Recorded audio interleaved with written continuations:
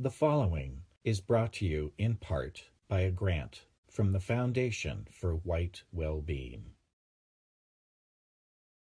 When I was talking to men, there was always a struggle for glory when they talked about living one day. My one day, if I could have any day to live in all the history of the world, it would be with Leonidas and the Spartans. I know saying that I would die that day.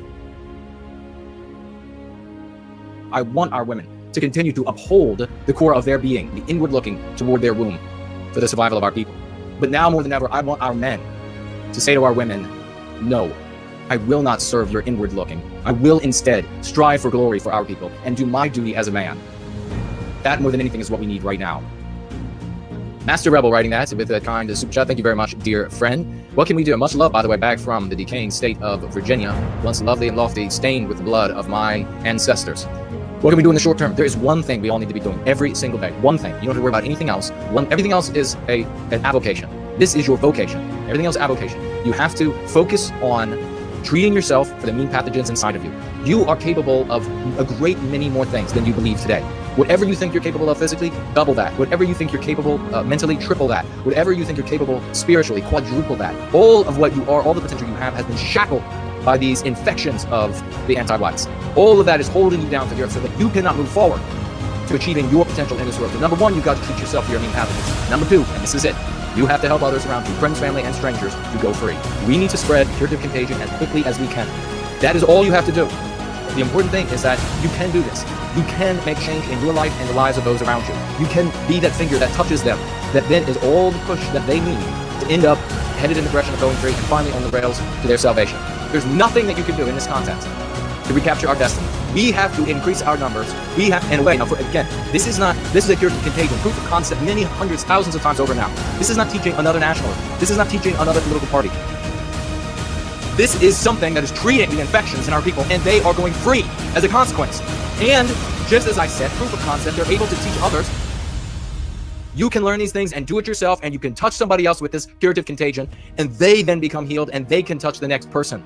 And it spreads like any other contagion, this one being a curative contagion. The societal context is not static forever.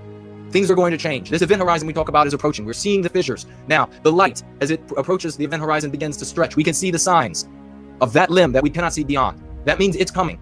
Other things are coming that we can't even foresee.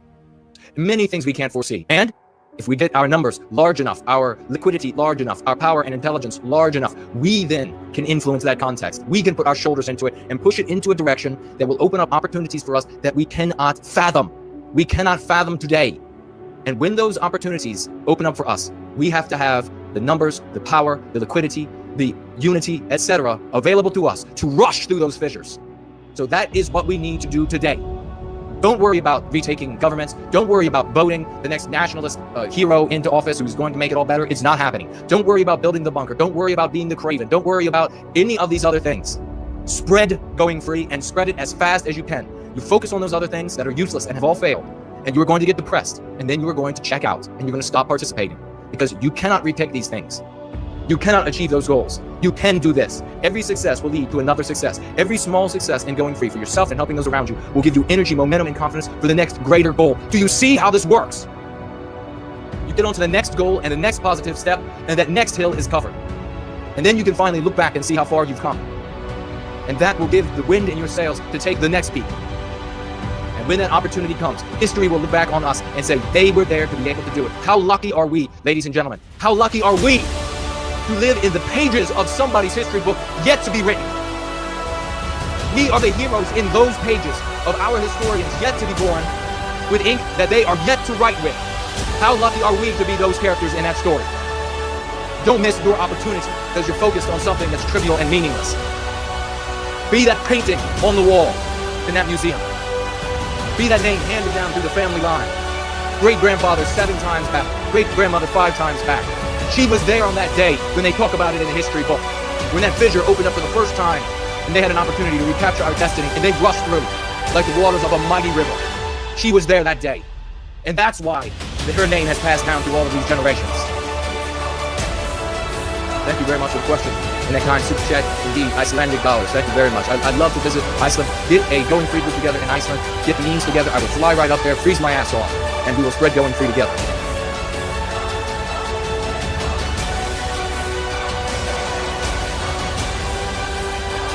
Super chatting $6. Thank you very much, dear friend. A great participant in Social Wellbeing. Your passion for our people's well-being is inspiring, Jason. Thank you, brother. I'm inspired by all of you. I can feel that energy going around. There's something in the next phases of going free, as our community continues to grow, as we're able to come together in these little pockets all around the world. There is something that is yet for me to reveal. There's going to be a great power that comes about from this sort of unity that scientific instruments may or may not be able to measure just yet.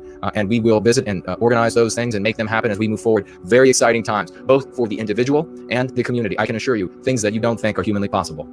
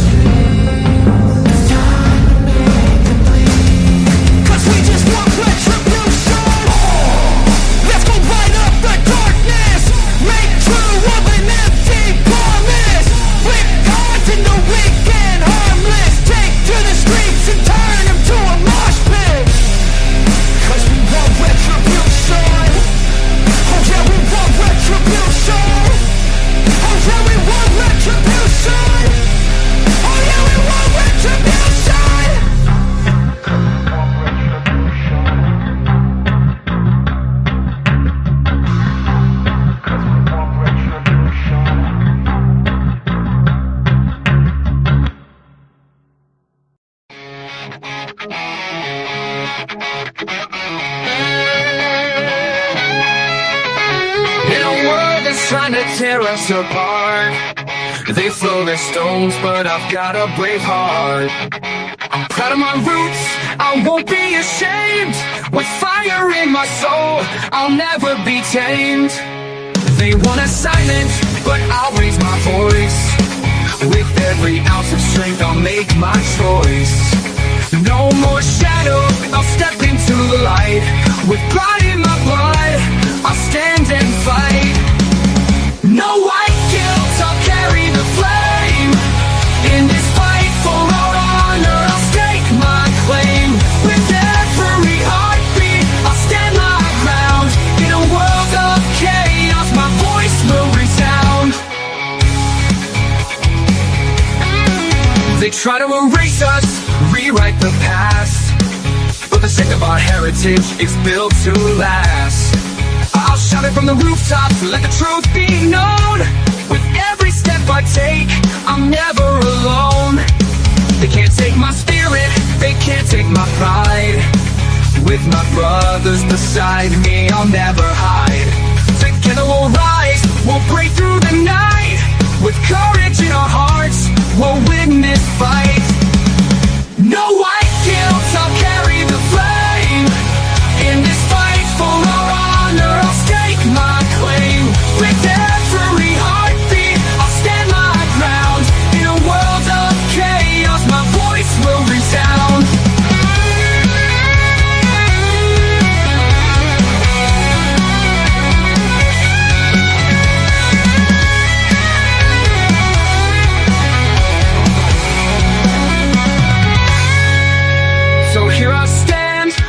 unyielding and proud. In the face of their hate, I'll shout it loud. No more guilt, no more chains to bind. With pride in my heritage, I'll never unwind. We'll carry the torch, we'll light up the night. In this battle for truth, we'll stand and fight. With strength in our hearts and pride in our soul, we'll rise together, we'll take control. No white guilt, I'll carry the flame. In this fight for our honor, I'll stake my claim. With every heartbeat, I'll stand my ground. In a world of chaos, my voice will resound. No white guilt, I'm proud of my name. In this world of darkness, I'll never feel shame.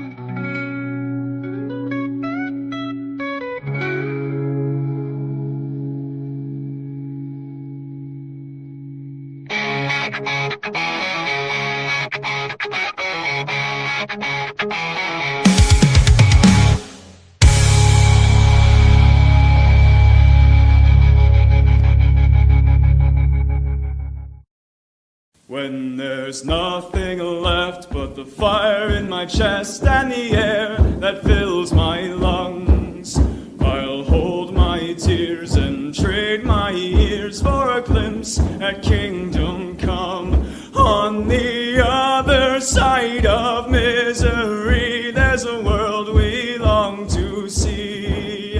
The strife we share will take us there to relief and sovereignty.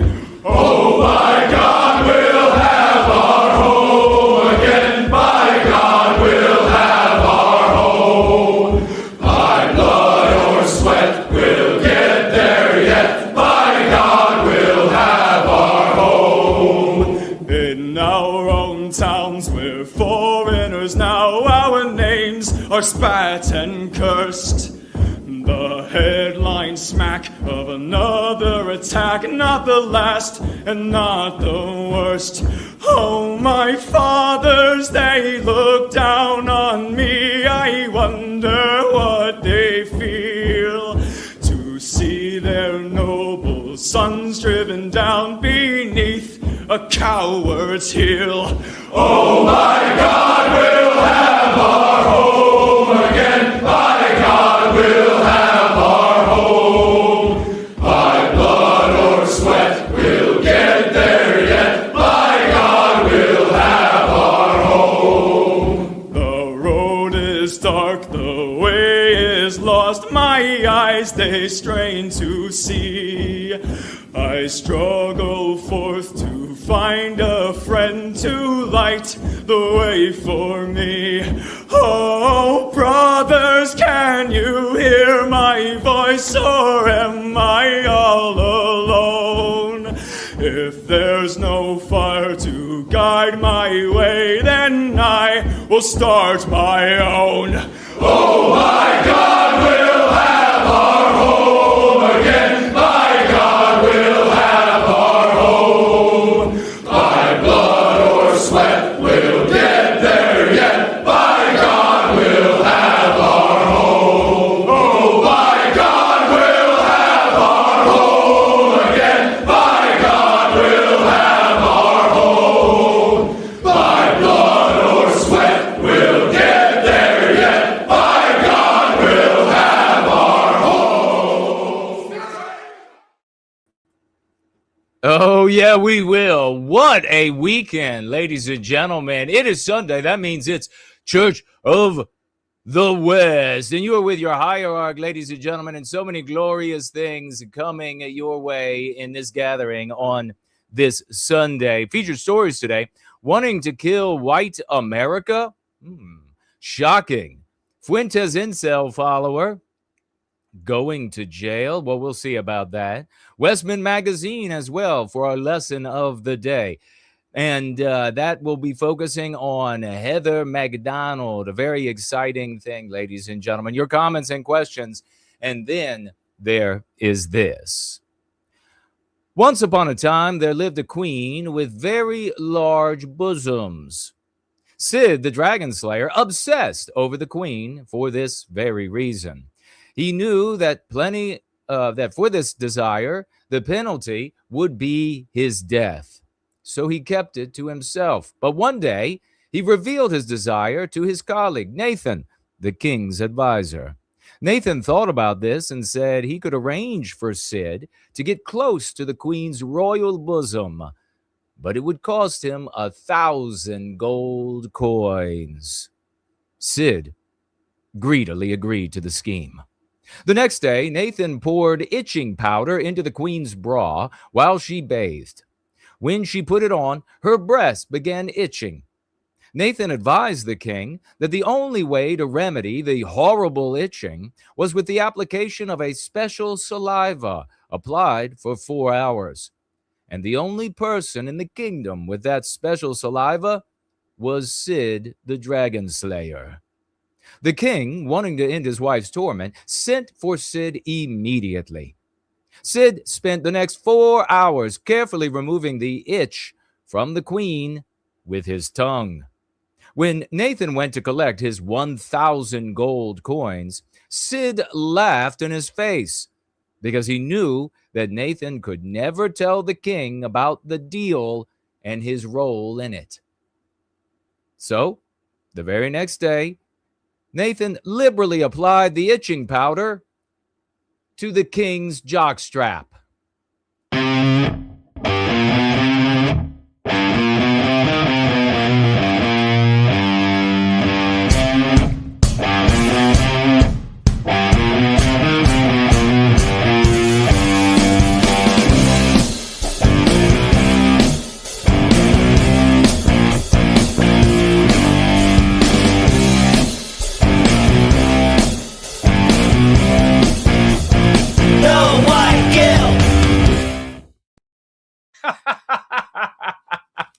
Oh my God, what a revenge! What a revenge!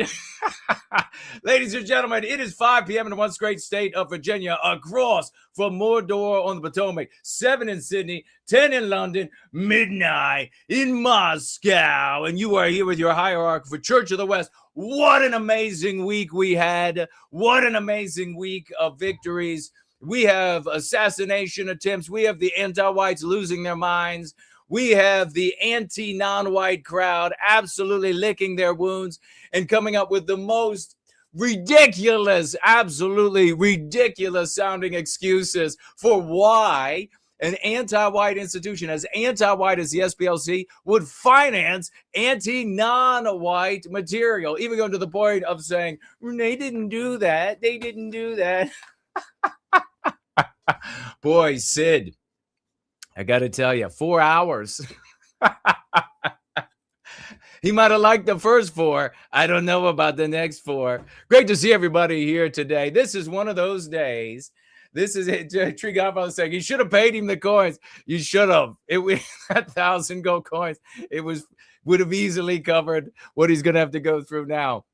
This is one of those days when, we've all had them, when every single thing that can malfunction, that can go too slow, that can get in the way, that can go wrong, has been happening. All of that and more. But there's nothing that can stop us from Church of the West, ladies and gentlemen. That's why we're here, because we are achievers. We are doers. We are change agents. We are the swashbucklers who are changing and transforming our world in service to white well-being. Aren't you glad that you're here among the absolute best? Talk about being the absolute best. You know it more now than ever, don't you? You know it more now than ever. The only community serving white well-being that isn't engaged in an activity that anti-whites will finance themselves, that anti-whites will magnify themselves. Isn't that something? Boy, you felt it in your bones, in the marrow all along, but now it's even more so. What a couple of days. First Last is even with us here at the very beginning. the very beginning. Good to see you, brother. Good to see everybody for coming over. Thank you for coming over. If you would like to financially gift me while we're here together today, you can do so at the app that permits cash. You can do so at Subscribestar. You can do so at Entropy, which is up and running, Dude Bro Moment platform, up and running all over again. It appears to be the case. You can do so at Premium Rumble. You can tag me on all of those platforms as well as D Live. It's still here, but don't financially gift there because it's not here for long. Odyssey is also up, as well as X is running, and so you could tag me there and I'll see what you have to say there. I guess somebody should do it as a test just to see if it will come through. And not just the great Ivan, but I know he'll go there if anybody else. He'll probably be there first. Obviously, also here on YouTube, and make sure on YouTube to switch it over to live chat, because Top Chat will censor some of the comments from you. You won't end up seeing what your compatriots are writing there. Make sure you share and give a like on all of the platforms that you are on. It's not going to make a difference for the algorithm, but it will make a difference for those who show up, because they're going to see likes, they're going to see people here, and they're going to say, because the average person, this is how they gauge the world. How many people are there? And they'll say, well, I guess I'll participate if there are a bunch of people. So make sure you do that, and you do that now, and you do that often. It's like voting. We have to be like the Democrats. Vote early, vote often, vote repeatedly in each election cycle if you can get away with it. Don't break the law, ladies and gentlemen. Don't break the law. But you know what I mean. Don't break the law. The Democrats would never do that. Boy, Cole, Thomas, Allen, we're going to be talking about this virtuosic anti-white POS here today. And what was his real motivation? What do you think the cucks are going to be saying? What do you think the schmucks are going to be saying? The schmucks are the anti-non-whites. Cucks are the cuck-servatives. Boy, you know you already have an inclination. You're already headed that direction because you are geniuses. If you would like to support the premier institution in service to white well-being, that is the Foundation for White Wellbeing.org. The Foundation for White Wellbeing.org. Check it out. It's a 501c3. It is the only institution, the white man's ADL, that has ever done anything positive for white people. Just imagine that. The only one. And I challenge anybody to show me otherwise. There isn't any, there isn't. I've been here 3 decades. There isn't, period. End of conversation, ladies and gentlemen. So make sure you head on over there and become a supporter, because we've got marvelous things going on. We're going to be talking about those as well. We have Radio White Wellbeing, which is just getting better and better by the day. What a miraculous thing. Our memes and our music, they're going to circumvent all of the social proof, the public proof that people are looking for when it comes to how many people are showing up. And that's how I'll decide whether or not it has any value. They'll circumvent that. They'll circumvent the deboosting. They'll circumvent the glitch banning. Nothing can stop us, ladies and gentlemen. And wow, why don't we get started with a couple before we get into our quick news and laughs, which I know everybody loves to see. Samuski is here. Sean Jerome V is in the house. Good to see you, champion. Dan is here. Brandine Danger is here. We just had him on the other day, and you want to make sure you go back and partake of his victories that we shared. Masumik is in the house. Rapunzel is here. Hyperborean Dream and Michael and so many champions. Biospirit of the West. Michael. Chatterstan is here. Chatterstan is here. Good to see you, brother. He says, what's up, man? Argued with the anti-non-white, call Jews the problem, and eventually admitted that it was anti-whites like me that are responsible for letting them win. We have a meme for that. You know, these people, they are as stupid as they sound in the conversation. Way to take them on. Celine is here. Good to see you. The nameless one, positive energy. Julian Zaizoa. Garios, is that what it is? Guido Sanchez. Guido Sanchez in the house. Good to see you. Real is here. Based, true, Skibbity, along with Justin. God, nobody wants to be Sid these days. Nobody, American Patriot is here. That's a cool name. Good to see you and welcome to you. Hello to everyone who is here and who everyone who's going to be showing up. Problematic Biospirit, hello and welcome. And wouldn't you know it, I am vindicated again. What a week it is for me and you and this community. Let's get this up on the board and you can have a look at the glorious vindication, ladies and gentlemen. The glorious vindication here at the very top. Anti-whites promote and fund anti-non-white activism precisely because, now I want you to pay special attention because one of the ways we predicted accurately, and so you're already seeing this, but this will continue from the anti-non-whites, is they'll say, but the guy I follow is not, he's not being funded. You can't prove it. You can't prove it. All of these people, they are great examples of the no child left behind policy. I mean, just what a joke. Vegetables, no child, no matter, oh, he's that vegetative? Well, no, we can't leave him behind. He's got to be able to participate. So we predicted accurately. That these folks would say, well, not mine. We're different. Our anti-non-white garbage is different. No, bottom line is what I write right here, which is that anti-whites finance anti-non-white sentiment, strategy, etc., because it is no threat to anti-whiteism and to the anti-white system and to anti-whites. In fact, it's a boon to have idiots chumped out in the streets playing the villain from the books and movies and magazines and TV shows and made-for-TV movies and etc. And professors' classroom settings where they wax ignorantly from dawn till dusk. It is a boon to them, and it is wildly destructive to the actual resistance against anti-whiteism. Wildly destructive. And we saw, of course, Ashley Jardina's no friend of ours, an anti-white. She did the study, professor at Duke and George Mason, and she did the study demonstrating that a massive percentage of white people will identify as white if it's positive. I have been saying that this is a lifelong freaking vindication against these idiots in the white sympathetic sphere, and that's what they are. I mean, you got to own it at this point. Idiots saying all along the majority of the white race will adopt a white identity, and they will proudly adopt that white identity if it's positive.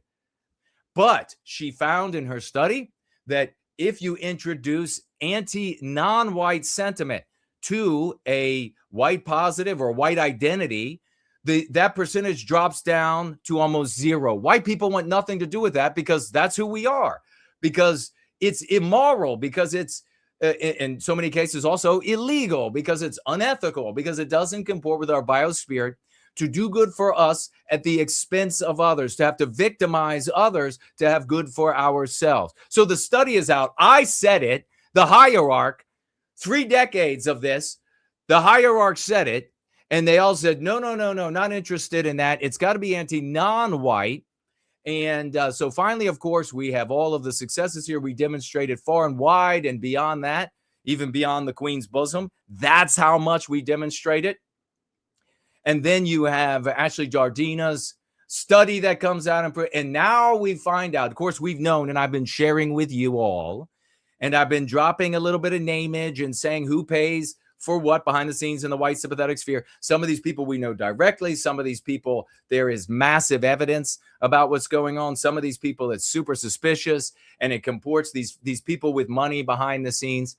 And it's interesting, as I pointed out just this past Wednesday, isn't it, that in the white sympathetic sphere, I've argued for white positivity forever, but it's kind of like these people that kept turning up their nose to white positivity knew that their Jewish backers would not be for white-focused and white-centric strategy. It's kind of like they realized it, isn't it?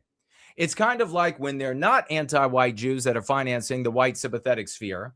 It's white morons who are ultimately also anti-white, because they want to play the villain in the anti-white narrative because they're just that dumb. I mean, can you imagine anti-whites? Do you know what the SPLC boardroom looks like? It's predominantly black, by the way. The SPLC's boardroom is predominantly anti-white blacks, but there are anti-white whites, anti-white Jews, anti-white Indians, anti-white transformers, anti-white everything under the sun in the hierarchy over there at the SPLC. Check it out for yourself. They're only going to finance things that are not beneficial to them, not harmful to them. So they must absolutely laugh their asses off when more white morons out there do it on their own dime. They must absolutely laugh their asses off as they ride down the posh elevator and walk through the posh foyer of the beautiful brick and stone, concrete and metal and glass buildings that they're able to build with all of the tens and hundreds of millions, hundreds that they are going through all the time. And the value of SPLC, this is not even one of the wealthiest of all out there of these anti-white entities, and then make their way outside to their brand new Audis or Jaguars or Porsche or whatever it is. They must laugh their asses off that there are white people this fucking dumb that live in trailers, that live in shitty little houses, and will LARP as the villain in the anti-white narrative on their own freaking dollar. But that often is not enough money. That often is not enough. And so they have to step in, and there's an indictment. And of course, we have to say the SPLC, of course, has not been found guilty of this yet. And, ultimately, with all of the anti-whites still in the system, who knows how this case will end up? Who knows if there are anti-whites who are undermining the case right now in the DOJ, who are behind the DOJ? Who knows? But ultimately, this indictment came through because banks noticed. That's how this happened. By the way, on Wednesday, I told you all that if this happened under any other Mitt Romney, Republican, or Democrat leadership or regime, that they would just sweep it under the rug. Remember I told you that? Guess what? I sat down literally hours after that gathering on Wednesday and discovered that banks discovered this during Biden's administration. Banks were like, there's some seriously untoward shit going on over here with the SPLC. And what did the Biden administration do? I mean, your hierarchy is right once again. Swept that under the rug. And it took the Trump administration to say, well, what is this?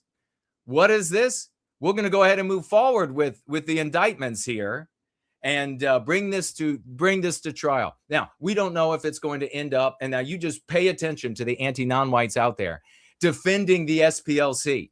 You just pay attention to them celebrating if the case gets dropped, or if the case flounders in court, or if the case if it doesn't end up in a prosecution, you just watch them celebrate it. Why? Because they know deep down that their strategy is financed, even if their personal group, even if their personal leader wasn't being paid by the SPLC or one of the other such entities. Even if that wasn't happening, then it doesn't matter, because the strategy indicts them all. The strategy is indicted. So all of the people who are advocates and who apply the strategy have all been indicted by this.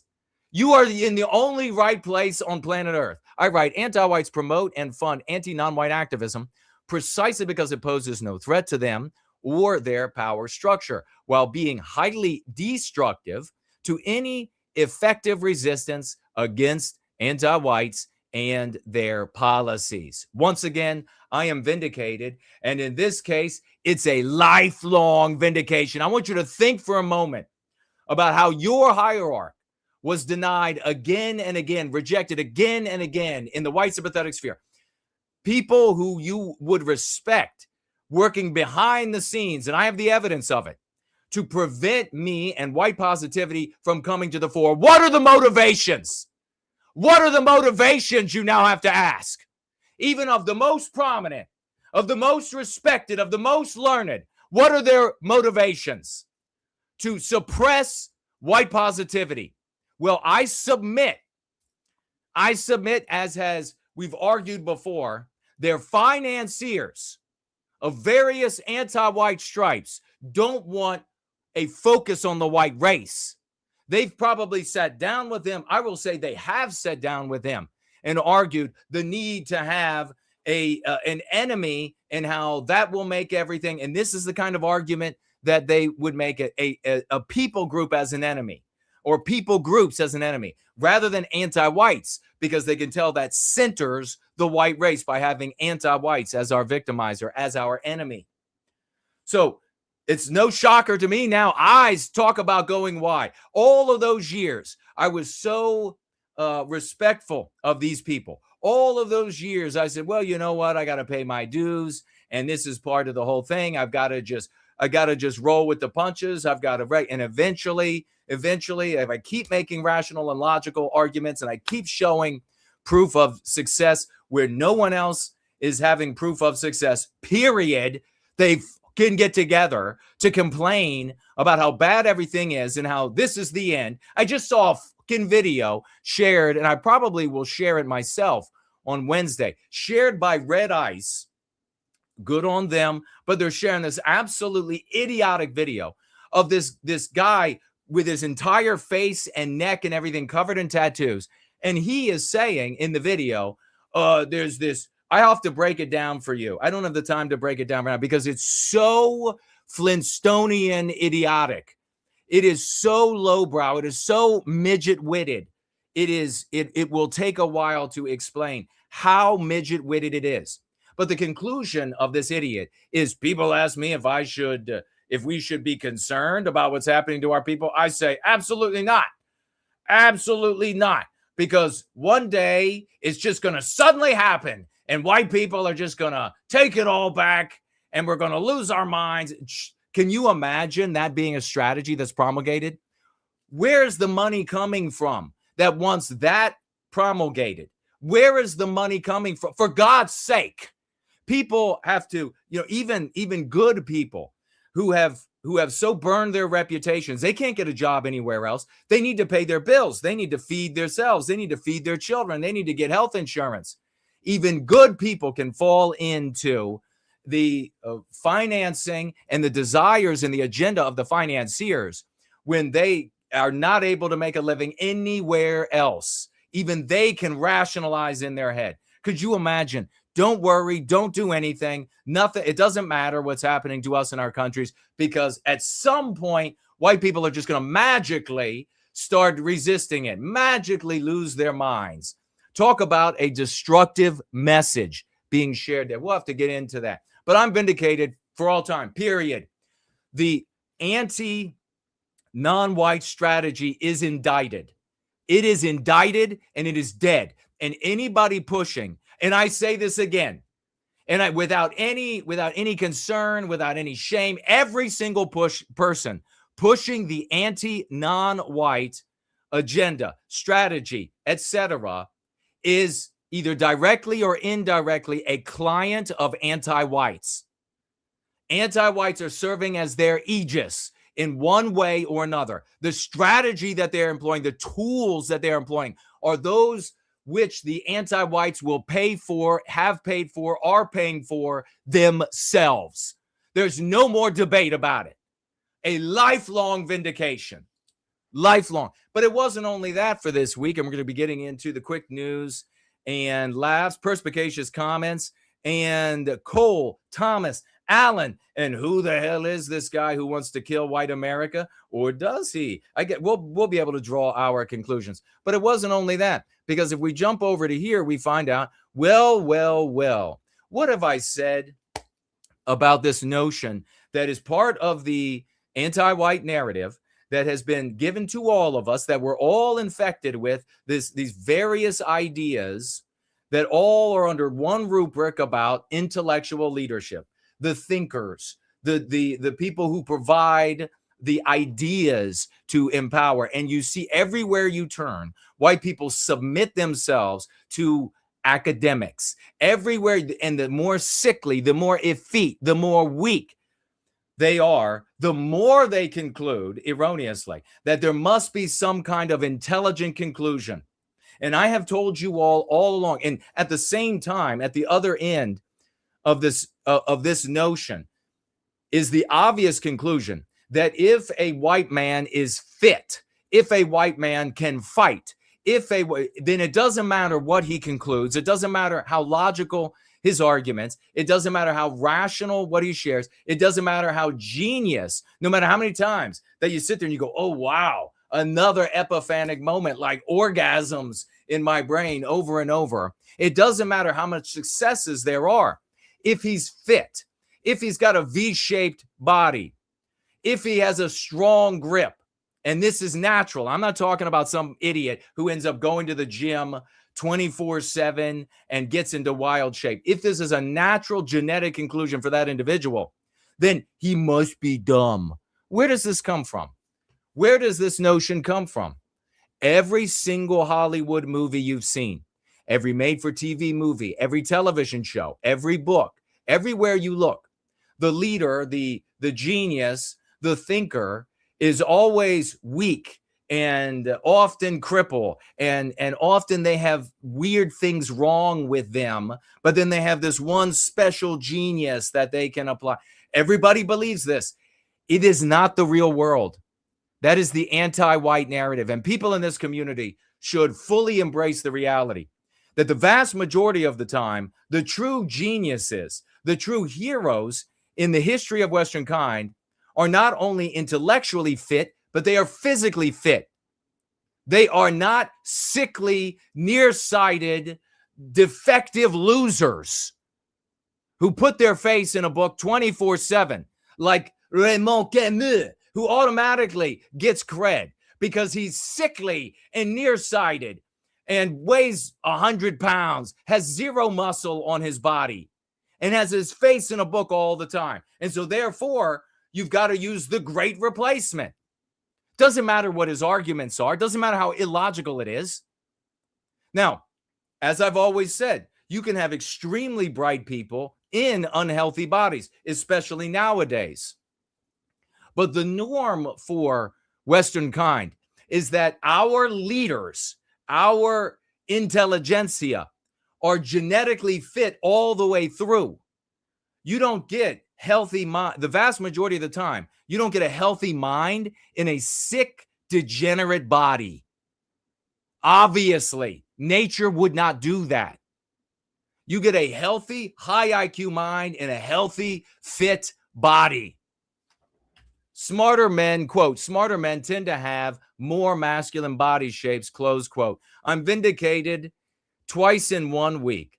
A new study in evolutionary psychological science finds that higher intelligence in young men correlates with greater grip strength and a more masculine V-shaped torso, higher shoulder to hip ratio.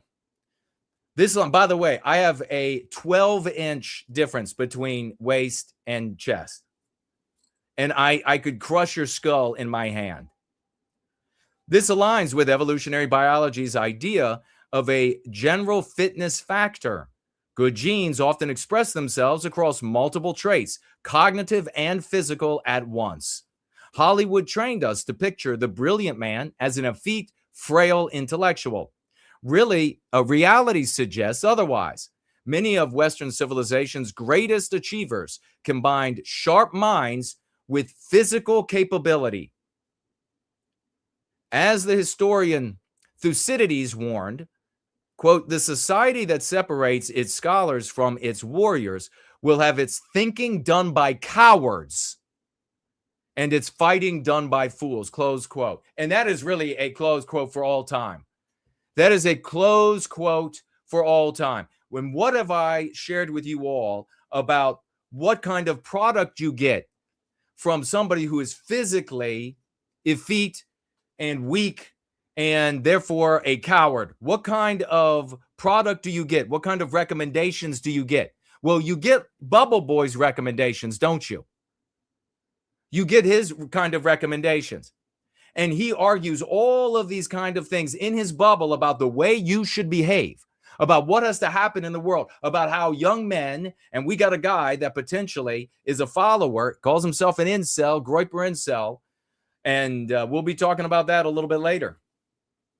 and looks like he's going to be going to prison for his comments online about killing women and Jews and whatever else. What kind of recommendations? Well, they argue this kind of violence out in the world, but they're able to argue it because they're in the bubble. That's why we call him Bubble Boy. What happens when a coward who's making these recommendations to you about how you're supposed to behave in your life, what happens when those weak, effete cowards are met with the real world? Well, what happens? They say they're Mexican. That's what happens. So it goes from all women have to suffer and die, and all Jews have to be divested and suffer, and blacks the same, and all of this. It all goes right out the window. A coward is never going to give you anything that will work well for you in your life, because it's all done in their fantasy. Their cowardice prevents them from being able to make any sane recommendations in the real world. I'll say it again. You can have bright people in sick bodies, especially today, but it is extremely rare. What everybody thinks today is that that's the only place it comes from. And you can have fit people. Everybody has known this. Dumb as all get out, especially those that are work out all the time. And we're talking here about the white race. We're talking here about the white race, but you can have fit people that are dumb as all get out. You should be able to tell the difference. You should, if you are a gambling person, be looking for fit and intelligent to lead. Because effete and nuts is going to lead you to perdition. And another piece of evidence, and we're going to jump into the quick news and last, another piece of evidence that people are focused on weakness and sickness as intelligence. Just look at the phenomenon of crazy people, low IQ, crazy people, and how they are able to garner themselves massive followings. You have cults throughout America who have been able to bring to themselves saying the most insane things, the most illogical things, the most ignorant and stupid things.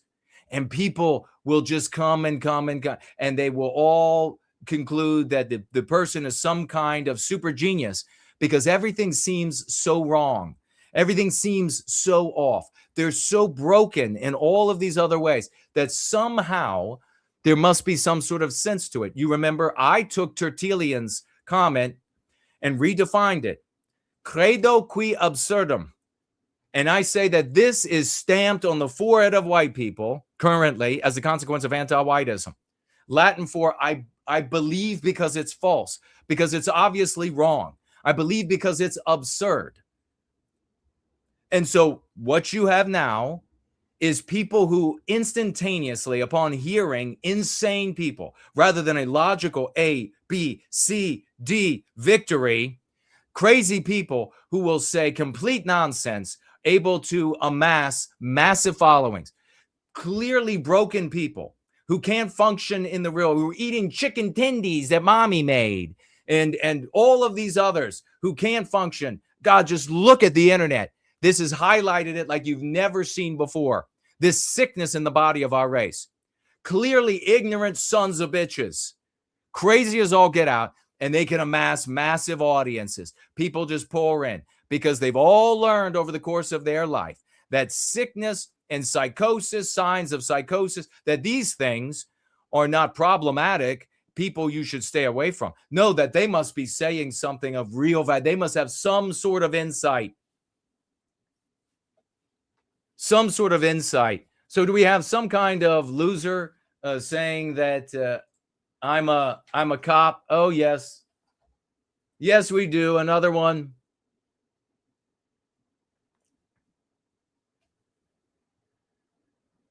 Says this guy could be one of the people that you shouldn't trust. This is a great example. Healthy, fit, robust, athletic, genius, successes everywhere. And that is what the kind of person shows up and they say, oh no, this can't be right. No, they've got to be sickly. Thank you for coming right on cue. And you did it. I didn't even have to pay you for it. Think about how idiotic that is for you. You just came right on cue to demonstrate my point exactly. And I didn't even pay you $1. Wow.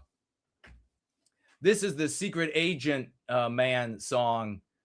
Secret Agent Man song time. Chattistan Fuentes already folded, undermining the most white positive president in U.S. history in the last 100 years and saying we'll never have a white country. So we better side with anti-whites because he's a garbage piece of shit.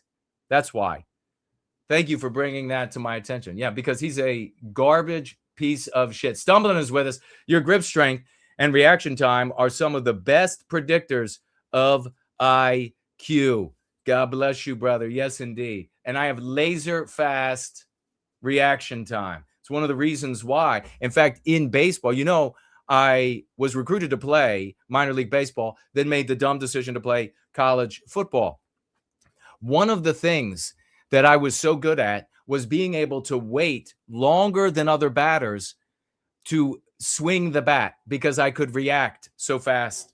And I could put the ball, as a consequence, anywhere in the field that the batting coach wanted it to go. So thank you for pointing that out. Biospirit of the West says it's the same mean pathogen as blondes are dumb when it's the opposite. Exactly. Yes. The white race has been suffering from anti-whiteism in various ways. And this is one of the biggest ways. We can't find, yes, the unifier is here. We can't find proper leadership.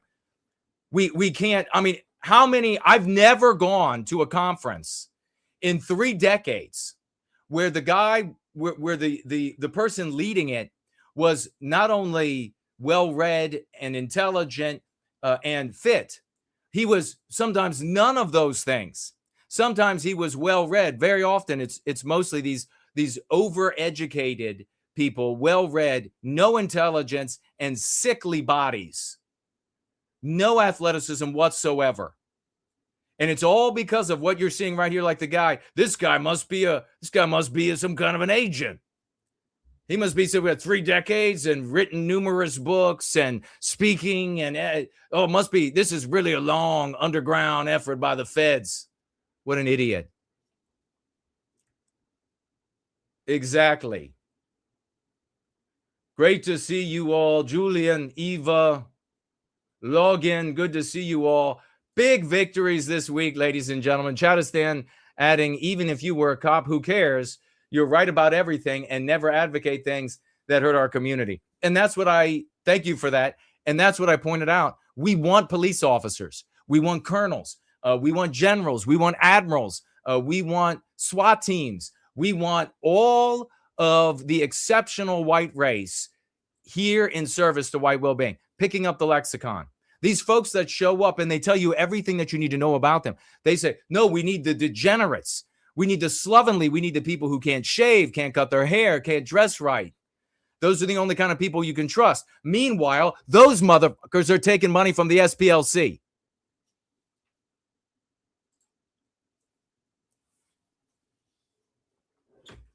What an absolute joke.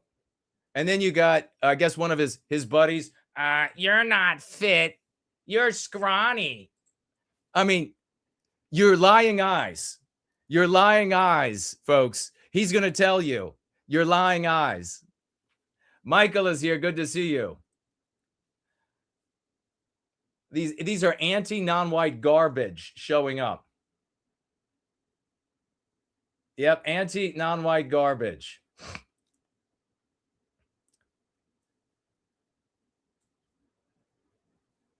Let's see. Oh, I think that's it for the tag. Remember, the tagging is @ symbol. No white guilt, no spaces, nothing touching it. And I will get to your comment. You're not fit. You're not. You better see your eye doctor. You better see your eye doctor because I am shredded. Better than a Grecian statue.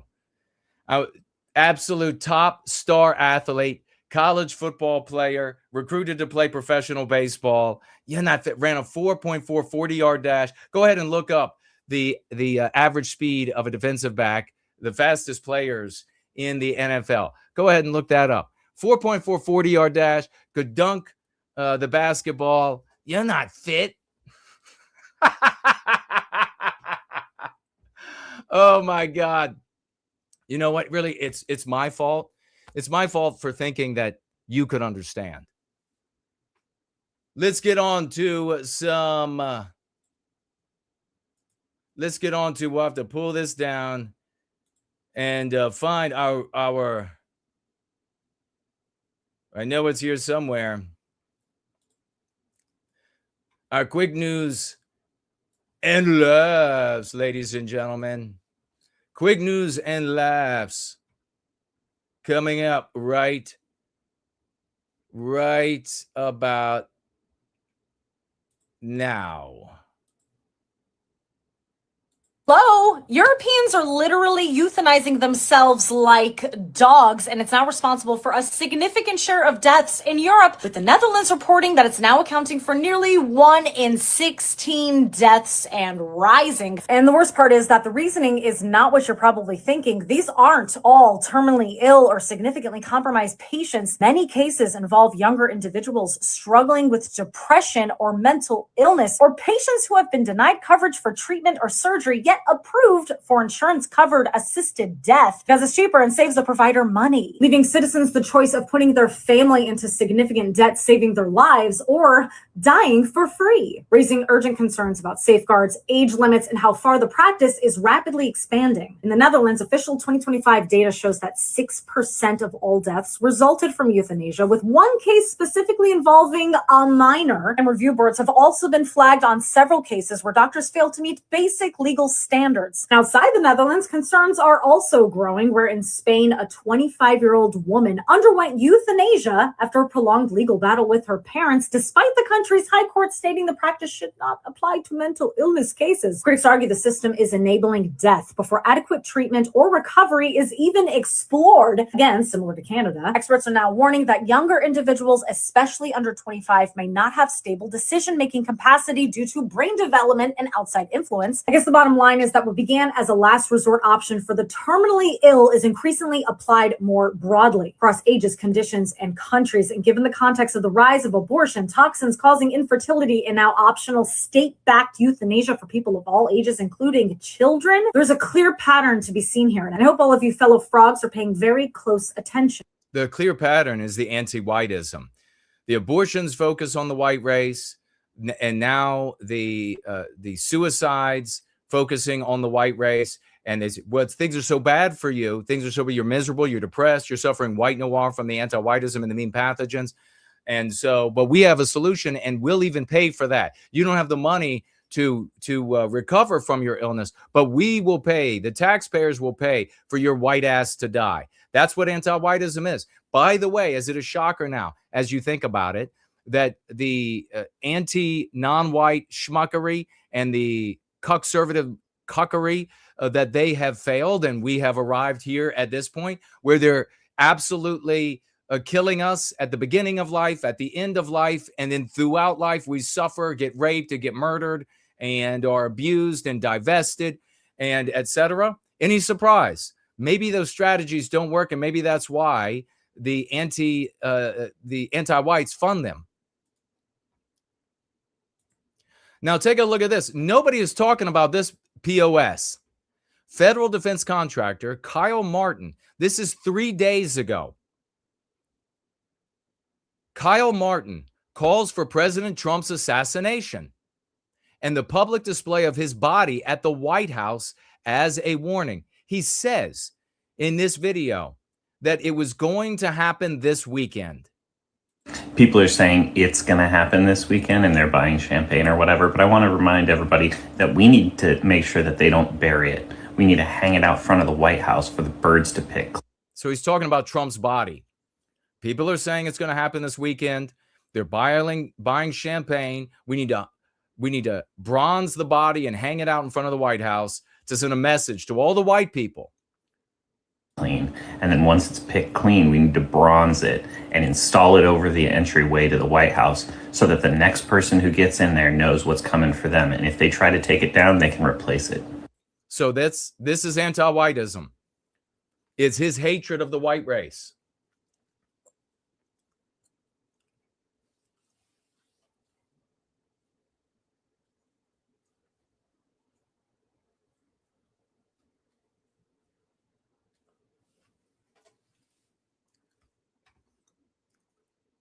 Nothing being said about this guy.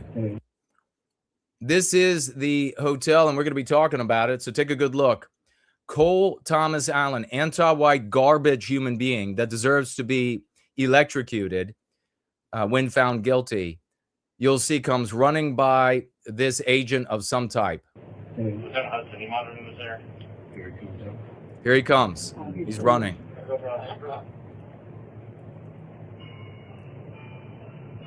Shall I post it as soon as he passed down there? 18, go for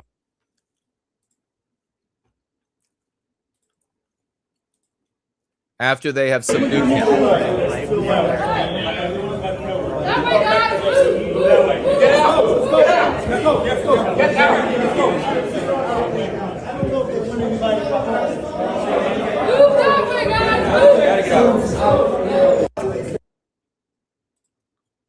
There he is right there. Cole Thomas Allen. And to think, why would this guy was kind of like destined to be an anti-white mass murderer with 3 first names. Teacher of the year in California. We'll talk more about him. This will be the picture that everybody will see of him soon enough. His baby picture.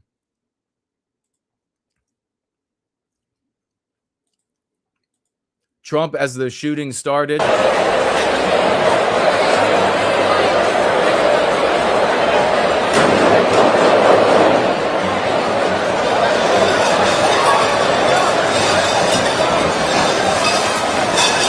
So as you can see, quite a little bit of time went by before Trump was even aware that that was shots being fired.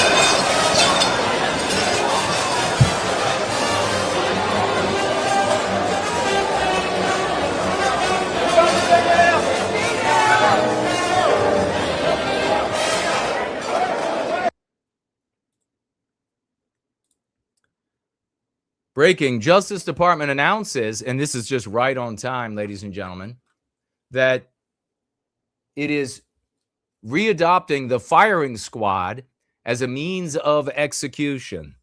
Well, that's all well and good, as long as the accused and the convicted is not able to choose something else.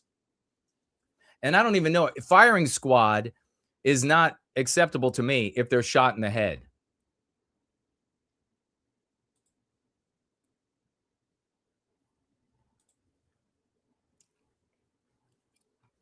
Josh Hawley, this is your Republican Party without Donald Trump, ladies and gentlemen. So if you want to criticize Trump, you're an absolute inbred imbecile. Josh Hawley tweets, the Senate just greenlit billions of taxpayer dollars to fund transgender experimentation on our kids. The House must act to stop this abomination once and for all. Imagine Mitt Romney's typical Republican Party. It would be barely indistinguishable from the anti-whiteism of the Democrats, and it's only the Donald Trump administration that makes it so. And it is that resistance to anti-whiteism, even when unintentional, that causes the anti-whites to want to murder Donald Trump.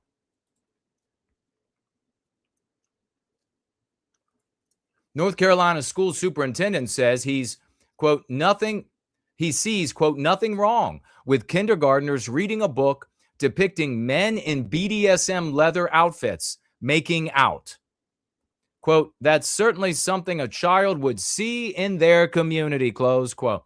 This is not the guy. The superintendent is a black guy. This is a guy yelling at him. Making out is currently available in your elementary schools. There's the superintendent. Be allowed or not? This anti-white right here. Dr. Price, you're looking at the picture. Got guys in the kick out. I'm not sure what I'm looking at. You're not sure what you're looking at, but you're okay if you're kindergarten looking at. Is this your goal? Is this what you want kindergartens through fourth grade? I mean, is this the goal? Is this the curriculum? Is this the studies that you want? Chapel Hill Cardboard. Unbelievable sickness that is anti-whiteism. Here you have a guy that clearly won at life. He's coming home from work. And of course, the video is staged, but it's hilarious.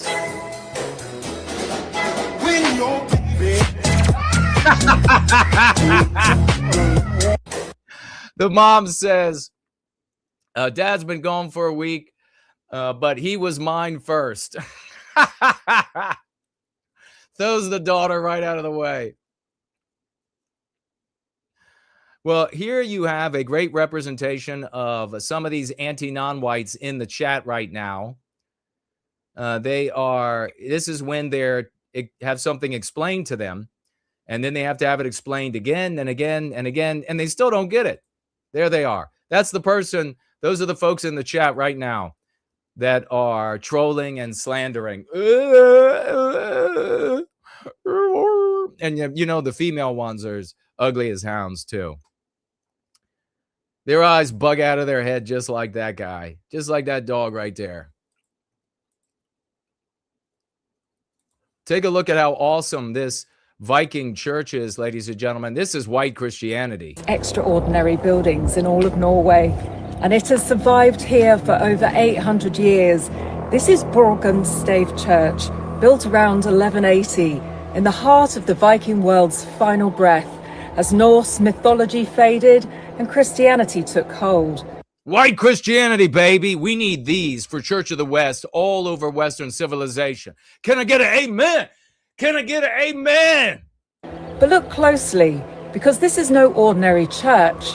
Those dragon heads on the roof, they're not just decoration, they're protection. Carved to ward off evil spirits, a direct echo of Viking beliefs. The entire structure is built from timber, no nails, just precision craftsmanship. Look at that. That has stood the test of time and the Norwegian winters. Step inside and it feels almost otherworldly. Dark, silent and ancient, like the past never really left. That's where my throne will go, right there. This is where two worlds collided. The old... That's where my throne will go, and that's where the House of Swash will reside, the best of Western kind. Gods and the new faith, and somehow both still live here. I love it. Oh, it speaks to my biospirit.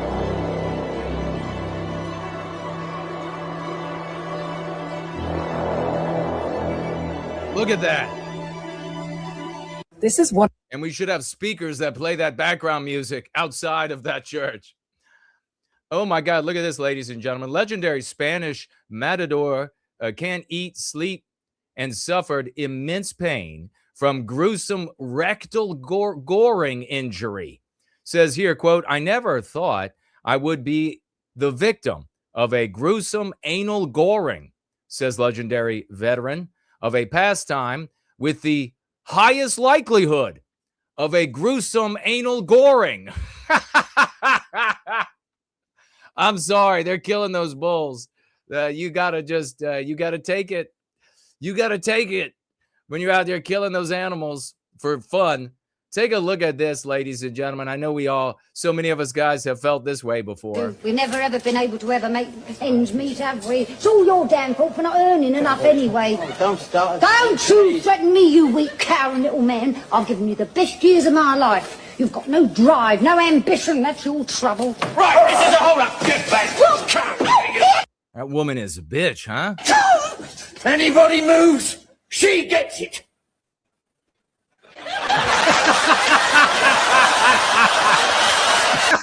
We've never ever been able to ever... Anybody move, she gets it. He started dancing. Oh, what do you know? Another enthroned female and power holder over males raping children. Every single week, there are several new ones arrested. Absolutely sickening. Well, this is an interesting thing. Donald Trump also mentioned this. This particular content creator is talking about a bill being introduced, but Donald Trump said he could do it with an executive order. And what is that? He's going to take back Arlington and part of Alexandria for Washington, D.C., because it was never properly returned to Virginia. And that would reduce the Democrat anti-white garbage vote by over 200,000 scumbags.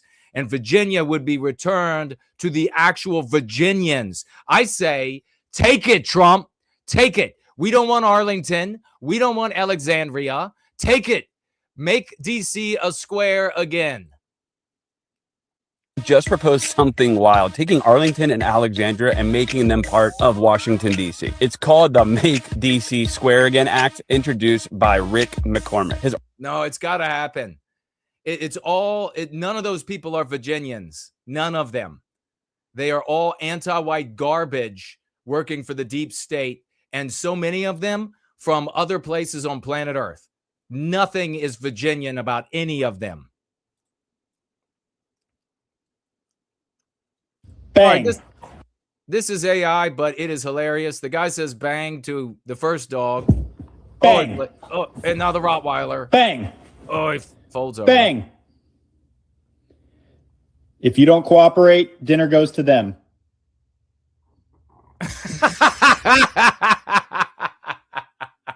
That Chihuahua came around real fast. Tongue shot out of his mouth. I'm dead too.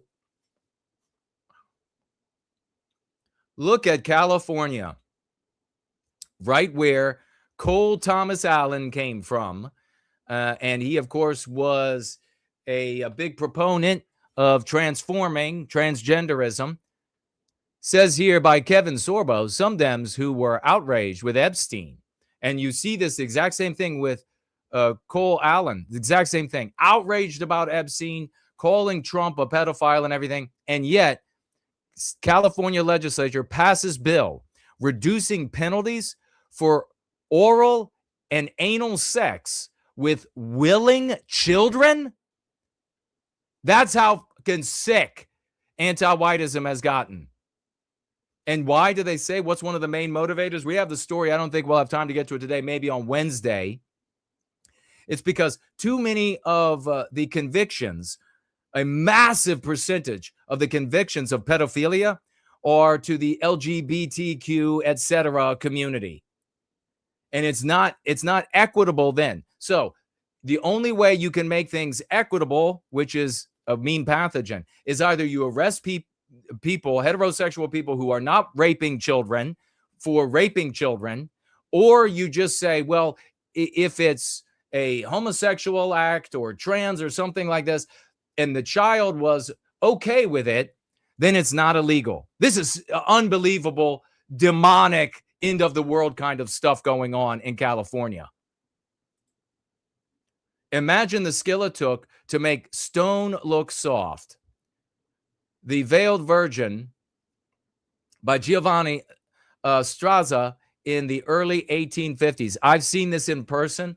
I've stood within feet, and you cannot tell that it's not gauzy material. That is the absolute genius of our people. Now, I don't know. I have Maximilian von Fock is with me today, and he said, do not show this clip. And I don't know why he was upset. I am just impressed by female athletics. I don't think that they should participate with men because they suck compared to men. But I do enjoy watching me some female athletics. So let's look how far this girl jumps. Look how high she is in the air. It's amazing. Let's watch for a moment. Look at her. It's wonderful, Land. Look at that. Amazing. Huh. Wow. And I was running. Why are you smiling, Fock? What? No, are you laughing? Far away, would I run love the world someday? But no, take me home where I belong. Stop laughing, Fock. They're going to be able to hear you over the mic. I got no other place to go.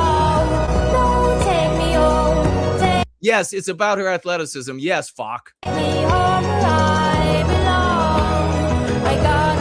absolutely enjoy me some female sports sometimes. Now, this guy is in a gag with another guy that will be present in a moment. He's pretending to be handicapped, and he's mute, and he's asking this person to help him find his dog, which has a peculiar name.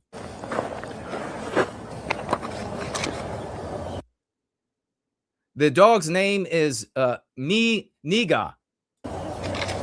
My nigga. Yeah. My nigga. Hey, what's up?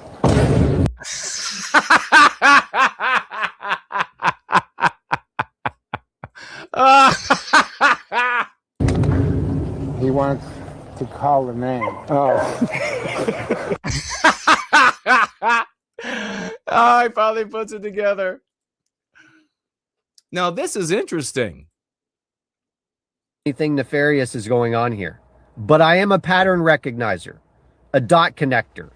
And I know I'm not the only one that thinks it's just a little bit odd that at the same time that the Department of Justice and the FBI. Henry says, I didn't know Jason was a man of culture, understanding the appeal of women's sports. You're going to have to explain that to Falk, because he's over there off camera smiling from ear to ear on his transistors. Are releasing 11 indictments to the Southern Poverty Law Center that suddenly a whole bunch of podcast bros and hoes, you know, the fake and gay wannabe America First crowd, those folks, they just suddenly left the country. It's the weirdest thing. I mean, if it was just one, it would be one thing. There's not much of a pattern to recognize when you hear that Nick Fuentes, who, by the way, became famous after Charlottesville, you know, the same Charlottesville in which the Southern Poverty Law Center is now accused to have been funding one of the organizers. It would be strange if more than one person just up and fled the country. And now we're finding out that just out of nowhere, Candace Owens, who apparently forgot to let her audience know that she was going to be traveling abroad, is allegedly in the same country, the same city in Rome, Italy, that Nick Fuentes is at. I mean, maybe it's just podcast bros and hoes spring break. Who knows? But Sneeko is over in Malaysia. Another tight to Bubble Boy Fuentes. At the exact same time, just fled the country to Malaysia. And then this is where the pattern really starts to come together. Ian Carroll, who, by the way, has not posted since April 12th. Also, so it's interesting that days before the indictment, Fuentes suddenly announces, I'm leaving the country. Candace Owens, oh, I forgot to tell. I thought I told everybody that I was leaving the country. Also suddenly leaves. It's fascinating. Almost like maybe they got word that an indictment was coming. I don't know. I'm not saying anything for sure, but that's curious. That is something that is very curious. Take a look at this cute little guy.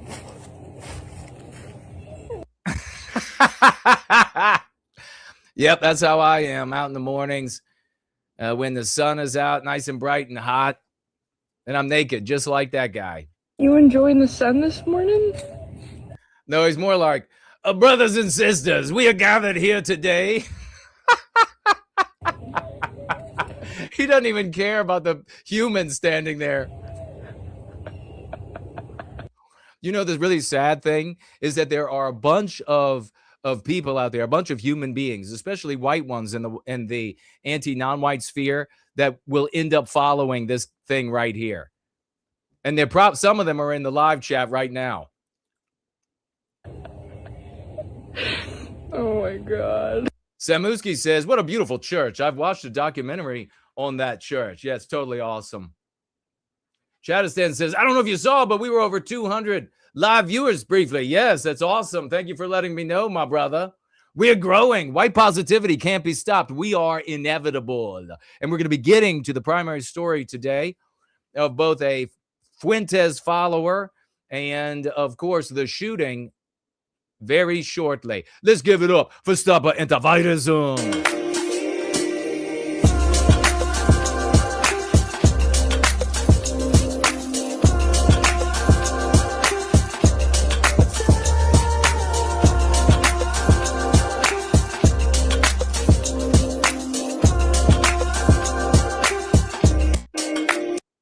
Gotta love me some stop antivitism. Boy, take a look at this crew.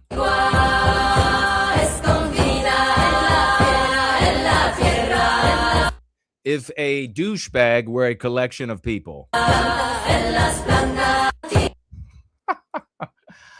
Oh boy.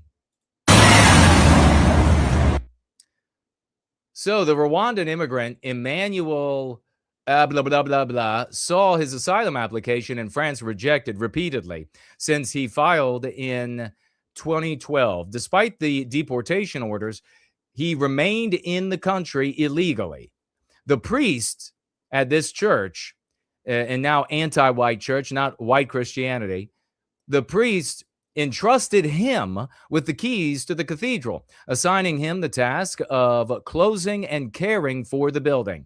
After he set the cathedral on fire, destroying the organ and the choir, Father Marie took him into his home. Mera, maybe Father Mera, took him into his home, offering him shelter while awaiting trial. He then murdered the father. This is what anti-whiteism does to the body, mind, and soul of white people. We have to address anti-whiteism. We have to focus on ourselves. They will burn down all of Western civilization, figuratively and literally, if we don't. My in-laws are awesome. My father-in-law, Bob, he's one of those people stuff just happens to that doesn't happen to anybody else. He's got no explanation for it. Just rolls with it.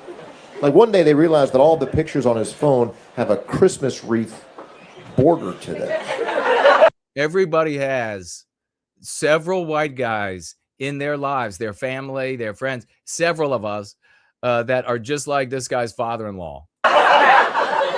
Going way back. 4th of July on the beach. Christmas wreath. Granddaughter's baptism. Christmas wreath. And they said, why do all your pictures have a Christmas wreath? And he said, my phone just does that. No, it doesn't, Bob. Something happened in settings, you changed, something happened. You never questioned it. Never told anybody. Never called Verizon. Just accepted it. Like, I guess I got one of those Christmas wreath phones. My in-law. One of those Christmas wreath phones. Oh, your future doctor is currently using, and it's not a white male, rest assured, they're not going to have white male doctors. Your future doctor is currently using ChatGPT to pass his or her exams. So start exercising and eating healthy. Take a look at this cat. He doesn't take any shit. First, we got a need to do. And then why are you so close? Back your ass up. I ain't got to be that close. All I'm doing is needing the dough. Listen. I don't need your help right now. First, we got a need. The paw mark on her forehead is hilarious. Hey, look at this. Florida woman found in a tree wearing a squirrel costume, throwing acorns at police and shouting, I am the squirrel queen. Every female teacher, doctor, girl boss, everywhere you turn, there she is, right? Every one of them has this woman inside of her head. I'm the squirrel queen. Somebody get a steak. And finally, we have this old guy, ladies and gentlemen. After having a career in law enforcement, I'm always asked. I love this. He is such a good old boy.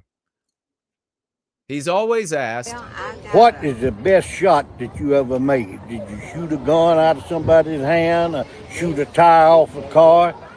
Law enforcement didn't have nothing to do with the best shot I ever made. When I was about 15, Mama told me late one evening and said, if I had some squirrels, I'd make us some squirrel and dumplings. I said, well, Mama, I got one shell and an old single barrel shotgun, but I know where a den tree is. And late in the evening, the squirrels kind of gather up there at that den tree, and I might get a shot and get more than one. So I went over there and I hid back the bushes real good where I could see that den tree. And I just getting settled in good. I heard a racket, and behind me, a little old log road, and a car was backing in. And I afraid the car was going to run my squirrels off. I'm kind of looking at them and watching the squirrels.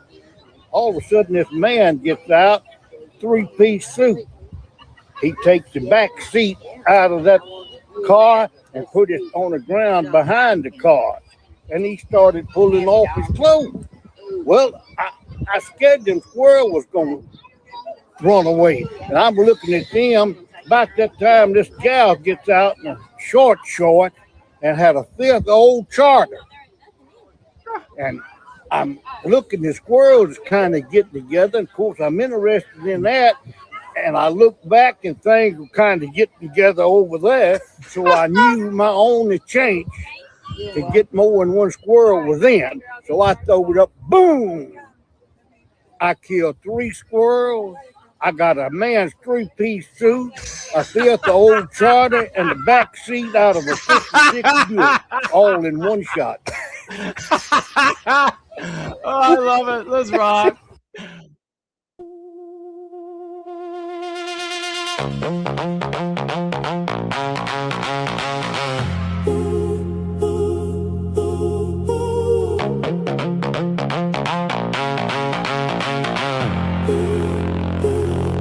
You auction tomorrow for the polished hall, bent at the altar where your own blood falls. Learn that cadence before you claim your name. Wore their verdict like a crown of fleeting fame. Silver cause, sweeter than the roots you bear.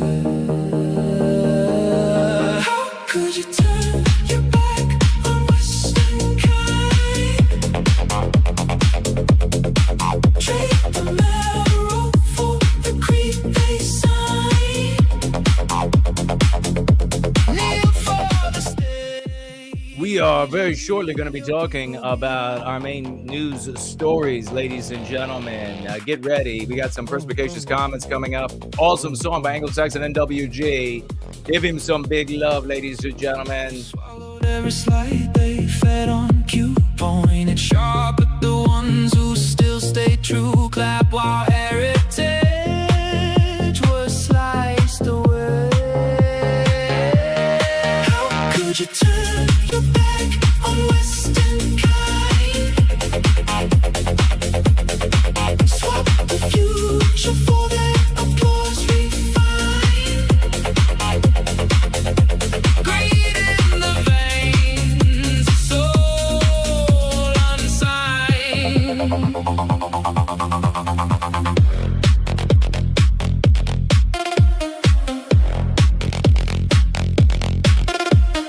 Was it softer in the scripted frame?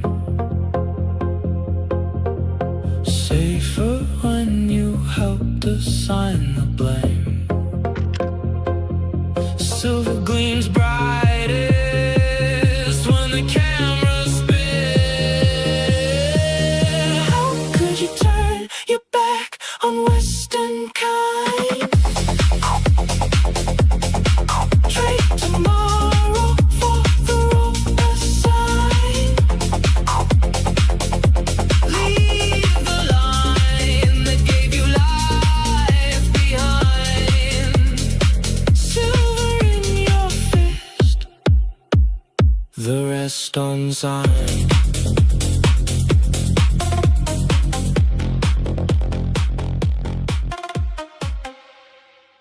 Completely epic tune, ladies and gentlemen. You can find it over on White Wellbeing Radio. And you can find that in the description on YouTube, right under the video, as we are streaming right now at our Go Free gathering on Sunday, every Sunday, 5 p.m. Eastern Standard Time. Head into the description. You'll find in the bank of links the White Wellbeing Radio, that song, among many others that are totally epic. Let's get into quickly the Perspicacious Comments that we have. Your comments under threads of our videos, and I share them here. For White Wellbeing writes this one. Thank you, Jason Kuna. Loved the Go Free segment prompted by stumbling. I can feel in me, seeing others, and witness that emergent anti-whiteism that controls the room. I've also seen how my stepping through that moment, intervening with the anti-white context, white positively, using the lexicon, white-centered lens, and understanding of anti-whiteism, I can predict the responses, concerns of participants, avoid pitfalls, and in the worst case, never allow for an argument to stand against our white babies and white well-being. Folks, brothers and sisters, that is a liberating and life-enriching experience when you know you have plowed through anti-whiteism and actually fostered more white well-being into yourself and our people.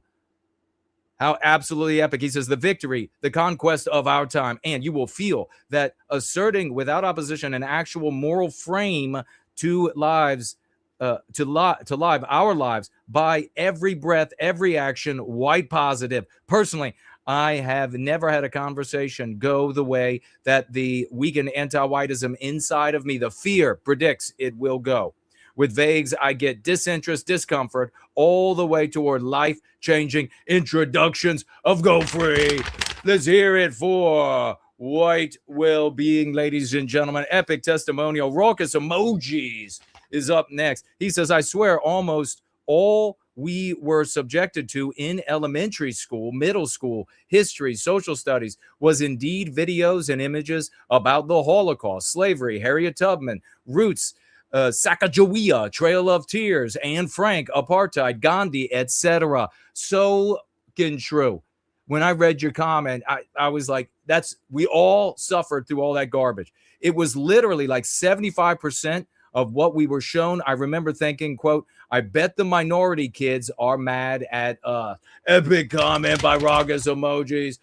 007, show him some love. Celine writes here, I'm so thankful for this community, Jason. I've been in different spaces on X, and I don't feel the care as I feel in the white well-being community. I want to see the white race thrive, but a lot of times these people on X have this view of just doing away with all non-white groups. And then when you object to that or give a realistic opinion of how to navigate the world in a multiracial society, you're seen as a traitor for not being racist enough. I have a couple of black women in my life who support white well-being, and I genuinely love them. One of them has a YouTube channel where she covers dating and just social cultural stuff, and I've never heard her say anything anti-white. Let's hear it for Celine. Yes, you go into the other spaces and you see what some of these trolls, the anti-non-white trolls showing up. They're so they've soiled their panties. They've soiled their panties, and now they're like, my God, they know that our ideology is funded by the anti-whites. What do we do? I know. Let's go insult the guy who's white positive and streaming today. We will say he's a cop. As though anybody in this community would give a shit. Everybody's lives have been improved. And we have everything that we say that we could do for the well-being of white people, we've done. Joe is here, ladies and gentlemen. Joe says there's a lesson we can take away from this GARM story. Number one, laws are toothless abstractions that will be ignored or maliciously misinterpreted so that they serve anti-whiteism. So very true. Number two, this will be one of the biggest hush crimes ever. The scale of this is practically unprecedented. We won't hear about it in the mainstream news, who knew the whole time. And no one will ever be punished because the social morality of the West is anti-white. Therefore, anti-white crimes are moral. The anti-whites in the millions will say, okay, yes, that conspiracy did happen, but it's a good thing because it was anti-white. Number three, this Trump administration, and what is this about? He's talking the GARM story. These are the three biggest advertising agencies that decide where advertisers will place their ads. And they have been colluding, totally illegal, and to prevent advertisements and therefore revenue going to anybody who is a right of center as best as they can. And even though they said, okay, well, we'll do away with GARM and we won't collude anymore. Each of them said they will continue that practice. 3, the Trump administration is an extreme outlier, and that is a testament to the work we've done here. Our white brothers and sisters are waking up, and we are putting collective pressure on the administration to work for our interests. Keep up the good work, team. He writes on. Incredible comment from Cool Papa J Magic. This is why I love this community. This is the only place I can come to be enlightened, and not just by Jason, but by all of our community. We are the only ones who get it. Big 07s. He writes to Cool Papa J Magic. Login DOS had a question for Joe. He writes, how do you make the white well-being message more enticing than the easier, low-hanging fruit path of blaming everything that's wrong on group X, Y, or Z? Most people will become race conscious out of a trauma and anger, and they will live and die on that hill going in the wrong direction, following the wrong voices and accomplishing nothing. It seems to me that it takes more cerebral energy to base an idea on love of one's own kind and opposed to hating others. Maybe white well-being best suits the cerebral. Jason or somebody educate me. And Joe steps in. Joe writes for Login DOS, says, we don't blame others for our problems. We blame ourselves for not acting collectively in our own interest. We don't promise a white utopia if all non-whites disappeared. We work toward a world where white people work together to effectuate individual well-being through group well-being. We expose the anti-white narrative and our victimization by using the tools of Go Free, white positive dialogic, and the white positive dialectic. We shouldn't be talking about any other groups at all. Ask people, do you want what's best for white children? Their answer will tell you everything you need to know about them. We should only ever be talking about us and our people. Let's give it up for Joe. And Login DOS asking that question, how do we get to the goal of white well-being? 007s, 2 more comments here. I will only say this, 2 more short comments. I will only say this to add to it. Yes and no, going free is cerebral, but it's moral. It takes courage. But here's the thing. When the people who are capable, and this is how all of mankind works, when the people who are intellectually capable, morally capable, and have the courage to step into the new, the novel, the unknown, something brand new, people of all IQ, all education, etc., will be able to come and adopt the work that we're doing. It's always the hardest in the beginning with anything like this whatsoever. But let me promise you, the dumbest of the dumb of our race can take up white well-being. Let's see this. Edo says here, what is this? Edo Autumn Ocean says, thank you all white men for freely and with compassionate generosity giving non-whites citizenship and voting rights. I know that it was completely undeserved and unacknowledged. I'm truly grateful for the undeserved gifts given to me and my family. Let's hear it for Edo Autumn Ocean. Thank you so much for the gratitude. God bless you for that. Hey, oppose anti-whiteism with us, and you will always be welcome here in service to white well-being. And finally, we have VH writes this. It's particularly bad because of the scale of economy. With these groups out there, there is less genuineness available. Furthermore, these groups poison the well.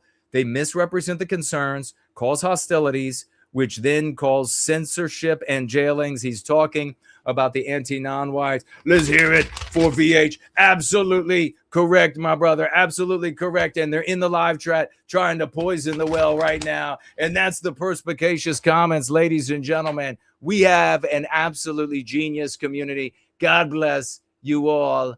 Big salutes. Big salutes to everybody out there. Let's get to our first news item that we have here. And we're talking about Cole Thomas Allen and his anti-whiteism. So what happened?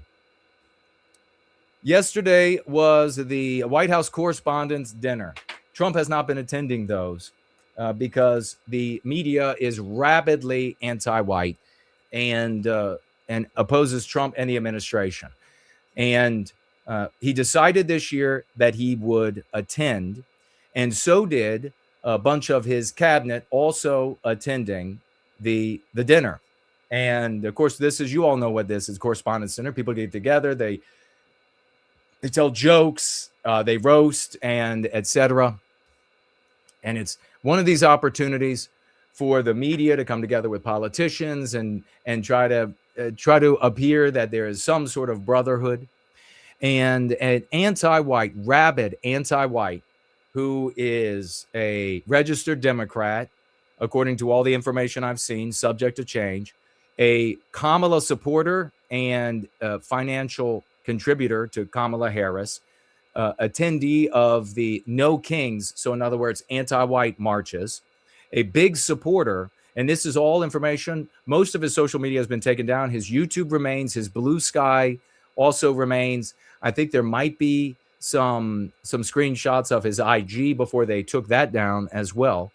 But comments about being supportive of the transgenderism and everything that you can imagine with anti-whiteism.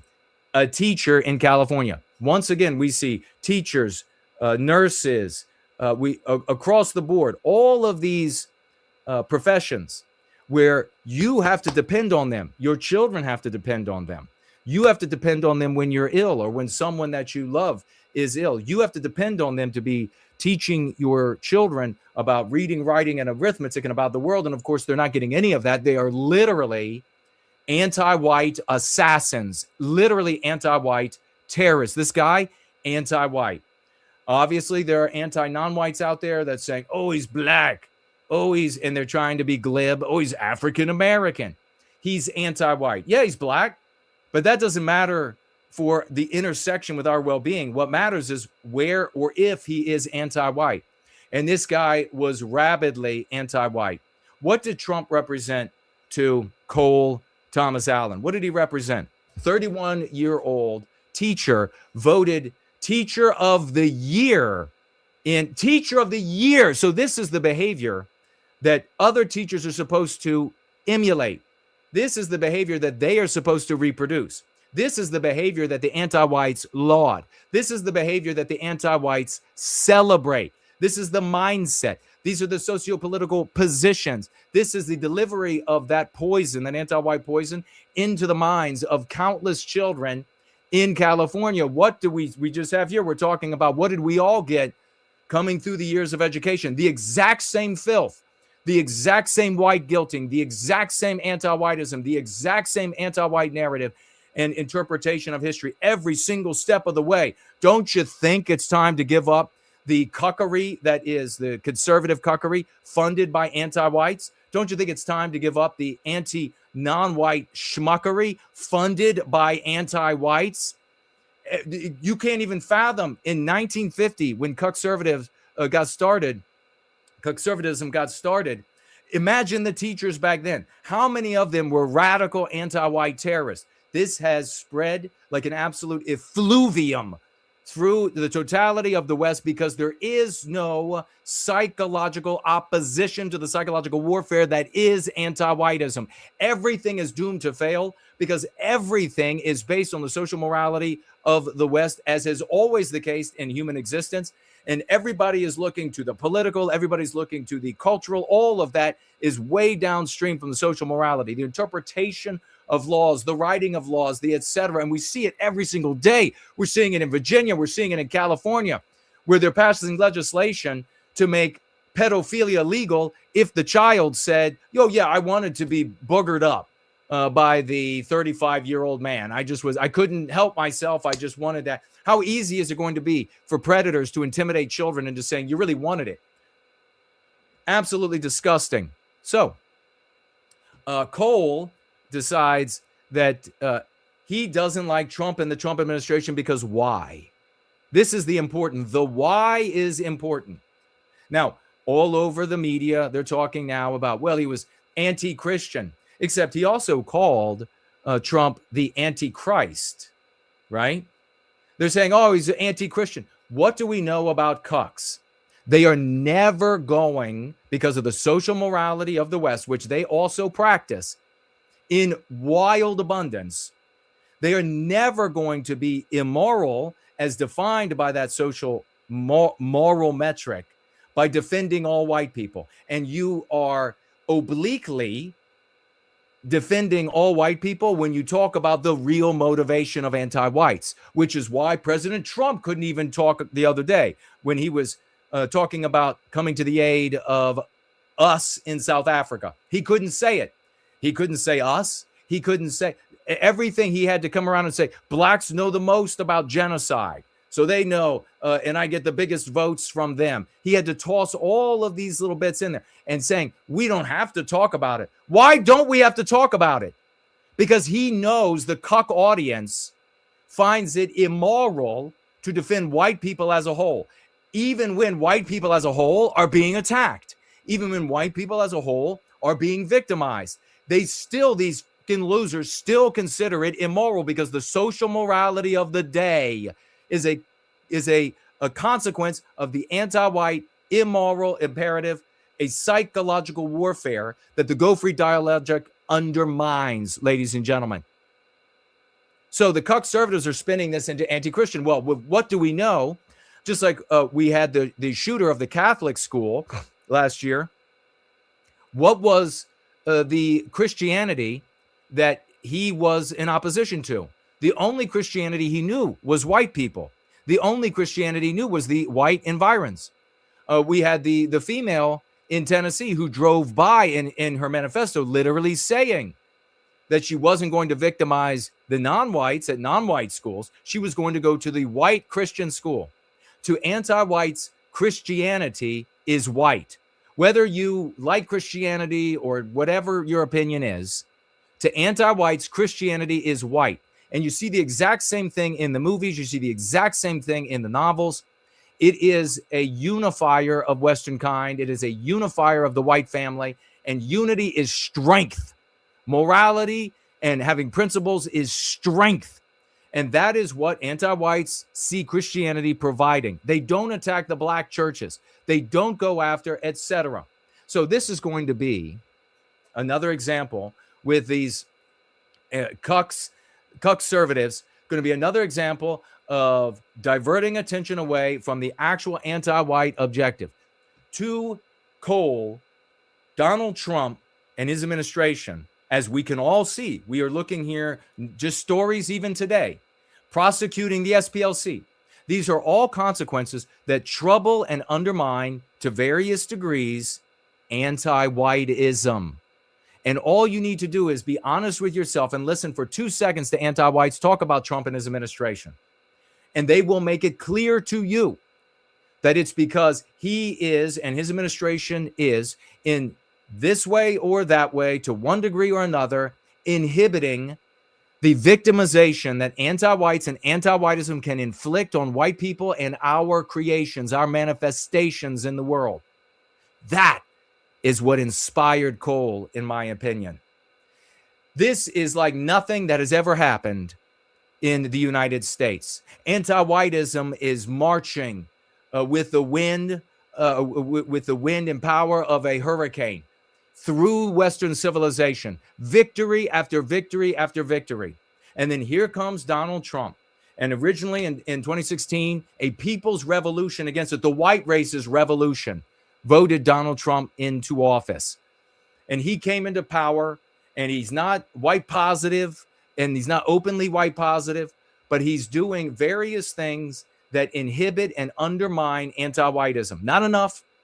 We've gotten him to say anti-white and that anti-whiteism can't be allowed in the country either. He's not doing enough, but he's doing something. And that's what always inspires anti-whites to loathe, to hate, to malign, to attack, and to desire to kill whoever inhibits. So who was Cole really after? White America. He wanted to remove the blockage to the victimization of Western kind. He said in his own words, with the information that I've seen so far in his manifesto, that he wrote, emailed his sister, family members, and left in his hotel room where the correspondence dinner was being held, that he was after Trump and the administration, with the exception of Kash Patel. Isn't it fascinating that the non-white, anti-white guy wants to go to the correspondence dinner, kill the entire cabinet, and he said he didn't want to injure innocent people, but he was going to injure whoever he had to be able to get to this entire cabinet and kill them all. Well, what are they all that are there? With the exception, of course, of Rubio. But maybe to, an anti-white, Rubio is white presenting enough. And maybe just like any non-white who objects to anti-whiteism, Rubio is therefore a white supremacist. Rubio is therefore, we hear the same thing about black conservatives. They're called Nazis by anti-whites. Tells you everything you need to know about anti-whiteism if you just can compute it. If you have the ability to compute it. So what did he know? He knew Rubio. Was going to be there. He knew Kash Patel was going to be there. Now, Kash Patel is clearly not white. So he literally excludes the one guy that he knows is going to be there for sure from his hit list. Doesn't that also tell you what was motivating Cole? I mean, the amount of evidence here is stupefying. Once again, that we have another assassin of the white race, of Western kind, of Western civilization, of the United States. The evidence is in absolute bounding heaps. It's a cornucopia of evidence. And everywhere you look on the news, it's dissimulation. They're trying to hide what this guy was really after. Oh, he's just after Christianity. Oh, he's just confused. What's being said by the anti-whites, truly despicable, which is the norm for these bastards, isn't it? Well, they're all claiming that this is a hoax. Now, I'm going to tell you right now, with all of the scenarios moving forward, where people try to murder Trump, where there's a conspiracy to murder Trump, if it is not successful, the anti-whites are going to always refer to it as a conspiracy. The anti-whites who call themselves on the left, they're going to say it's fake. He's doing it to himself. Any white people agreeing with that have their heads so far up their ass, the proctologist is not going to be able to help you. Maybe the morgue. Maybe the caretaker. You are garbage if you conclude that this is some kind of farce, some kind of false flag to benefit Trump. The energy, the desire, the willingness, and the ability to murder Donald Trump is everywhere. They call for it endlessly on the anti-white left. Everywhere you go, you can find these calls for him to be dead. And they say it sneakily. I guess, therefore, there are too many of them to be arrested for encouraging the assassination of a sitting president, which, of course, is illegal. They'll just say things like, he's got to go, he's got to die. And they don't say who the he is, but they all know who they're talking about. So we have this guy in the midst of all this, in the midst of anti-whiteism being inhibited and undermined, in the midst of the white erasure, the physical white erasure of the population being abated, slowed, undermined. The borders are closed. The non-white masses of the world can't all pour into the United States and continue to white erase us. Do you understand how much that infuriates an anti-white? That drives them beyond what shred of sanity they might have. And so Cole, in my opinion, looking on at this, decides, and he even said, inaction is participation with the establishment, the Donald Trump regime, the white race. So therefore, this guy who's telling children what to think about the world year after year, so much so that he's honored as Teacher of the Year, decides naturally he has to kill the entire cabinet. Now, don't bother telling me that, Scott Turner from HUD is black. And so Scott Turner was not going to be there. Scott Turner was not going to be at the party. Cole was going there to kill white people. And Jewish people that are presenting as white to him. That's the cabinet that he left California on a train with a shotgun, a handgun, and a box of knives. I mean, how absolutely delusional. How stuck in Hollywood physics. What did he imagine? He was going to like cartwheel through the room with knives and one in his mouth after he ran out of ammo, and then he was just going to go slashing through? Probably. So he went to the hotel, got himself a hotel room days before. None of this has to be mysterious. None of this is extraordinary. None of this is otherworldly. A rabid anti-white terrorist got a hotel room days ahead of this event. He walked into that hotel with his luggage, with those weapons, and then spent a couple days scouting the ballroom in the hotel and looking at where he was going to have to run to get by the security checks, what he was going to have to do at that moment. And then, of course, the ball is underway. He decides his best time to attack, the most spectacular moment. All the cameras are rolling. Once everybody is seated in the room, or just about every single person, and Donald Trump's going to be speaking soon, he decides to take his shotgun, his handgun, and his box of knives strapped to his body, get on an elevator, ride the elevator down, the doors open, and he comes out sprinting for the entrance. The plan was obvious. There's no need for a conspiracy, for something extraordinary here. It is the easiest thing imaginable to do what Cole did. Of course, what happened? He ran by the first checkpoint because he's at a full sprint. He looks faster than he actually is because it's a tight and confined area. He runs by the first checkpoint. Officers pull out their guns. Secret Service pull out their guns and they begin firing. Many people are saying there were 4 shots. It sounded to me like there were at least 5, maybe 6. All of them missed somehow. He's nonetheless able to shoot a Secret Service agent right in the chest. Fortunately, the agent had a vest on, a bulletproof vest, and saved him from dying at the hands of this anti-white garbage. I'd like to see the Secret Service agent, because when it comes right down to it, I'm going to guess that this guy, if he had his druthers at that moment, he targeted a white one. But if there was a non-white agent or officer directly in front of him, then I'm sure he would have shot him to get to the white cabinet and white presenting cabinet and Donald Trump himself. Donald Trump said it right. He held a press conference afterward. He said that if he wasn't doing anything, nobody would care. Well, what is the thing and the things that Donald Trump and his administration are doing? They're turning back anti-whiteism everywhere you turn. Everywhere you turn, anti-whiteism is being eviscerated, not by name and not for the good of white people and not to the degree it needs to be done and not with the tools that can make it lasting, but nonetheless enough to drive anti-whites to terrorism. He's tackled after shooting the agent with his weapon. They strip him.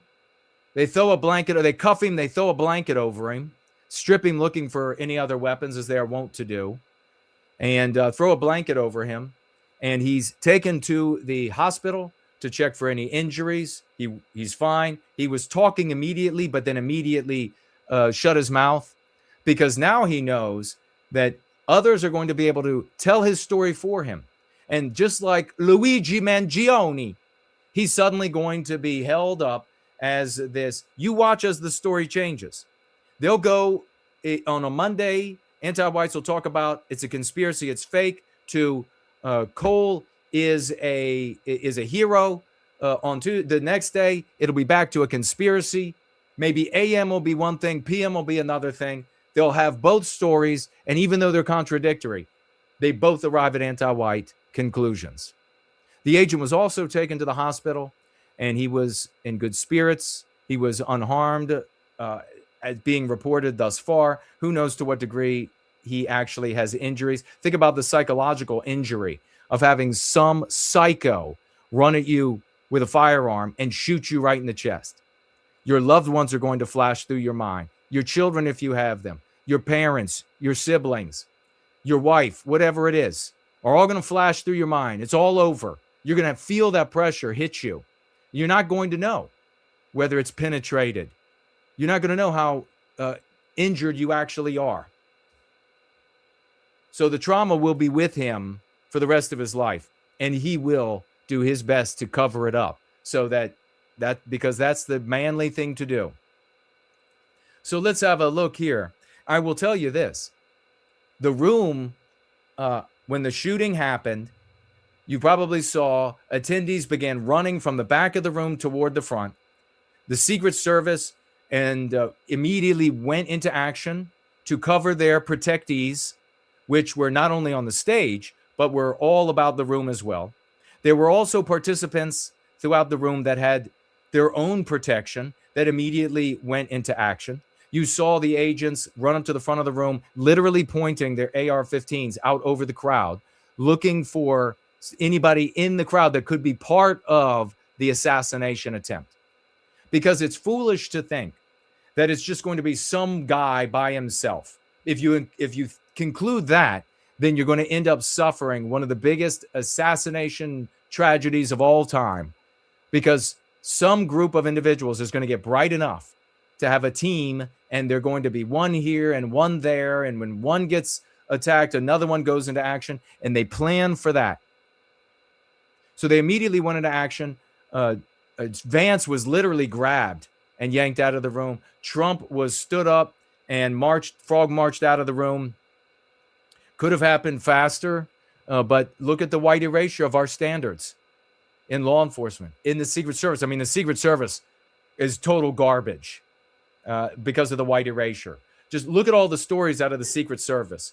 The girls breaking down, Secret Service agent girls breaking down. You had the girl that broke down at the airport, Secret Service agent, instead of fighting with her superior, and she still had a firearm on her. You had, of course, the colossal blunders in Pennsylvania as a result and consequence of the white erasure of the Secret Service. But they frog marched him out of there. He was fine. He wanted the event to continue, but the law enforcement told him it would take at least 5 hours to clear the room. So he said he would like to continue it within 30 days. So let's have a look. Just imagine, though, that this guy had gotten through and the kind of carnage and death he would have caused with a handgun and a shotgun in a absolutely surfeited ballroom of people. Nowhere to run. People, older people, weak people, and they're going to be clumsy and they're going to be falling down and they're going to create hazards for other people running and they'll fall down. Absolute mayhem. President Donald Trump was whisked out of the White House Correspondents Association dinner after shots were fired in the vicinity. RNC blames the third attempt on Trump's life on the radicalized left and calls on Democrats to fund the Department of Homeland Security. Of course, this is a big story that the Department of Homeland Security is unfunded, Coast Guard's unfunded, Secret Service is unfunded. They're still doing their jobs. And this is the Democrats participating in attempted assassinations. That's how it should be crafted. Should also not be just called radicalized left. That's not good enough. It's got to be because the media, the professors, and on, Hollywood, they're all going to be able to turn that into something romantic. You have to call this out as anti-whiteism and anti-white terrorism. Quote, last night's attempted assassination of President Donald Trump and his administration is the inevitable result of radicalized left anti-whiteism that has normalized political violence, said RNC chairman. Democrats can issue all the hollow calls for unity they want, but their actions tell the truth. You saw the kind of garbage and the pathetic response out of Donald Trump, and you're hearing it out of conservatives too, the kind of things that you would never hear out of Democrats, and saying things like, this brought us all together. It did not bring you all together. Nobody feels unity now with resistance to anti-whiteism because of this. Open your eyes.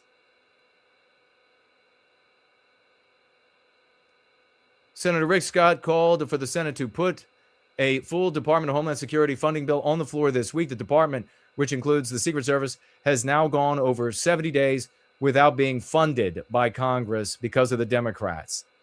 Trump went further later in the interview in asserting the suspect was motivated by anti-Christian bias. Read anti-white. Every time you see anti-Christian, read anti-white.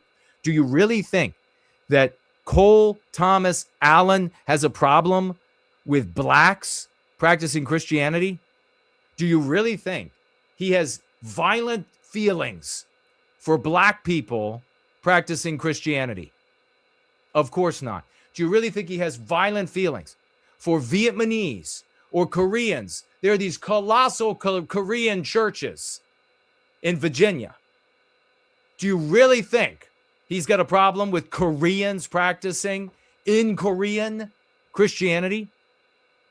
No, this is a misnomer because of the social morality of the West, because it is immoral to stand up for white people, which should tell you everything you need to know about the problem.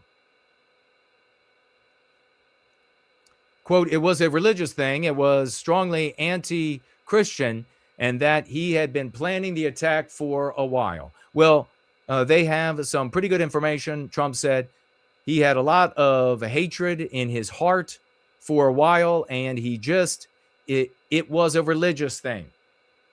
Such a religious thing that he referred to Trump as the Antichrist. Trump shared some information on the suspect. Again, here suggesting his hatred of Christianity. This guy is sick, Trump said. When you read his manifesto, he hates Christians. He hates white people. And I have no doubt that white Christianity is white people practicing Christianity is a big problem for him because he hates white people. Remember to tag me as @symbol. No white guilt, no spaces, nothing touching it. If you would like to get my attention, Land of the Fake, Home of the Gay is here. Bone Sikora is here. Savage Monday is in the house. Dallas Malloy is here. Great to see you all. And thank you to everybody who is sharing the links and the stream today, our gathering, because this kind of thing, it's important to understand exactly where this is coming from. Because if you don't ask the right questions, you cannot get to the right answers. Absolutely impossible. Democrat Senator John Fetterman called last night to drop the TDS and build the White House ballroom. Very interesting that Fetterman equates opposition to the ballroom to Trump derangement syndrome, said the author. Of course, Trump praising the agents and police all involved yesterday. He said, you know, you can always nitpick and everything else, but they were outstanding. They stopped them cold, and there were no games being played. They were strong, solid people who got to get paid. DC's Mayor Bowser, which I hope is the mayor for Arlington and some of Alexandria very soon, and get you garbage out of my Virginia. She held a press conference as well, and they've got an interim chief. Now, you remember the police department in D.C. Not too long ago. Trump, of course, took over Washington, D.C. because they weren't policing. They weren't policing because it's too white erased. And the interim police chief, a totally epic-looking white guy, and quite a bit different from the one asking about basic titles and didn't know the basic definitions to basic concepts in law enforcement, like chain of command. Would that be? We'll step in right here. How are you in charge? White erasure. LA shares video reported the outside California home of suspect Cole Allen. So we had a couple of things all moving at the same time last night. Let's see. Michael says, honestly, You see nurses and teachers with anti-whiteism because they're going with the anti-white morality. Precisely. You're exactly right. They're professions who are caregiving and thusly emulate the social morality, 100%. And it's also self-selecting. Teaching, caregiving, self-selecting. You show up in these environments. You want to engage in one of those professions. You want to be that professional. But then you end up seeing how anti-white it is. And you know you're not going to be accepted. You're not going to be tolerated. So you leave. And you're left with these radical, you don't know what to say to push back against these people because all you have is the cuckery and the schmuckery. You don't have go free. So these institutions are lost because the defense was cuckery and schmuckery. Well written. Samuski says, I wonder what they discuss at the dinner. How to further white erasure and anti-whiteism. In my opinion, Trump should have skipped that dinner, but what it is now is still encouraging for white well-being. Thank you, brother.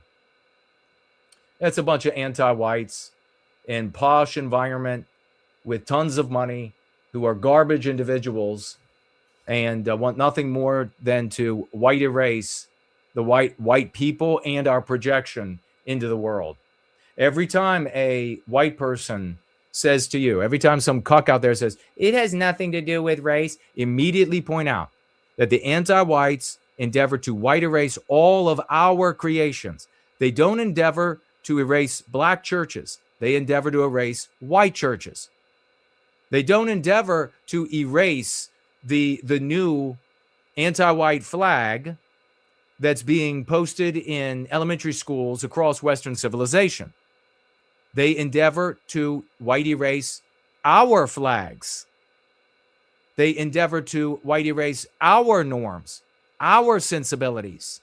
That's why they're after those things, my cuck brothers and sisters.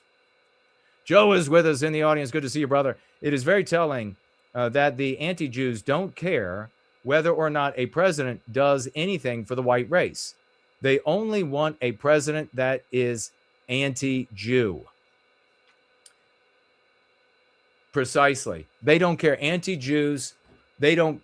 I have had numerous interactions where I point out to them, would you be fine with the ending of the victimization of the white race if Jews were not harmed? And every single time they say, no, Jews have got to be harmed. So it tells you everything you need to know. End of conversation. Absolute end of conversation with these people. You're 100% right.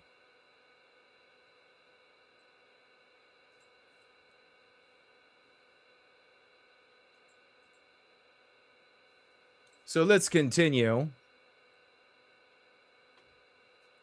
White man is with us. Good to see you. Way Philosophy, hello and welcome. Truth Sponge, hello and welcome. There's the great Franklinator. Good to see you, brother. Cindy Ben's in the house. No 6243 is here. Cole Allen, 31. California teacher ID'd as White House Correspondents' Dinner shooter. Terrorist? There he is. There is the terrorist, muscleless garbage. Anti-white terrorist, muscleless garbage on the floor. He should have a boot on his neck to hold him down. The gunman who opened fire at the White House Correspondents' Dinner Saturday night has been identified as Cole Allen of Torrance, California. You remember Torrance, California, when we built it and it was 100% white? With President Donald Trump calling him a likely lone wolf whack job who looked pretty evil. You see how ineffective that verbiage is? He's just a whack job. What does that do for uniting the white race? Nothing. What does that do to identify what this guy's actual motivation was? Nothing. If in the present climate, someone being legally defined as a whack job is not held responsible for their crime. It's crazy to the white man, to the white biospirit. I've always held the opinion that, the murderer, the child rapist, the whatever is crazy. Okay, Here's your electric chair. I don't care. I don't care what your deal is. White people don't.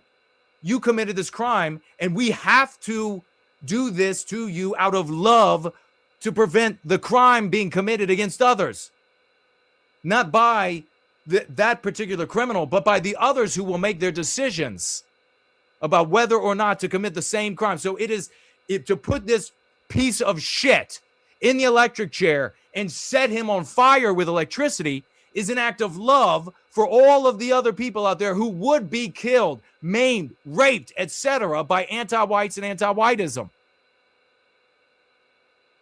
Not only that, but from a higher altitude, if you do not do this, if you do not handle ne'er-do-wells, malefactors in that way, then you have broken the contract, the social contract with the population. If you are not going to punish the people properly who behave this way, then why should I obey your laws? I have given you some of my God-given rights to do exactly that. And if you're not going to do it, I'm going to take them back. 31-year-old identified by federal law enforcement forces was arrested after allegedly entering the Washington Hilton Hotel and charging toward the ballroom where Trump and roughly 2,500 guests were assembled. Gunfire broke out near the entrance door. LinkedIn profile matching his name photo described him as a teacher at C2 Education. He graduated from the Institute of Technology in 2017, Bachelor of Science in Mechanical Engineering. And how many of those degrees were given out as part of the white erasure at the university? Had to go to non-whites. How many of those? How easy was it? How many times do we have to see these videos of these students, non-white students, who had poor high school grades at poor high schools? And I don't mean economically. Very often, and most of the time, they receive more money than you find in better performing high schools. And we see that they get accepted to like 23 Ivy League schools. How many times do we have to watch that happening? And they're not going to bring them in just to fail them out. So there he is. Erica Kirk was there as well. Rattled Erica Kirk rushed out of the White House Correspondents' Center after shooting. She sobbed, "I just want to go home," as you can imagine. For as much of her ladder climbing and ambition and what from an outside perspective is some serious inconsideration for her children, what her husband wanted of her with regard to her children and home life and etc. This is pitiful and it's sad. Her husband, that whatever degree she actually felt for him, whatever it was, recently assassinated in the most gruesome of way. And then she's in this ballroom and she hears the shooting. Agents storm in, screaming to get under the table. She crawls under the table. And by widespread reports, she was sobbing uncontrollably, obviously for fear for her life. Not exactly leadership material. I understand and I can sympathize with that, but not exactly leadership material. Erica Kirk, widow of slain conservative icon Charlie Kirk, was visibly shaken and in tears as she was abruptly rushed out of the White House Correspondents' Center when a crazed gunman opened fire outside the ballroom. So there she is. That's when she's being rushed out. That's where she sobs that she just wants to go home. I agree with that sentiment. Go there, be with your children, and stay there. No more leather skirts and leather pants and leading an organization. Those roles are not for women. She was there, of course, as the date of a Fox News reporter, Lawrence Jones. Nothing romantic there.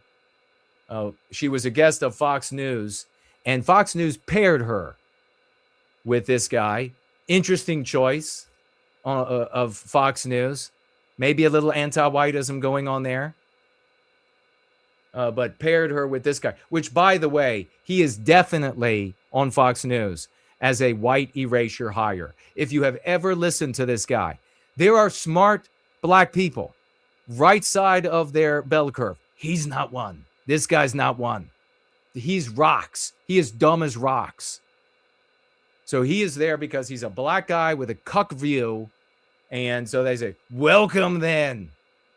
You can be here with us. So there you have, there's where she's being rushed. I just want to go find.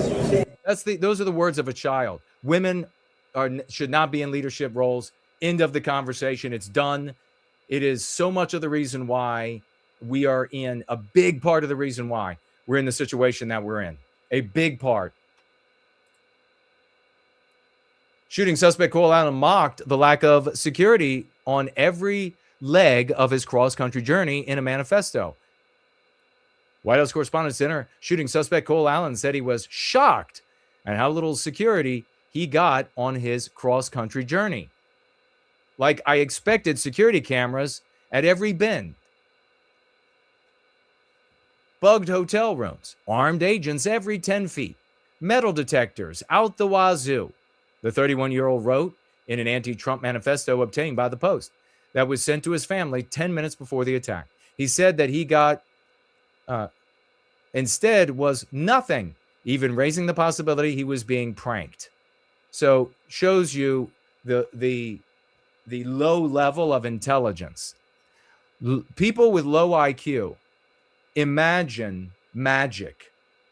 He imagined that others must know what was in his head when he left his house to board that train, to travel and whatever other means he took to get to this destination, to go into this hotel. He imagined that they must know. There must be agents everywhere, every second. They must be surveyed. This is how low IQ people think. They don't understand the real world. They don't understand that that's not possible. They don't understand that they're not at the center of the world and universe, that it's all rotating around them. It's a very female way of thinking, that it's all just rotating around them. That's obviously not the case. You can obviously hide in a crowd and the government's not going to have any idea unless you've done something otherwise to alert the government or etc. They have no idea. They've got no reason. And in fact, no reason to investigate. And in fact, I would guarantee you that there are prohibitions or higher bars for investigating non-white people, maybe even non-white gay people, non-white gay, anti-white leftist people. Because if you investigate too many of them, then are you going to be brought up on some sort of internal investigation? Why so many non-white people that you are investigating, Officer Jones? Why so many? And it won't matter if you have the facts on your side. It won't matter if there were all the telltales in every one of these cases. You'll just lose your job. You'll just not be promoted. You'll just be demoted. So that's another reason, anti-whiteism afoot yet again, that somebody like Cole Thomas Allen can sneak his way into this hotel.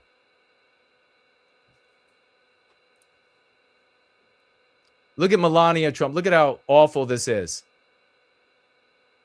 Trump still has no idea what's going on. She's looking out across the ballroom. Look at the terror on her face. Absolutely sickening. He says, no security in the transport. No, in the transport? So he's concluding, because of low IQ, that everyone traveling to D.C. must be being surveilled. How stupid. He noticed a sense of arrogance. They just didn't care.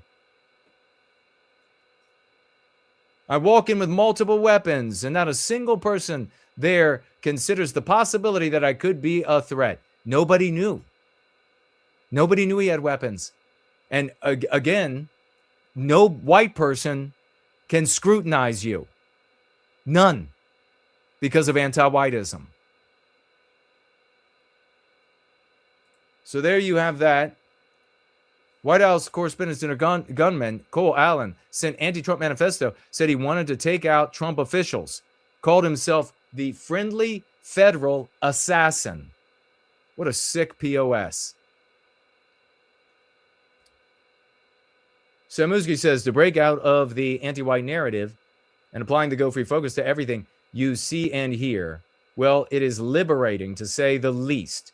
And I'd like to adopt anything that works. Amen to that. Cool Bubba J Magic is in the house. Good to see you, brother.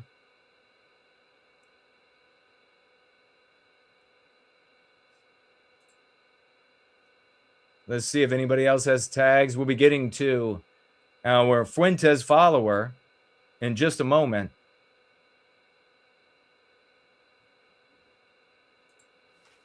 All right. See about tags over here. I don't see any at the moment. Cole Allen sent a chilling anti-President Trump manifesto to his family before opening fire, calling himself the, quote, friendly federal assassin, and revealing he was hell-bent on killing Trump administration officials, except for the blatantly obvious non-white Cash-in Patel. Allen describes his targets as including administration officials, but not including the FBI Director Kash Patel, prioritized from highest ranking to lowest. In the unhinged missive that went out about 10 minutes before the shooting Saturday night, 2 U.S. officials said, I'm no longer willing to permit a pedophile, the guy who, in his, and yet to be refuted, was a endorser of transgenderism and various types of relationships, calling out Trump as a pedophile, a rapist, and traitor, to coat my hands with his crime. In order to minimize casualties, I will also be using buckshot rather than slugs. He wrote before disturbingly admitting he was willing to kill everyone in the room if it meant getting to his targets. So he thought he could just shoot people in the way with buckshot and they'd be fine. I would still go through most everyone here to get to the targets if it were absolutely necessary, on the basis that most people choose to attend a speech by a pedophile, rapist, and traitor, and are thus complicit. Allen referred to his Christian faith several times in the document within a list of rebuttals to imagined objections to his actions, his Christian faith. His Christian faith. He also made a mention of his Christian faith, called Trump the Antichrist, and his Christian faith. He also, kind of like it's anti-white. It's kind of like he's not anti-Christian, cucks. Mention of hot-button political issues like Trump administration strikes on Venezuelan drug boats and the detention of illegal immigrants. Oh, so the white erasure being diminished upset him? The white erasure being rolled back some upset him? Might we be on to something when we say that it was anti-whiteism that drove him? Turning the other cheek is for when you yourself are opposed. I'm not the person raped in a detention camp. I'm not the fisherman executed without trial, Allen wrote in the deranged document. So this is where he was talking about his Christian faith and saying giving some rebuttals for why this particular rule, law, etc., teaching of Christianity doesn't apply in this situation. I'm not a school kid blown up, or a child starved, or a teenage girl abused by the many criminals in this administration. I wonder which ones he's referring to. Not a school kid blown up, a child starved, or a teenage girl abused by the many criminals in the administration. Turning the other cheek when someone else is oppressed is not Christian behavior. It is complicity. So he's saying he's a true Christian. He's not anti-Christian. He's a true Christian, according to him. Todd Blanche said investigators believe he traveled by train from Los Angeles to Washington, D.C. via Chicago, which he speculated could have been an attempt to avoid the scrutiny associated with air travel. Allen mocked the insane lack of security. So all the way up through like Chicago and everything, he's like, they're not even tailing me.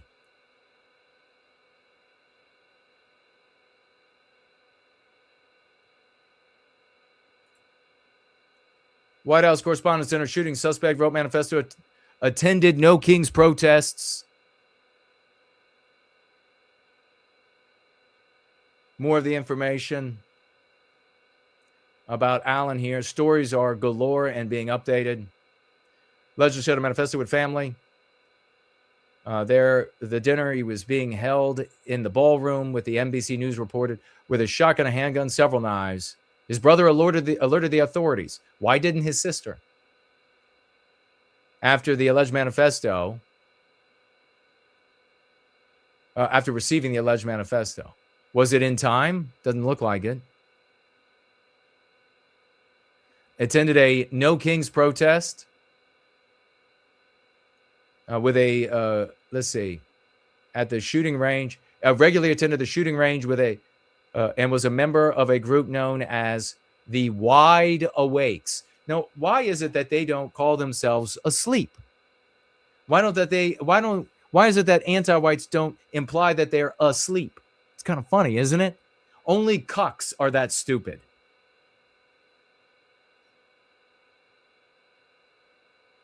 I could see cucks actually saying, I'm wide asleep. Gosh dang it.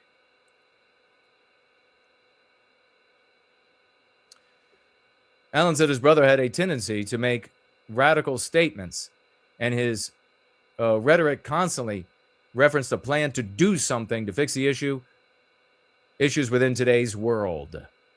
Well, we know what his issues are. He was writing about them on Blue Sky and elsewhere on his social media, all subject to further reporting. But there you have it. Another anti-white terrorist being referred to as anti-Christian because the social morality of the West today is anti-white, is the anti-white immoral imperative. So white people have to go out of their way. What did I tell you all along? Cuckservative parents will literally watch, this is hyperbole warranted, their child being beaten and raped by anti-whites who are shouting that they're doing it because they hate white people, and cuckservative parents will say, this isn't about race. That's how sick they are. It absolutely is about race. Our race. That's what we need to communicate to our people. It's not about the race of anti-whites. It's about the race of their victims. That's our race.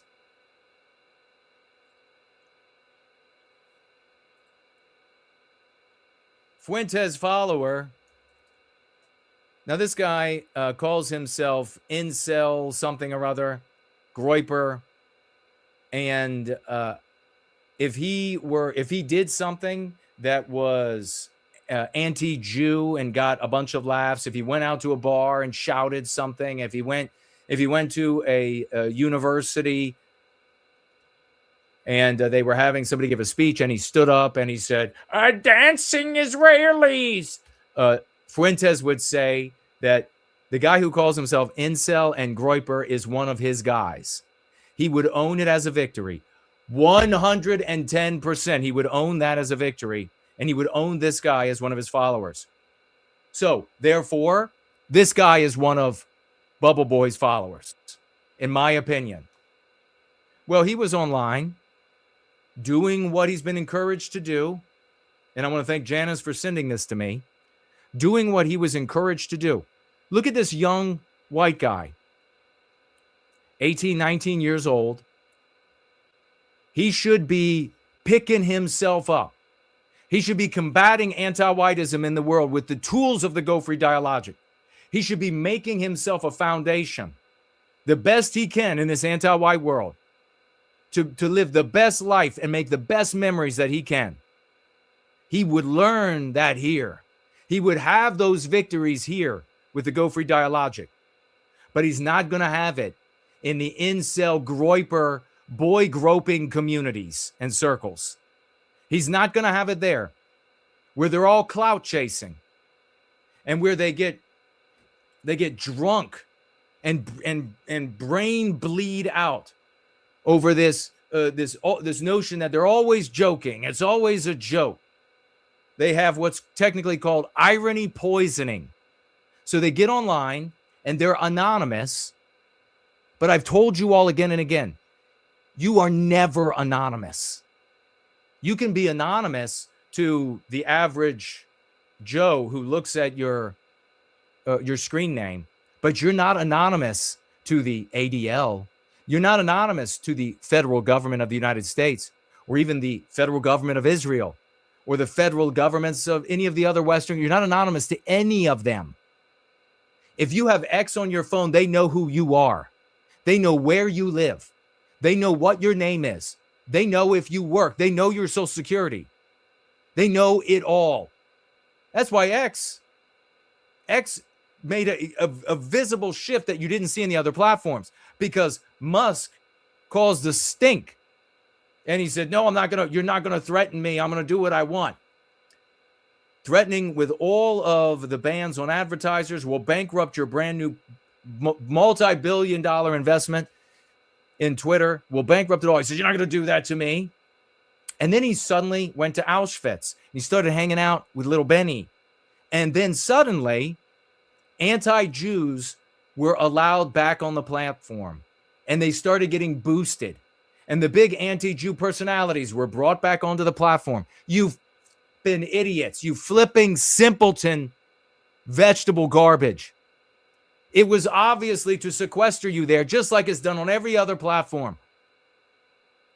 If you have the app, if it's on your phone, if it's on your desktop, if it's on your tablet, they know who you are. They don't just know where your IP address and where generally you're located. They know it all. They know it all. And so this little Fuentes follower, in my opinion, was online anonymously ruining his life instead of improving his life, taking the advice from cowards, sickly cowards, where we started off this gathering today, telling him to engage in behavior, engage in thoughts, engage in speech that the coward would never engage in outside of their meticulously kept bubbles. And what ends up happening? FBI shows up. Username Incel Revolution soon. Yeah. And have you talked about how all women need to be masculine? No. What? Total Jewish bring forth now. Kill them all, get lefties. I don't know how much you guys would believe me, but on my end, that's just emotional banter. A white man. Oh, a white man. He's so scary. What is wrong with you? Emotional banter. Another word for it. We're just joking. We're just joking when we say that's the defense. That's going to be the ideology and the strategy that's going to take back Western civilization. Fuck all these. They're such garbage. They're absolute garbage. Incel revolution now. Anti-Jew, anti-female. Nobody could have reported me. Yeah, because they're terrorists that have access and spy on people with the Patriot Act. Okay. You need to watch yourself. I don't care. I can say all of this. This is free speech. Look at the whole family turning against him. Even if before they were obviously tolerant, because later in the video you find out this guy does nothing. He's an 18, 19-year-old shut in at the house, fully capable of having a job and living a life and everything else, paying taxes, obeying the law. Instead, he's sitting in, and what irony with the comments about killing all the women, and he's living off of his mother. When an Instagram user calling himself Incel Revolution Soon shares a series of posts that draw the attention of the FBI, they trace the account to a home in Edgewater, Florida. There, a special agent clashes with the poster, who believes he's done nothing wrong. Putting on the internet, you go to jail for that nowadays? Yeah, if you're inciting mass murder of particular individuals, absolutely. And they always resort to the exact same, it's my freedom of speech. It's so pathetic. Can you imagine? You're this hardcore, edgy, incel loser online, and you're like, kill them all. All the Jews gotta go. All the women's gotta go. You're so edgy and super aggressive. And then your defense is, I was joking. And then when it goes further, when that's not satisfying, they then retreat into the conservative argument. It's my First Amendment. This is why we are where we are today. This is why. The following is based on official police records, and the footage has never... You got to point out that the Bubble Boy and all of the other anti-Jews, they don't care about this guy. They don't care about his life because they don't actually care about white people. They'll talk about white people in the abstract while they complain about what they themselves personally have to endure in the world. They don't care about actual white people like we do here in white positivity. If you can't improve the lives of actual white people, not abstract white people, if you can't improve their lives, you are a detriment. You are a bane. You are a bête noire of the white race. They don't care at all about this guy. Like I said a moment ago, if this guy had done something that really earned him a bunch of praise for his clout chasing online, all of these anti-Jews online, they would be praising him and owning him as part of their community. But when this ends up happening to his life, when he's on his knees in front of his parents' house being handcuffed by the FBI, it's crickets. They don't give a shit about the lives of white people. And anybody who purports to be a thought creator, a content creator, a thought leader, an organization leader that doesn't care about the actual people that decide that they are going to follow, that they are going to subscribe to those views, those people are misleaders. They are misrulers. They are your bane. They are the death of our people. Never been seen before until now. Please note that any person charged with a crime is presumed innocent unless and until proven guilty in a court of law. On October 18, 2025, the FBI received a tip about an Instagram user posting what they describe as RMVE, or racially ethnically motivated and violent extremist ideologies. So just be aware. He didn't say anything violent right in this particular. He just took a picture of himself with a gun. Don't do that. Don't do that unless you're engaged in some sort of a sport. Unless you're maybe you're out hunting, and you're with dad, and ever you're with the buck that you just got or whatever. Don't do this. You're not tough. It's pathetic. But this is what the FBI. I don't want the FBI coming to your home and destroying your life, with your family, with your friends, with your job prospects, with romantic prospects, or the romance that you have. They have a category: racially, ethnically motivated and violent extremist ideologies. That's a category. If your name gets on that category, you're ruined. And it's all for naught. It's all idiocy. It doesn't help the white race to be anti-non-white. Not at all. So you're just subjecting yourself to the scrutiny of the federal government for the death of the white race, for the destruction of the environment, for the opposite of the kind of place that you claim to want to fight for. Motivated and violent extremist ideologies. Their investigation identified the user as 19-year-old Luke Nevcherlane. 6 days after receiving the tip, a special agent with the FBI arrives on his front porch, accompanied by officers with the Edgewater Police Department. How you doing, dear? Hi. How you doing? So, Agent will explain everything to you. Oh, gosh. Richard Father with the FBI. Nice to meet you. Yeah, what is this about? Is this All right, just so you all know, as an aside, you all are always going to, since you're white positive, you're always going to speak and act in ways that you will be fine when a judge and jury reviews that information. You will always do that. Everything, so not even joking.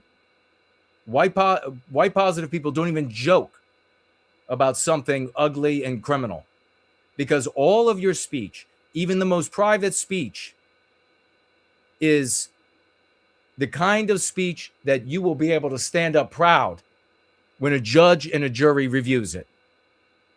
You hear me? None of you are going to go to jail. None of you are going to be undermined. You have to be solid and powerful and leaders in your communities for us to recapture Western kind. Now, having said that, if the feds, if local law enforcement ever come to your house, you do not walk outside and talk with them. You say politely and sincerely, I will happily speak with you through my attorney. May I have your card? They'll say, well, I just have a couple of questions. But that's wonderful. And I will happily speak with you through my attorney. May I have your card? And you just continue with a pleasant demeanor. You are sincere, and you are sincere in your desire to speak with them with the aid of an attorney. Because when they show up, especially when FBI shows up, they not only they will often bring state troopers, and they will also have somebody who is a psychologist with them, or one of the agents will be trained, and they can claim that they see anything that they want to see, no matter how innocent you think you are. The FBI agent trained in psychology, or the psychologist working with the FBI can stand there and say, well, in my professional opinion, I think that they're getting ready to X, Y, or Z. Take them into custody. So you do not speak with them until you have a lawyer present. Lucas? Yes. Okay. So I'm glad that you're here as well. So Is he saying something online? Is that Really? You're looking at what I'm saying online? yeah. Oh my gosh. Well, Are you kidding me? what do you think? Look, and now he's like playing it off. What, oh gosh, you're looking at what I'm saying online? Are you kidding? Yeah, they're not kidding. This is the real world. You can't just live in your little bubble. What is he saying? This guy needs to have all that hair cut off his head. Get him a regular haircut right away. Look at this mop he has on his head. And get him some physical labor. He's got tits. Why don't you tell us what did you say? Nothing. Instagram account, I get banned on there. What's your Instagram handle? Why would I need to tell you that, brother? We can ask you a question. I'm not going to answer that question. If the FBI is at your house asking you a question, What's your Instagram? They know, dumbass. That's how they're at your house. it's for a reason. Board-certified criminal defense lawyer Bruce Rivers reviewed and not... It's for a reason, but I mean, what the is this? Hello, come on. What What am I saying online? I've done nothing I don't know, but incriminating. don't be disrespectful. I've not been a criminal. What did he say something? We'll talk about Act that. like I'm a terrorist. But why would you say that? Why are you here? Did you just hear that? Oh boy. Do not follow Fuentes, other taboo grifters. Do not follow any anti-Jews. This guy just said, you act like I'm a terrorist.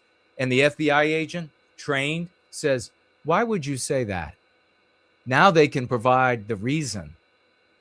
I can't believe. And then I'm just reminded here of, and we got to roll to our break, and we're going to come back and we're going to have victories galore to celebrate. We've got more news. We've got education coming up, edification. You're not going to want to miss any of it. But I'm just forcibly reminded of how all of these lick spittles of Bubble Boy, I'm a Mexican, Dickless Fuentes, praised him when he went out and spoke with law enforcement. This is the right way. This is how he gave a master class of how to deal with law enforcement. That was the exact opposite of a master class of how I just gave you the master class. I just gave you the keys that will protect your ass. you are welcome. The vast majority of you, I'll never know who you are. That's how much I love our people. That's how much I need you to be epic in your life. I'll never know who you are. And I just pulled your titty out of the ringer. All those losers who said Fuentes gave a masterclass on how to handle the police, cut all of them out of your lives. Well, we don't talk to only terrorists. We talk to a lot of people. Oh my goodness. So why would you say he has never been in trouble for doing anything, but what are you writing, Luke? What are you saying? Not saying anything. So I'm concerned that you said terrorist because that's a big word, and that why would you think we were here to talk to you about being a terrorist? He said I'm not a terrorist. Right, but that's a big word that most people don't just throw out there. Luke doesn't answer the question, but the agent will soon explain her concerns. So first and foremost, for safety, are there any guns in the home? Yes. There's one. Okay. What type of gun is it? And they'll be going for the guns. Never ends. It's so predictable. Don't follow anti-non-white content creators, thought leaders, organizations. Anybody doing that is engaging in an activity that the SPLC and other anti-whites have paid for. And with that, we'll be right back. No. There's so many layers to our people, you know. There's no. We need every layer of every nature preserved. Won't reason with the unreasonable, just will help who is open. The same way some helped me when I was in need of hope. And I still believe that most people are good-hearted. I'll make sure my love never dies and it is never parted. No matter what race you are, I want you to know life is much better when you're loving your folk. People ask, how does that white man have so much soul? Cause when you know about your folk, then you know. And it's only right that our story gets told. From our side, we hold the key to our home. When there's no trace of hate, that's when they really hate you. Sometimes the verge of your break is when you find your breakthrough. Not your typical white positive, that's why they need me writing this. In my rhymes hold this much intricate. Imagine how deep my mind could get. The furthest thing from conventional, but for my folk if you didn't know, I had to think differently so I could be sure. Cause white positivity isn't the norm. So I was searching for the peace of my mind. I was hoping, then I found out that I can't fix me cause I was never broken. I guess that you could say I won. I'm still here, they couldn't shake me. In tune with all the parts of me I should have been embracing. And if I'm off pitch, if it ever does seem, I just ask the critics, do you cry on key? The ink from my pen is the blood I bleed. So I know I have to do it for the ones like me. I try my best to center myself, so every good-hearted brother and sister is felt. I have to make sure there's no Westman left behind. I can see the layers to all of this. I'm for white well-being, I'm for no politics. I have to make sure there's no Westman left behind. I'm confident I have what it takes to help us heal, but I won't sit at the table unless invited to the meal. Won't bang on the door begging for you to let me in. I'd rather know who's really there and hold on to my closest friends. I couldn't be the type to not question anything. You will find no answers if not willing to seek. The moment you get uncomfortable is the moment I reach. That's the difference between those who try and those who succeed. Ignorance is bliss, that's a mean pathogen. Cause we really need the truth, they don't want us asking shit. They wanna see us fall like the London Bridge. You know the song, they have song by all of our kids. Ring around the rosy and all of the things they are hoping. Any whiteism goes beyond a few decades. If you didn't know, man, past the millennium, you gotta try thousands. Later wasn't always right, but he knew what they were about then. If you're strong and masculine, you should live to protect us. But the ones who claim the title are often quick to neglect us and see emotion as threat, wanting nothing expressed. It scares the hell out of some of these men to allow out their mind. Damn, I release so much, just imagine what's kept in mind. But just like how there's no Western civilization without Western kind, there's no emotional music without the emotions inside. The emotional man, guess I'm an emotional guy. We won't get too far unless we preserve every heart. You're not just tolerated by me, I'll embrace you every part. I care about my people even when we're disagreeing. So even in an argument with you, I could be refereeing. I know why well-being starts with my well-being. So I did some self-reflecting, now I like what I'm seeing. But I still can feel alone with how deep the layers go. Acquaintances in the park, we can let our kids play.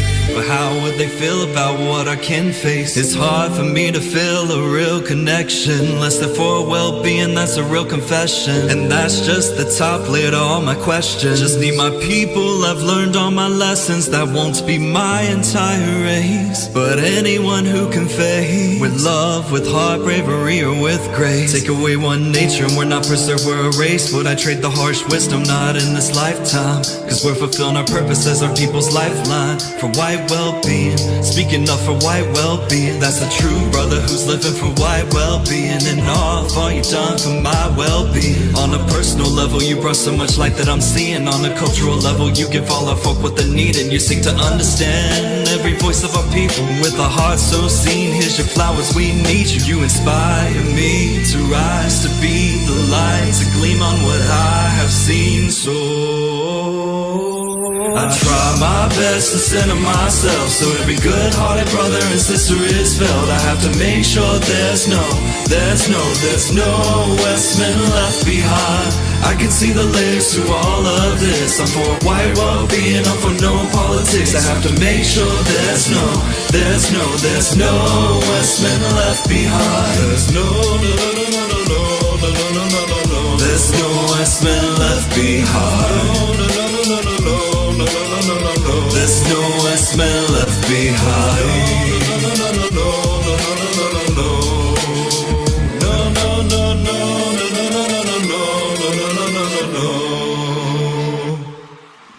Drowning in the argument, the anti-white says, what exactly is anti-white? You have got to be animated with the righteous passion of reclaiming our destiny. We are the heroes of this era.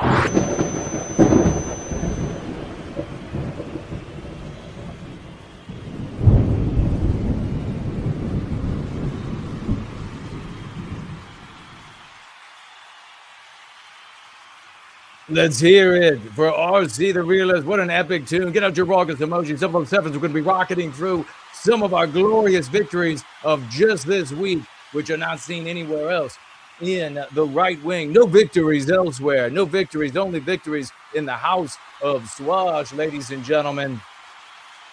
Check it out right there. Thus spoke Zarathustra. We dance. Anglo-Saxon NWG, ladies and gentlemen, 111 souls saved by this hero. Anti-white whites have always been our biggest problem. Give it up for Anglo-Saxon NWG. Big salutes to this hero.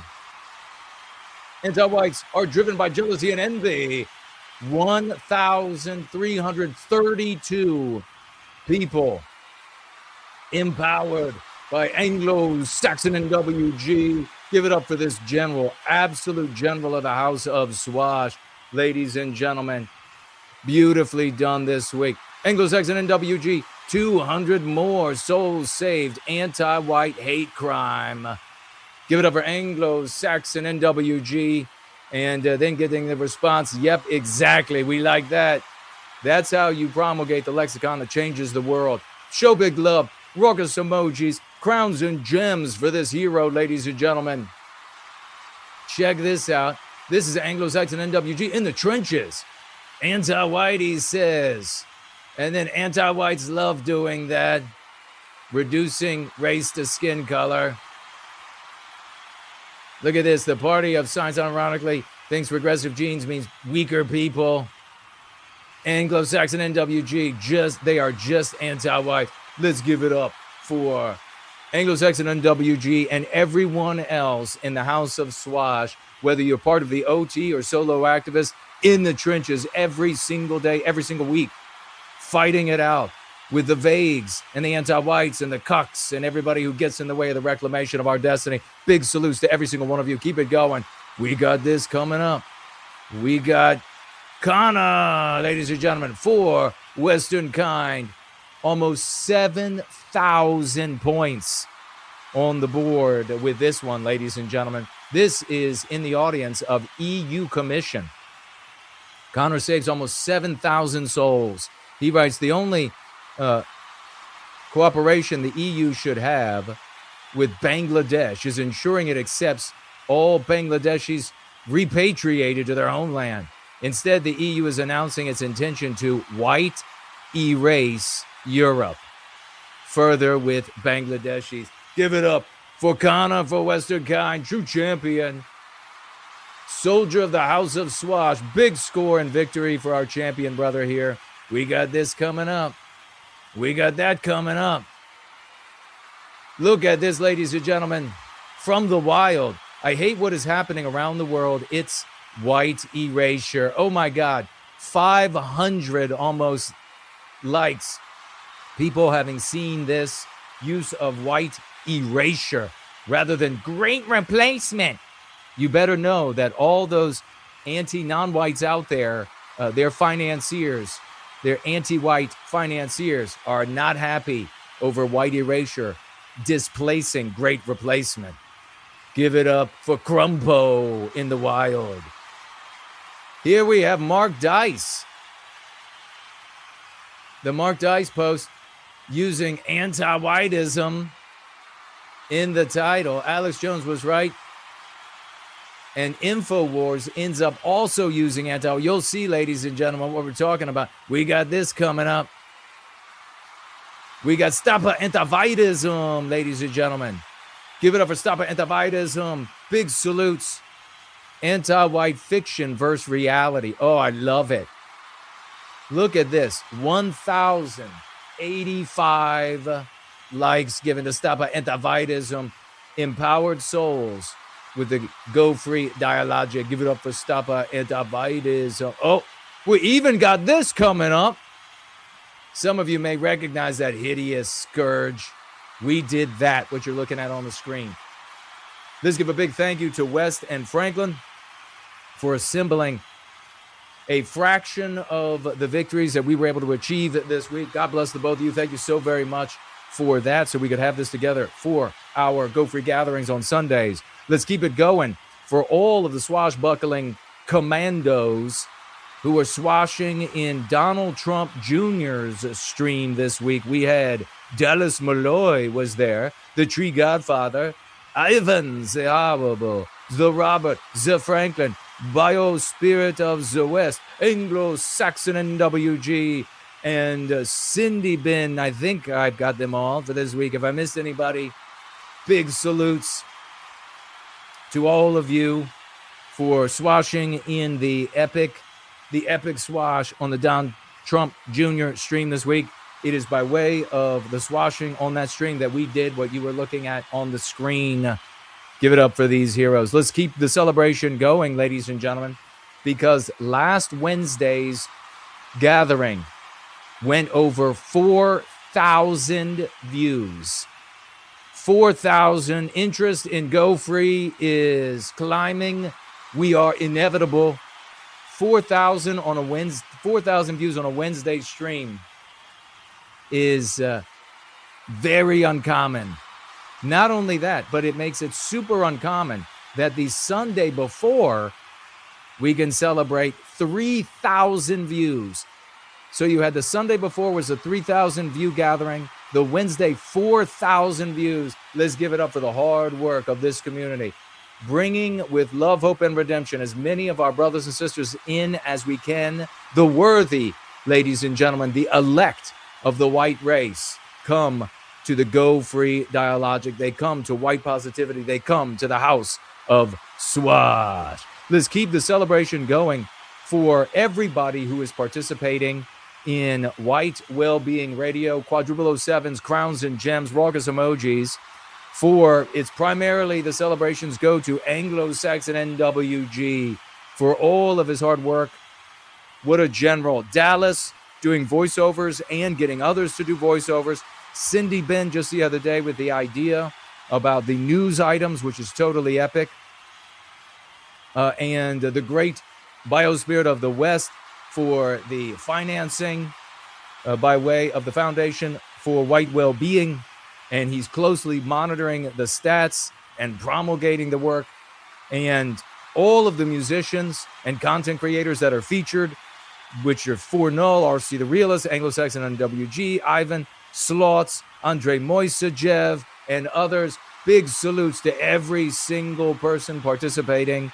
Even if we didn't get to your name here in this particular celebration, celebrate yourself. Show the love for these champions, ladies and gentlemen.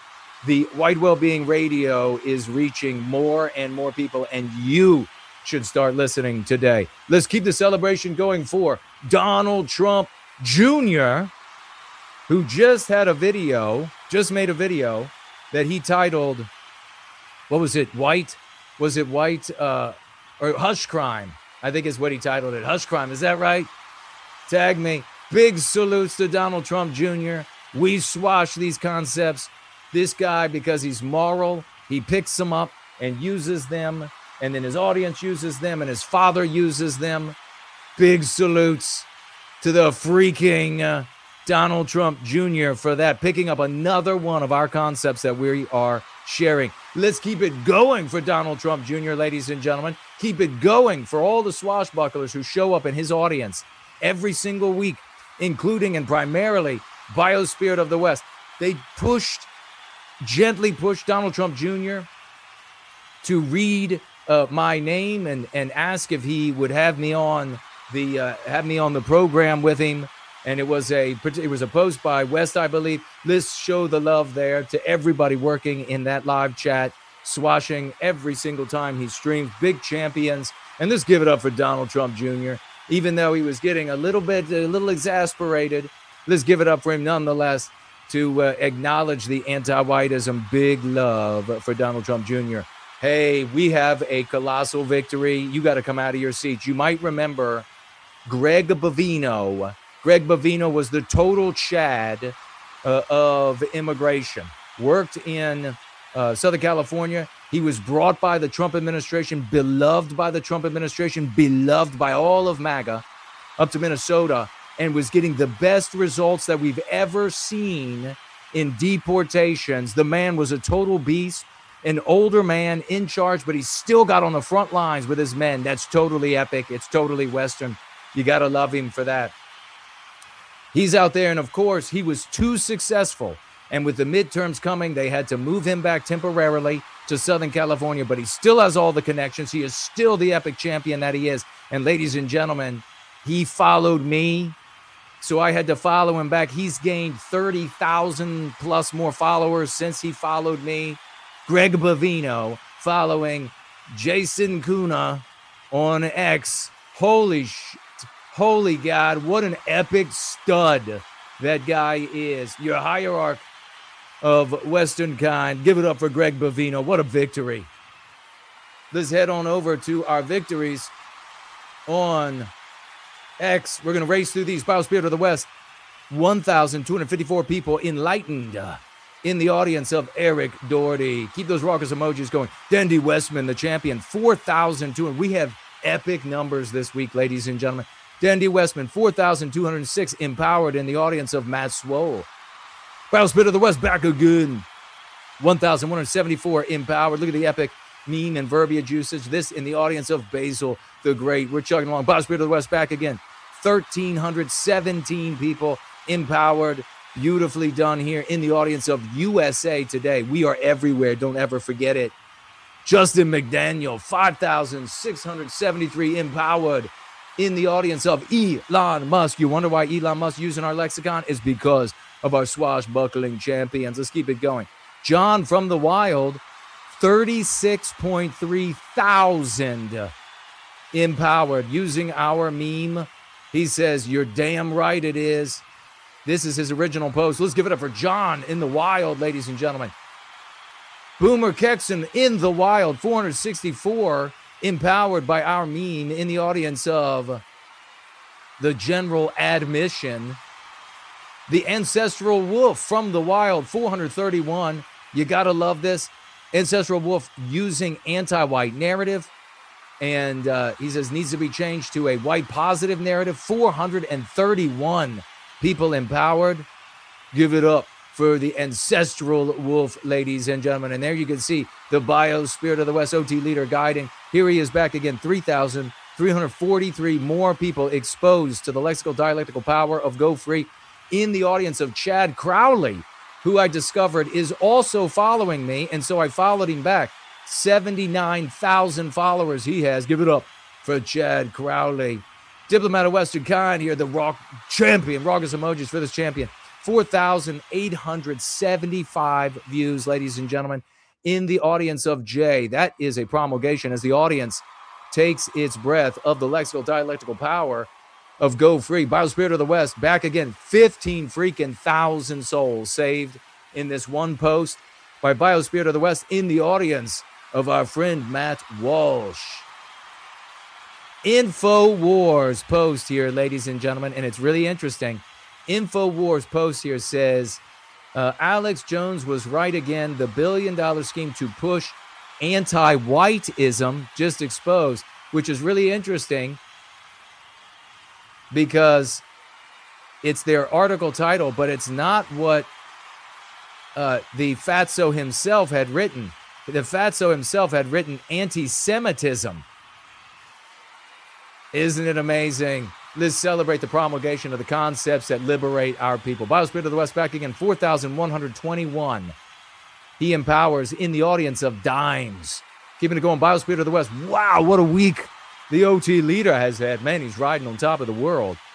3,000 people empowered with the lexicon and the direction to the website, nowhiteguilt.org, in the audience of Geiger Capital, pointing out here that in the state of Virginia, the white race voted no on the redistricting and the non-whites voted yes, primarily on both sides. What a shocker. Biospirit of the West back again, 3,236 more. Look at the beautiful verbiage he uses and meme usage. Very powerful. Well done in the audience of Matt Van Swole. He's got an action meme going right here, ladies and gentlemen. That's what white erasure looks like. Look at how beautiful this is. Powerful. 8,747 people. There's the great Oliver swashing in. And this in the audience of End Wokeness.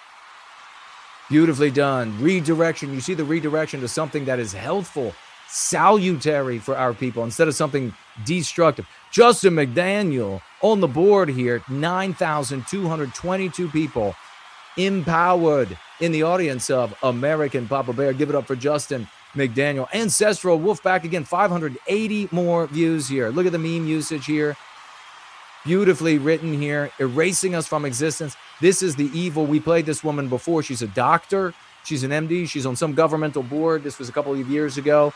And she said, what we've got to do is, she literally says, you'll have to go listen to it yourself or refer to the video that we played of her. She says, we've got to get rid of white people. That is how evil anti-whites are. Biospirit of the West in the scoreboard, living there. He set up a pup tent. He's never going home. Almost 3,000 more views in the audience of FBI Director Cash-In Patel. Powerfully done by Biospirit of the West. Cardio Nebula having a hell of a week. 2,534 victories in the audience of Genius Tech. Give it up for Cardio Nebula. Score Dandy Westman, 10,000 almost. Epic. I love this freaking meme. I love this meme. I love the verbiage. Dandy Westman rocking it in the audience of Elon Musk. When he eventually has us on, you'll know why. It was the House of SWAT. Biospirit of the West. Forget a pup tent. He's now building a house up on top of the scoreboard. He's never going home. 1,781 souls he liberates with the lexical dialectical power in the audience of Libs of TikTok. Biospirit of the West back again. 8,452 more he has empowered in the audience of End Wokeness. He is unstoppable, ladies and gentlemen. He's now building a walkway and a fountain out in front of the house on top of the scoreboard. Biospirit of the West back again. My God. Anti-whites. Anti-whites are trying to white erase the entire West. Love the meme. 3,518 more people empowered with the lexicon of Go Free in the audience of Taya. Chad Crowley himself, ladies and gentlemen. Totally epic. He says, this isn't about opposing so-called white supremacy. He properly puts it in quotes to draw it into question. He says it's about white erasure. Let's hear it for Chad Crowley. Reaching with his original post here, 10.5 thousand with the lexicon. Keep it going. We have right here, living in exile from the wild, and you got the support there from the Biospirit. That's why he's the leader. Living in the exile from the wild, writes, Western kind built this. 304 views exposed to the name of our people, Western kind. in the audience of Waken Minds. I love it. Isn't that epic? One of the 6 key concepts. We're almost at the end of these. Boy, oh, Spirit of the West. He says, I'm not done working on this house. I'm building a 3-car garage. 3,455 more folks brought to awareness. Eyes open. The white magic is spreading by the West. In the audience of Tommy Robinson. By the Spirit of the West. Working on 1,000 more people empowered right here. In the audience of James Wood. What a freaking week. Raucous, extra raucous diamonds for Biospirit of the West. This in the audience of James Woods. Biospirit of the West back again. 6,000 more. 6,000 more. He's building an awning that leads around the side of the house to a glorious backyard with a swimming pool and a deck on top of the scoreboard. 6,000 more in the audience of End Wokeness. What an incredible week. Claudia Nebula, I told you, said, I am not missing out on the scoreboard this week. Epically done here. Unfortunately, this is what anti-whiteism has done to our women. Vulgarity, biological white erasure, into anti-whiteism. 3,572 people empowered in the audience of One Bad Dude. And we have Accordia Nebula, 6,117 more. No reason. No, the reason is anti-whiteism. Beautifully done, Cardia Nebula, in the audience of Radio Genoa. Get out your Raucous emojis for Cardia Nebula. And finally, ladies and gentlemen, anti-whites of X with 2,160 souls empowered. Promulgating the lexicon in the audience of Aaron McIntyre. Give it up for anti-white, of X, ladies and gentlemen. And let's get to one of the people that we are no fan of. His name is the Sad of Gad, and he wrote a book after Go Free was published that seemed very similar to Go Free, made him $1 million, and he made the circuit talking about his book, took all the white race and the racial elements out of it, and here he is in a little video where he's discussing, and he uses a particular word. This is back in, I think it was 2020. He uses a particular word. Listen closely. Aren't you for supporting black people? But that's not what BLM does, right? So I said, look, here are some positions that BLM takes. And as far as I know, some of the students in this teacher's class. You can see over his left shoulder on the right there, the book that is very similar to mine.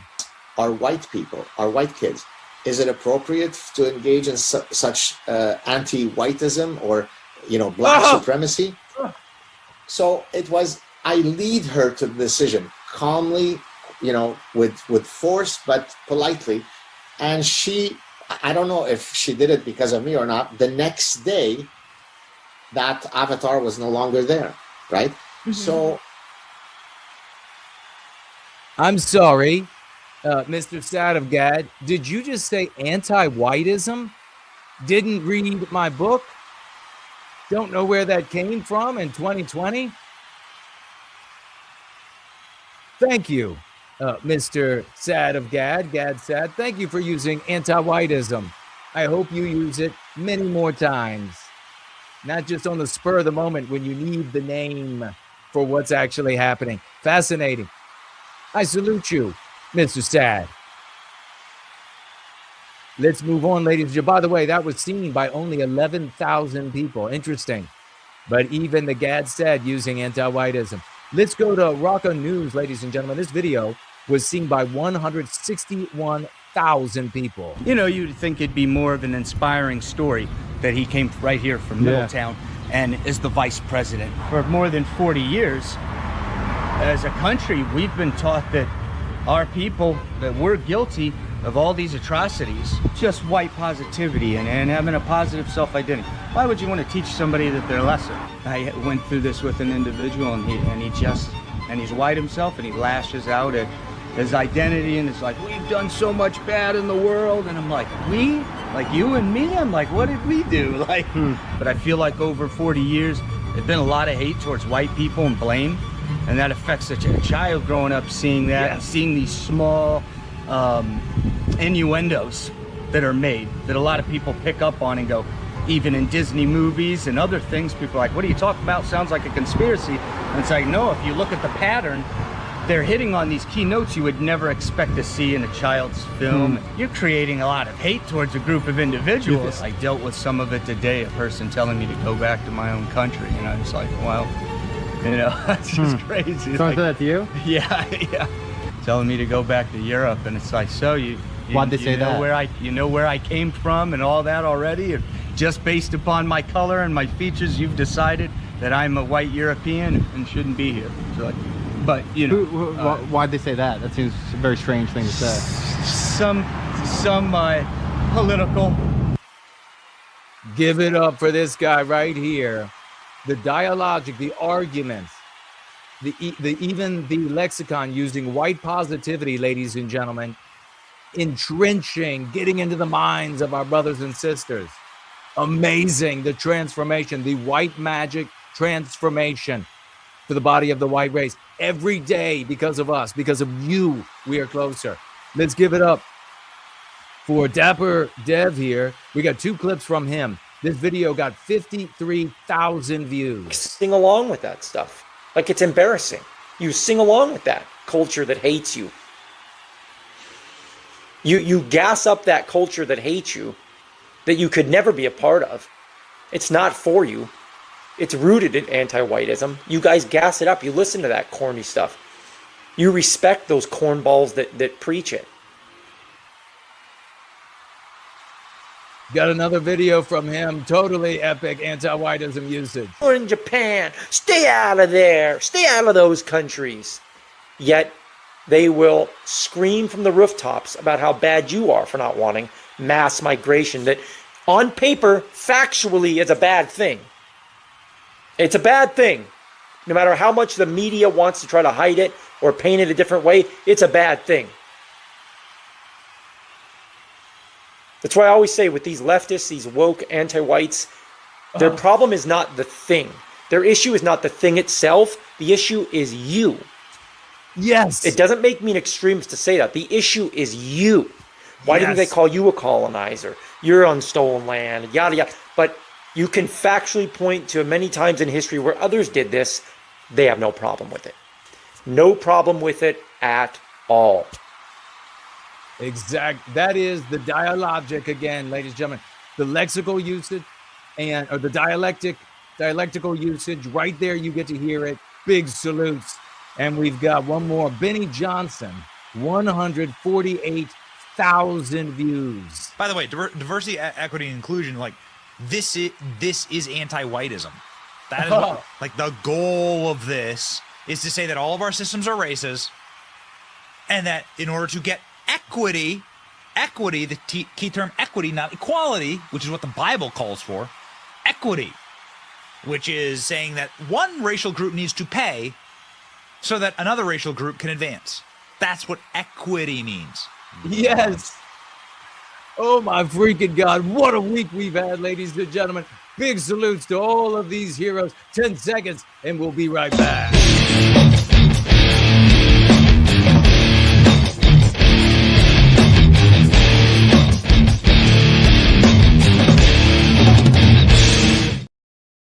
Let's go right into, ladies and gentlemen, the financial gifts today. We know that somewhere we're going to find Dude Bro Moment, $50 financial gift. Let's get on our feet and let's celebrate the great Dude Bro Moment, $50, and he will write with those $50 for white well-being. Big salutes, big love for that champion. Keep it going, ladies and gentlemen. Keep it going. We're going to be getting into the lesson of the day. We'll be answering your questions. We're going to be getting to all of it. Make sure you tag me as @symbol, no white guilt, no spaces, nothing touching it. We got so much to talk about. I want to hear your views on everything we discussed so far and anything else that might come to mind. Let's keep it going. Keep the celebration going. For Stumbling, $20 financial gift from the great Stumbling, $20. And we'll come back to everything that everybody wrote here shortly. $20 from Stumbling. Show Stumbling some love. Keep it going for Dan. The great Dan is coming in today with a $50 financial gift. 50.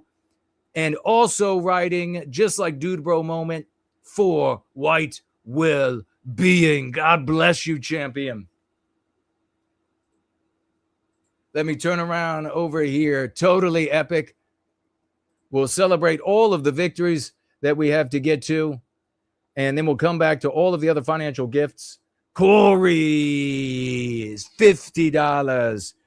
$50 Corey has come into the house of Swash, and he is swashing hard. He's got $50 with him to the fight for our well-being. And he writes with those $50, thank you for your service to Western kind. God bless you, and thank you for your service. And right there beside him, I told you Dude Bro Moment would be here, is Dude Bro Moment. $50 from Dude Bro Moment, as I mentioned. Big salutes for these two champions walking into the house of Swash together. The room lights up. We've got First Last is with them. $30 financial gift from First Last. Big salutes for this hero. Big salutes. $30 tonight. Even better show tonight. Well, I thank you. I really appreciate that. We also have, let's see, I think I missed. Oh, we have also, make it $35 from First Last. $35. He threw in another $5 for Wednesday's great gathering as well. Thank you there, brother. $35 today from the great First Last, true champion in service to white well-being. And we have, and I think we missed, and so we're going to celebrate today, John, $25 from John. Big salutes to you, John. God bless you. I think this was on Wednesday. I think I missed it on Wednesday. I think it came late, showed up late for me. So not you, but it showed up late for me. $25 from John. Big salutes to you, champion. He says, no white guilt. I thank you, man. Big appreciation to you. Big appreciation. Let's make sure we got nothing over here that I'm missing. And we'll roll with the rest of the financial gifts. We have Yiz the Unifier in the house of Swash with a $5 bill. God bless you, Yiz. Good to see you. Weekly Folk Tide for white well-being. We have Weldon, the great Weldon, writes, God bless, as he comes into the house of Swash, also with a $5 bill. God bless you, Weldon. Thank you so much for that. I'll be keeping my eyes on all of these financial gifts as we are rolling in this. What an amazing week. What an absolutely amazing. Greg Bavino. I mean, if you're going to get totally solid dude, not only that, but I didn't even get to the rest of it, is that the great Biospirit of the West, we got to celebrate him. We got to celebrate again. What a week this guy. I swear, that guy is glowing. That guy is glowing from the West with these victories. What an epic week he had. He immediately, I told him about Greg Bavino following me. He immediately jumped in, made a post using one of our memes, which is blatantly white positive, talks about the deportation. And Greg Bavino immediately wrote underneath of it, like, hell yeah, let's go. So, I mean, we're talking, this is a connected guy. This is a respected guy. This is a beloved guy. And this, obviously, he is good to the core. Real deal, it looks like so far. But give it up for West immediately acting on the information. This is how the world has changed. It's doers. It's you heroes. It's the doers. We really have a team, ladies and gentlemen. We have over here, let's see, a couple other financial gifts. We have Irish Christ is here with a $10 financial gift. God bless you, Irish Christ. I'll come back to what you wrote there in just a minute. Irish Christ in for $10 in the house of Swash. Pagan Atheist in for $5 as well. Thank you so much for your financial gift, Pagan Atheist. That's all on Entropy, the Dude Bro Moment platform. Let's head on over to here to Premium Rumble, because we got a live chat over there on Premium Rumble today. God, it's active. Good to see you all. Land of the fake, home of the gay. Walking into the house of Swash. Just imagine the house of Swash is like one of those Viking churches, white Christianity. And he comes walking in with a $5 bill, and it says, thank you for spreading white positivity. God bless you for being here, brother. I appreciate you. Thank you for your appreciation. Thank you for being part of this reclamation of our destiny. What a week. What a week. Nobody has this. Could you even imagine going someplace to watch somebody speak or share content, lead thought, and it's all doom documenting, doom dissecting, doom divining. Ain't it so bad? These other people are able to get what they want. We're not able to get what we want. Forget that kind of a life. No, thank you. We have victories. That's why you're here. God bless every. We're going to be getting to the mailbag in just a minute, which I got to tell you, one item in the mailbag, and it is so awesome. It is out of this world awesome. So we'll be getting to that in just a moment. Let's get to these comments here. And we have Irish Christ was in first. He says, why hasn't Western kind figured out that saying white human being once in a while works wonders when dealing with anti-whites and vagues alike? So yes, Irish Christ does that and is personing the white race instead of us being depersoned. He says, witnessing the shame and defeat in the eyes of an anti-white when they hear white human for the first time is truly a sight to behold. Highly recommended.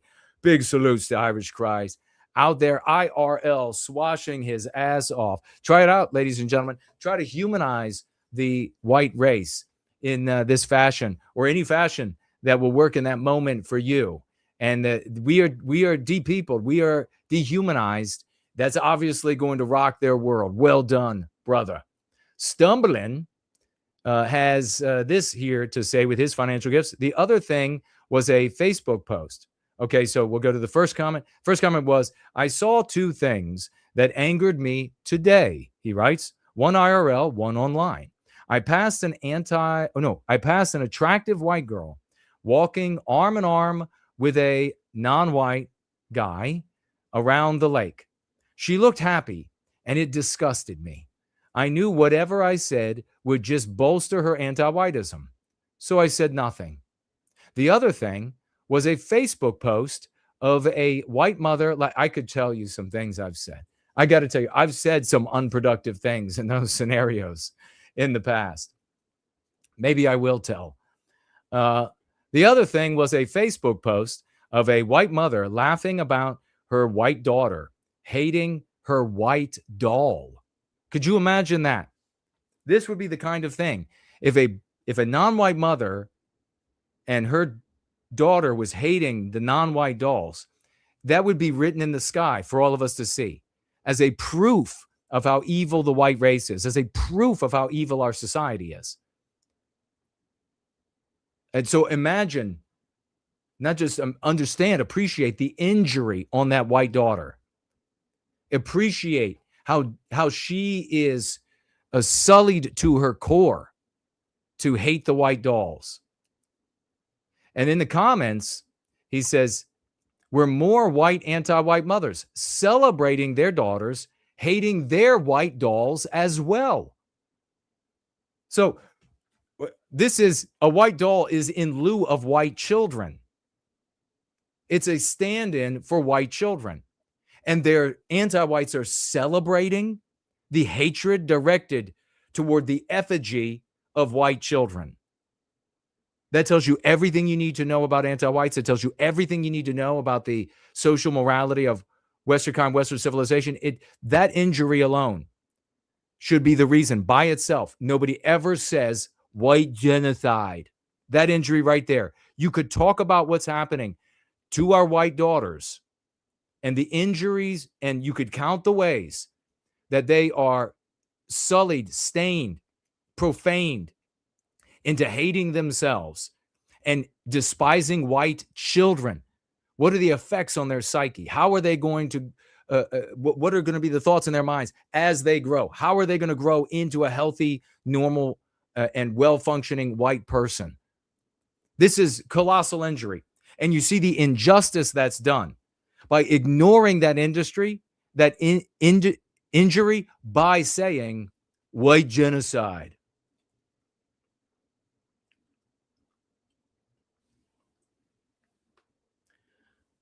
Unbelievable.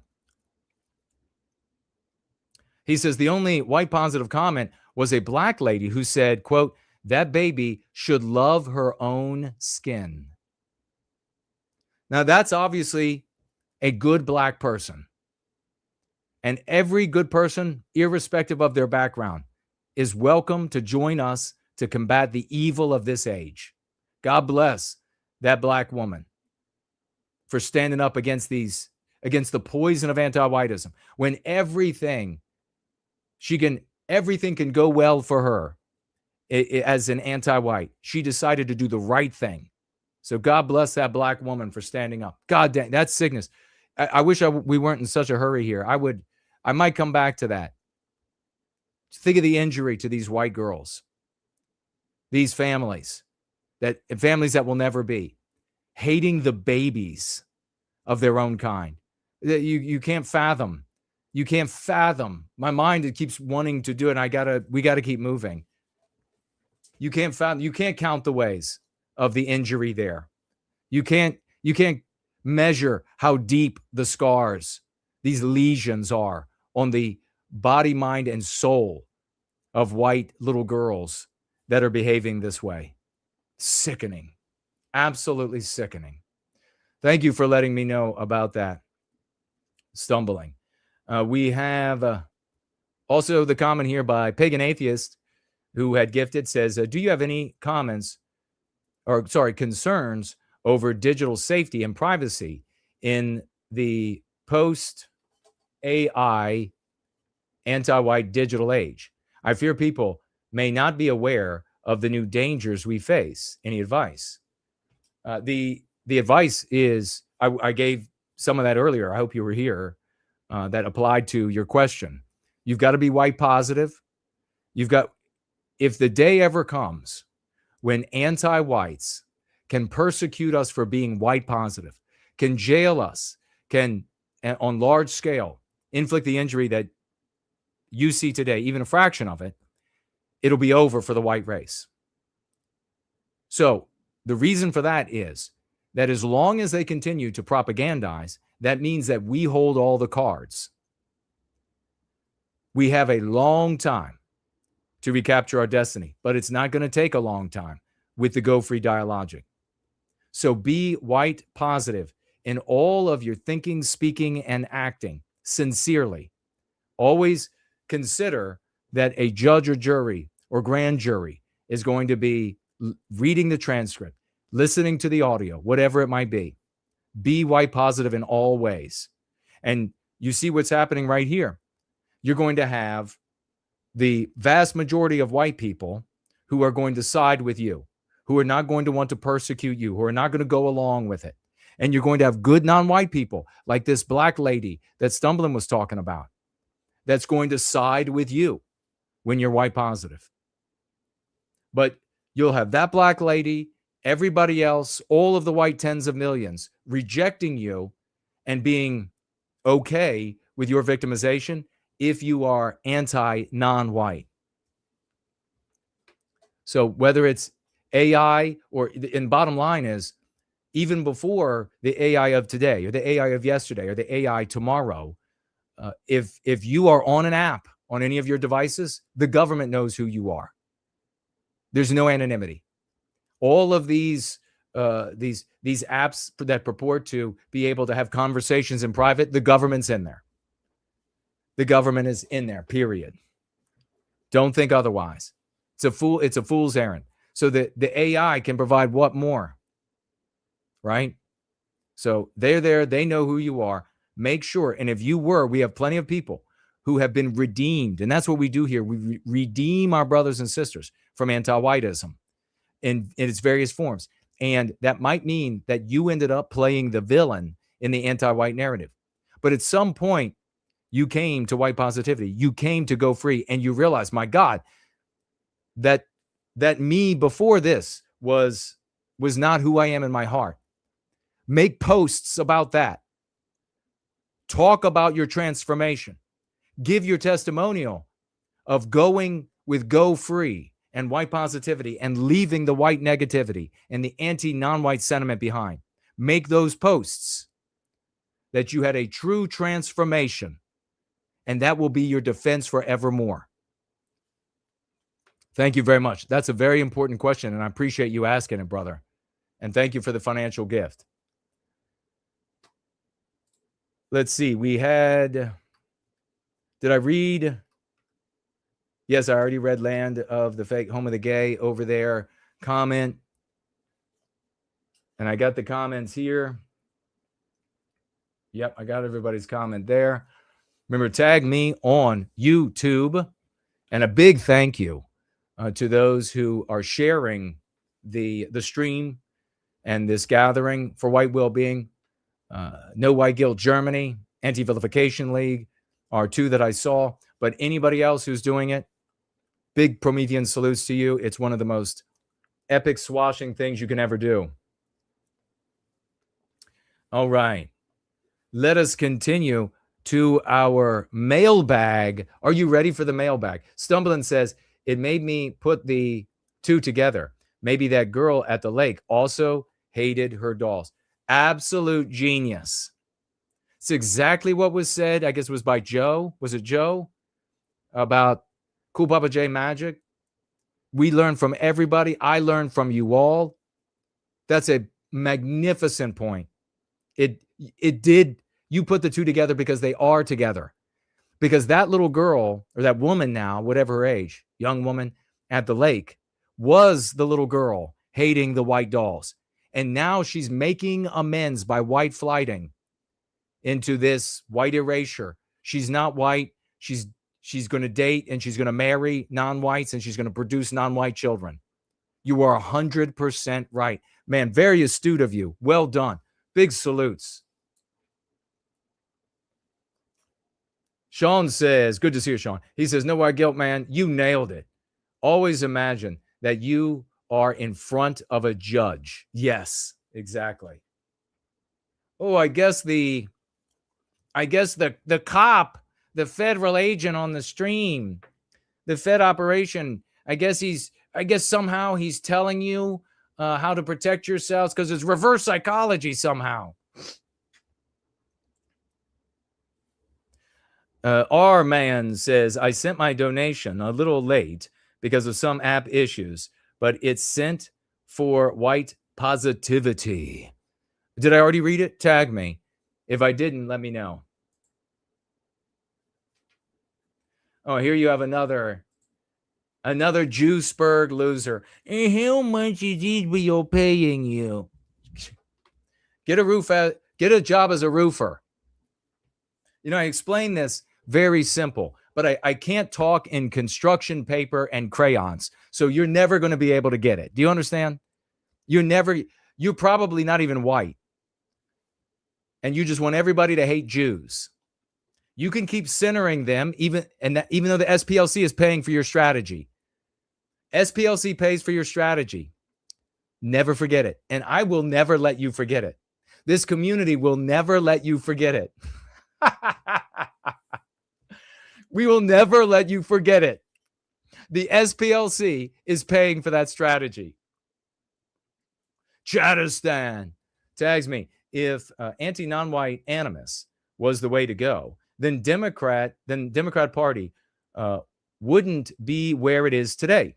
Woodrow Wilson had the Klan over at the White House for dinner and a movie. LBJ used the N-word a lot. Precisely.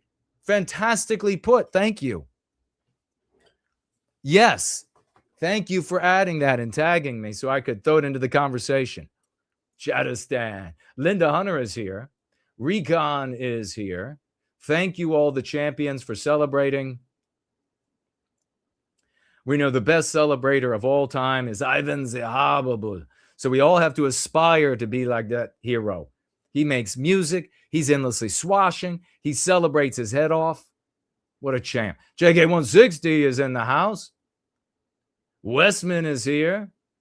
Tagging me, folks, as @symbol. No white guilt, no spaces, nothing touching it.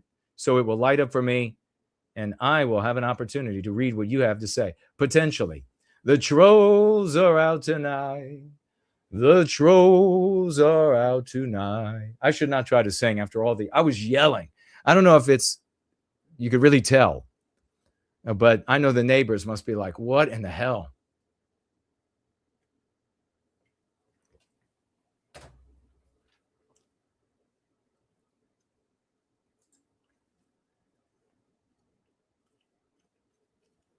All right, brother, I'll check it out. All right. Sell it. Raucous emojis. Raucous emo. We're just talking about raucous emo. Crowns and gems. Quadruple 07s. Quadruple 07s for our man. Our man coming in today. Our man coming in today. $50 to White Wellbeing. What a champ. Boom. Thank you for letting me know, brother. Thank you. Thank you. Our man is in here today for white positivity and white well-being, putting an end to our victimization, having the victories that's never been seen before, changing the language that is used about our victimization, not only in the United States, Canada, and the UK, but the totality of the world. We have champions rocking it out, changing the vocabulary. You've changed the vocabulary. You change the story we're in. You bring us together as a people by doing that, and our victimization comes to an end. $50 from our man. I appreciate it, man. Thank you so much. Big salutes, crowd. Big salutes to our man. And I'll keep my eyes open.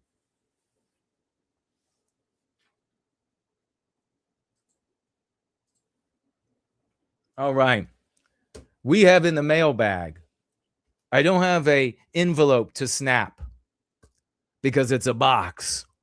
We have an epic box. We have an epic box.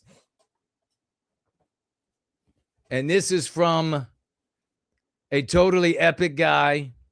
A totally epic guy.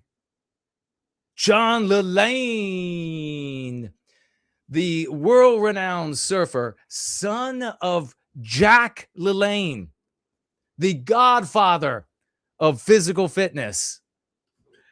He sent a box with Jack swag, and it's so awesome. The Jack LaLanne show. I'm going to have to wear that next Wednesday, probably. Check this out. Give it up for John LaLanne. And John, I saw before we got started here today that you had messaged me. So I'm going to get to that, and I'll get right back to you. Take a look at this. This has Jack LaLanne's signature on it. How awesome is that? This is the godfather of physical fitness. We got even a video, the Jack LaLanne show. Look at him with that epic hound. Total boss vibes. Not only that, but John's mother turned 100 years old the other day. Let's get some birthday cakes and some 07s and some birthday cakes for Elaine LaLanne. LaLanne turned 100. These people knew how to live. And she's got a book here, Her Legacy, a tribute to Elaine LaLanne's impact on fitness, wellness, and empowerment. And we got John wrote on the inside here to me.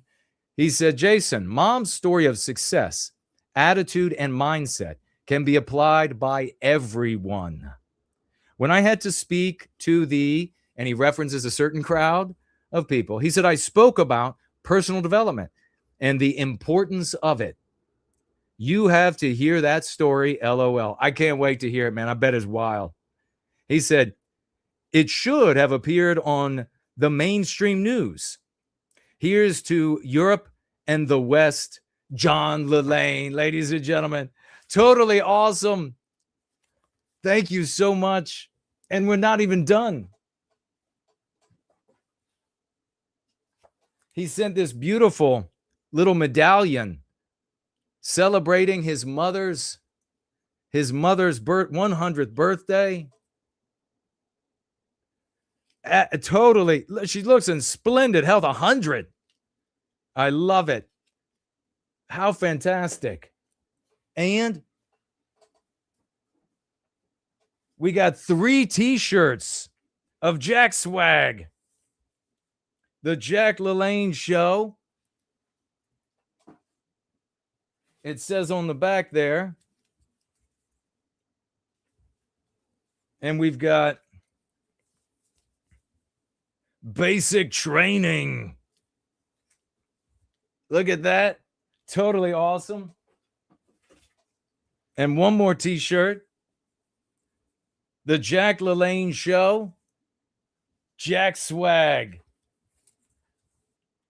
Totally awesome. I told y'all that I heard about this, that Jack LaLanne, only thing I knew about his son, because you always heard about Jack LaLanne back in the day, the godfather of fitness, physical fitness, and his lovely wife, total stud. And I heard that he had, I guess we heard in my circles that he had this epic surfing son on the other coast, the other side of the country. And we're like, that's far away, but that's where there would be, I guess. But then also he sent this is the final item, Pride and Discipline, the legacy of Jack LaLanne in his own words and the words of those he inspired. Check out the total white man, badass, based real. And John wrote to me inside this one as well. I want to first, I'll read a quote from Jack LaLanne. He says, quote, exercise is king, nutrition is queen, put them together and you've got a kingdom. I love it. He's got two big hounds with him. He says here, John writes here, quote, white men can't jump, we fly. Keep up your great work. I like your style. Been following for several years. And you are one of the very best creators I've seen in my 20 years on YouTube. Surf lessons on me. John LaLanne. So awesome.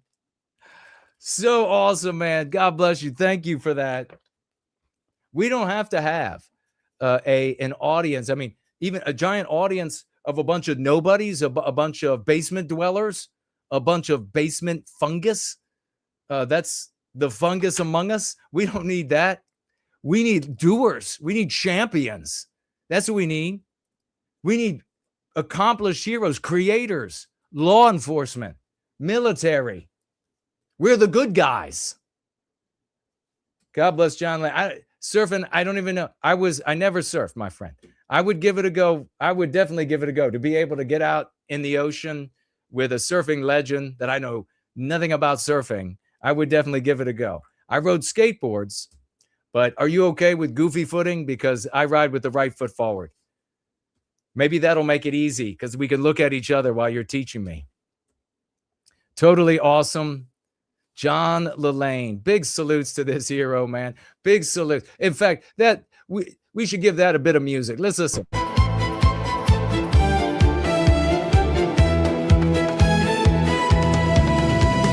planted words inside your mind, called you guilty for your kind. 007's music. Cut through the lie. No more bowing, standing high. Confront the poison when it speaks. Challenge every wound it seeks. Dispel the shame they tried to sow. This is how the free ones grow. Diversity is strength, they said, but strength needs roots, not rootless spread. Diversity is conflict seed. A fractured people cannot lead. We're all the same, the mantra goes, but differences are what each soul knows. Not skin deep tricks of light and shade, but spirit deep, the essence made. When they call you hate for love of kin, say love for mine is not a sin. When they cry supremacy and racist too, say those are slurs to silence you. Counter triggers in the mind, armor forged from truth defined. Each time the poison tries to take, a curative word will make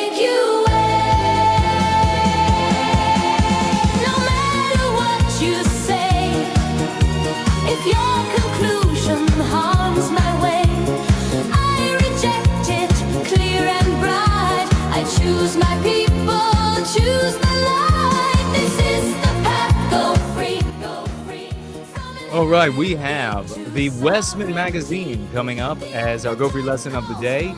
We have our announcements, and then whatever else you all have to say before we wrap it up. This is Western Con 007's music. You can find it on Radio White Wellbeing. Big salutes.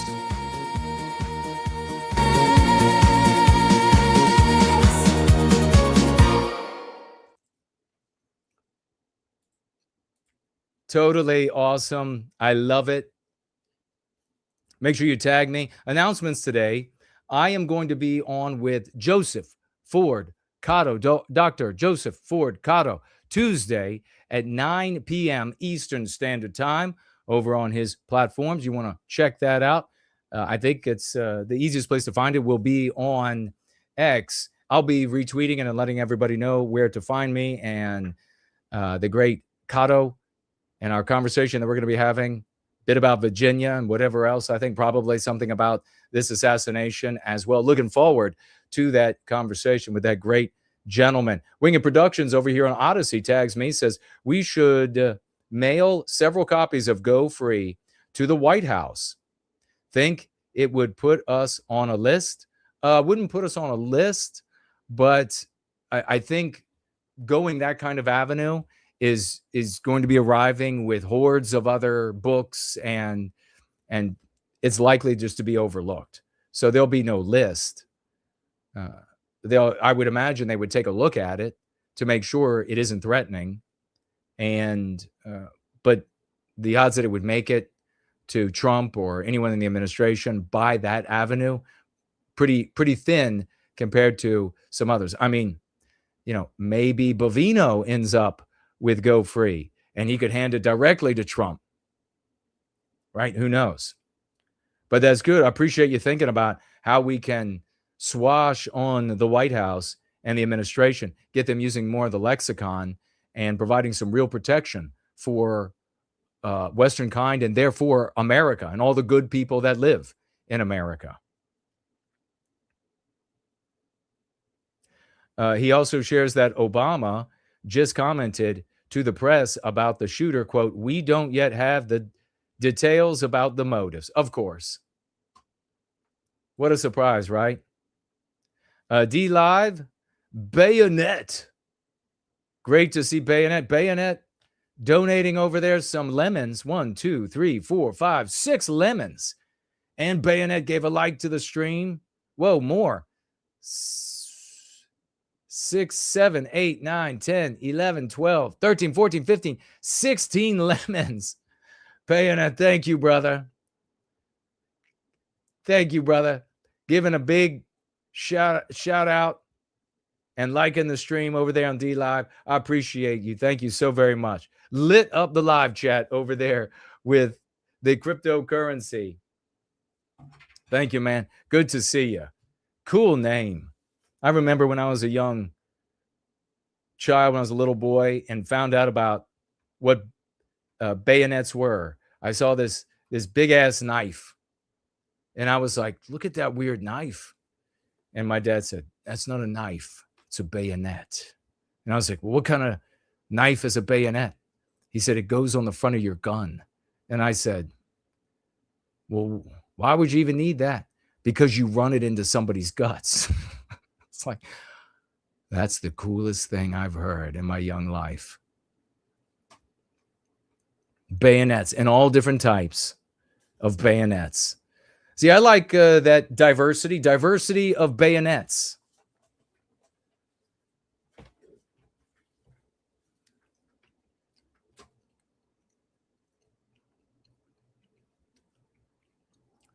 All right, make sure I didn't miss any tags over here.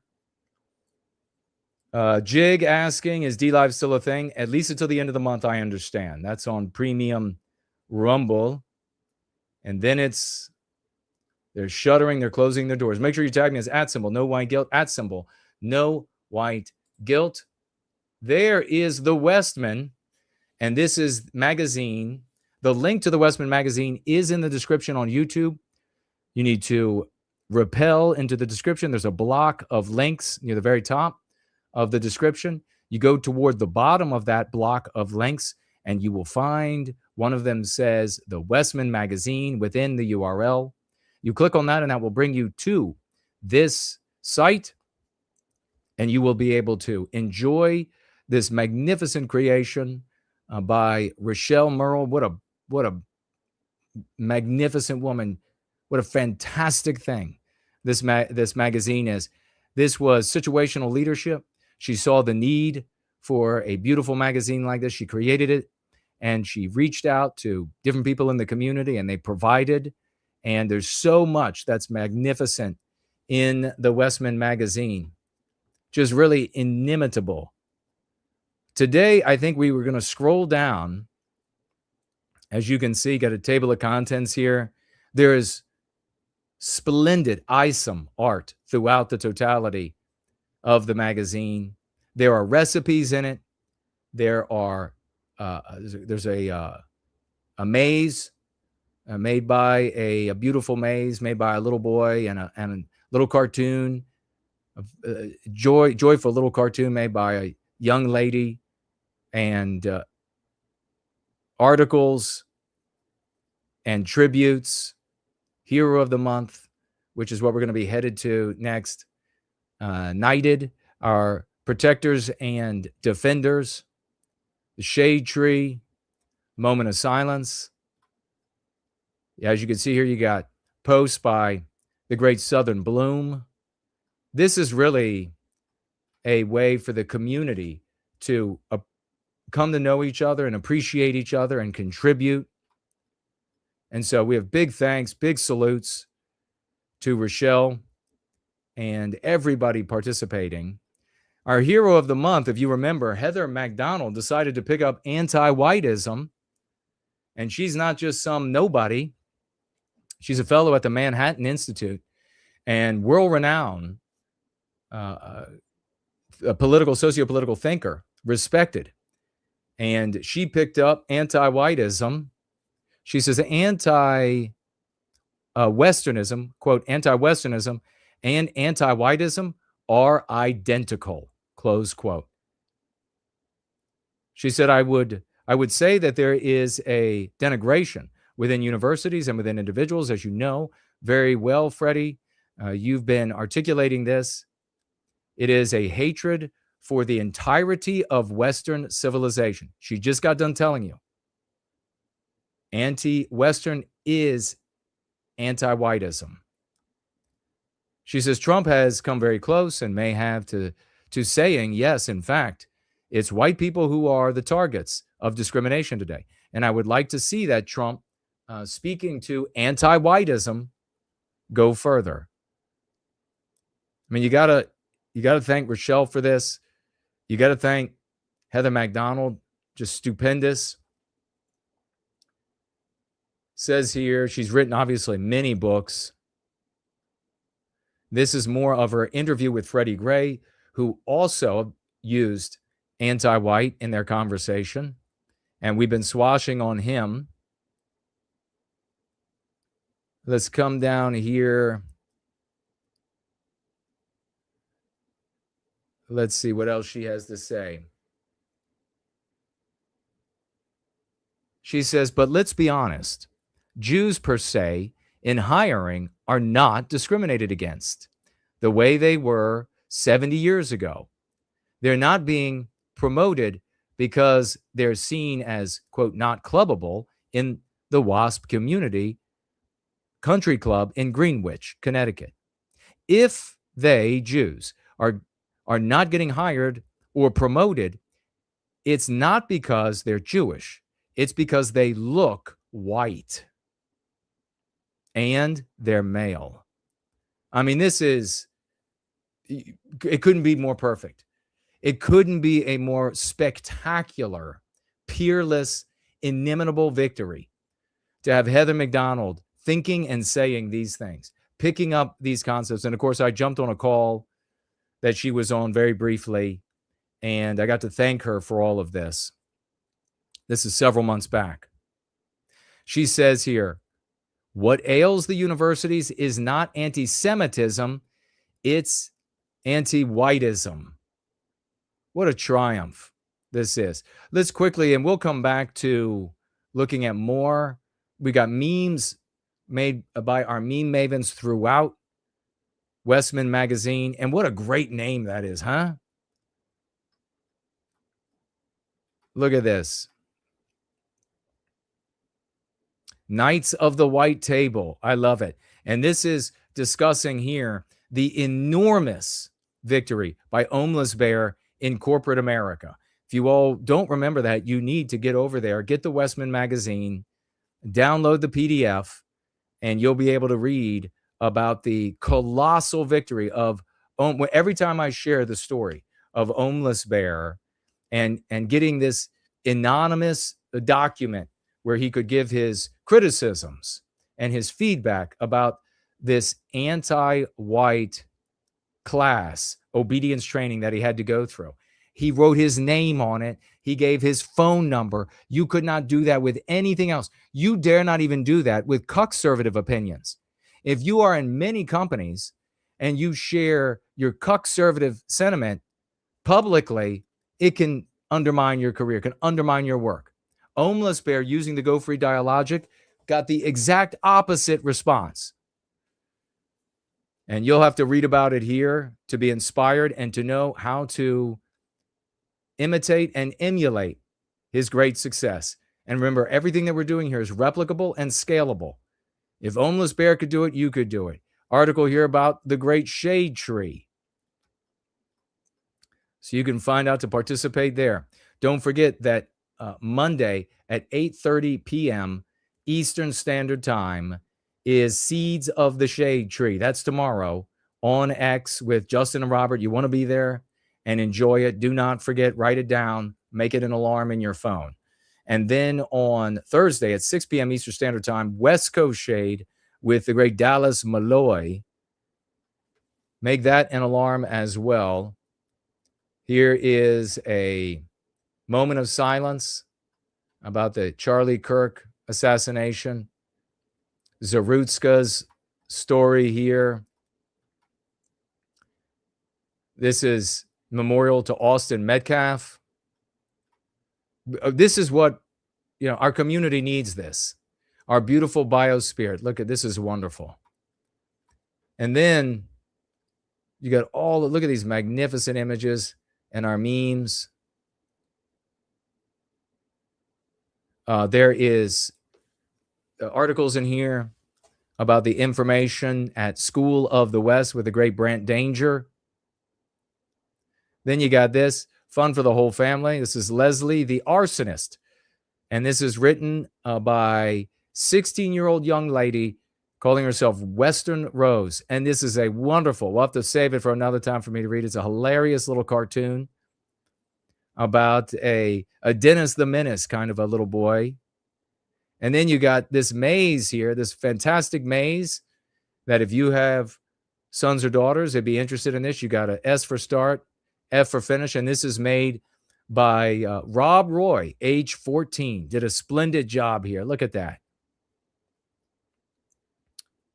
Where delight and learning unite. There you have School of the West right there. This is absolute. And you have you have Studio Dino Storm getting in the mix. He talks about his game, Westman, the game called Westman, which is still in the works being created, but already you could play it in its unfinished state. Hilarious game. He has contributed some Western comics. I love it. You've got like Beethoven here. He says, I wonder what the music from the future sounds like. And they put the headphones on him. It makes him go crazy. And then he says, please help me remove mine ears. And then a certain painter shows up to help him remove his ears. That's funny. A little Van Gogh action. Protecting and defending our children. This is a beautiful piece of work, and we'll be dipping more into it. But what a day to touch upon Heather McDonald and her utilization of the lexicon. You see, they can never use the anti-non-white garbage. And it's not only ineffective, but destructive. But they can use the lexicon from Go Free. So many times they told me, no one would ever use anti-whiteism. Heather McDonald would. And so many others. And all of these other concepts that are liberating our people. Truly beautiful. I also have, as part of the announcements I wanted to mention, and before we get out of here, running a little bit over, but make sure you tag me if you have anything left to say.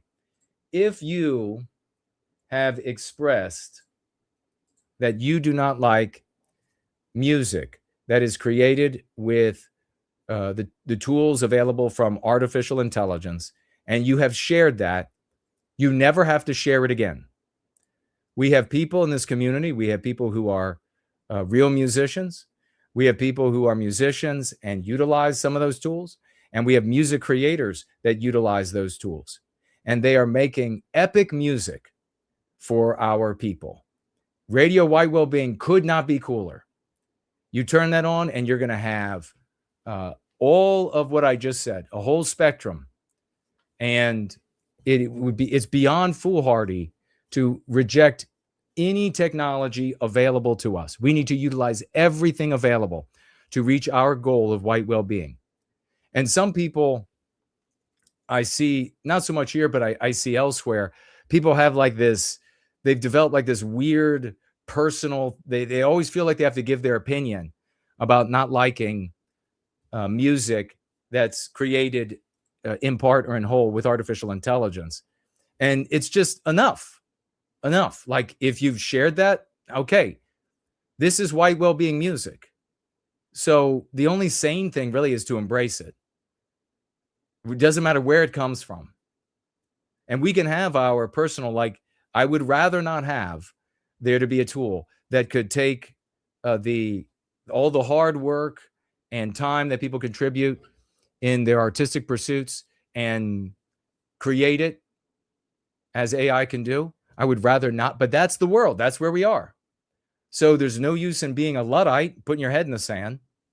And there's definitely no use in always pouring some kind of negativity every time a song plays that is in part or in whole created by a music maker using artificial intelligence. So we don't need that anymore. The other thing we don't need is, I really don't care if you don't like a particular song.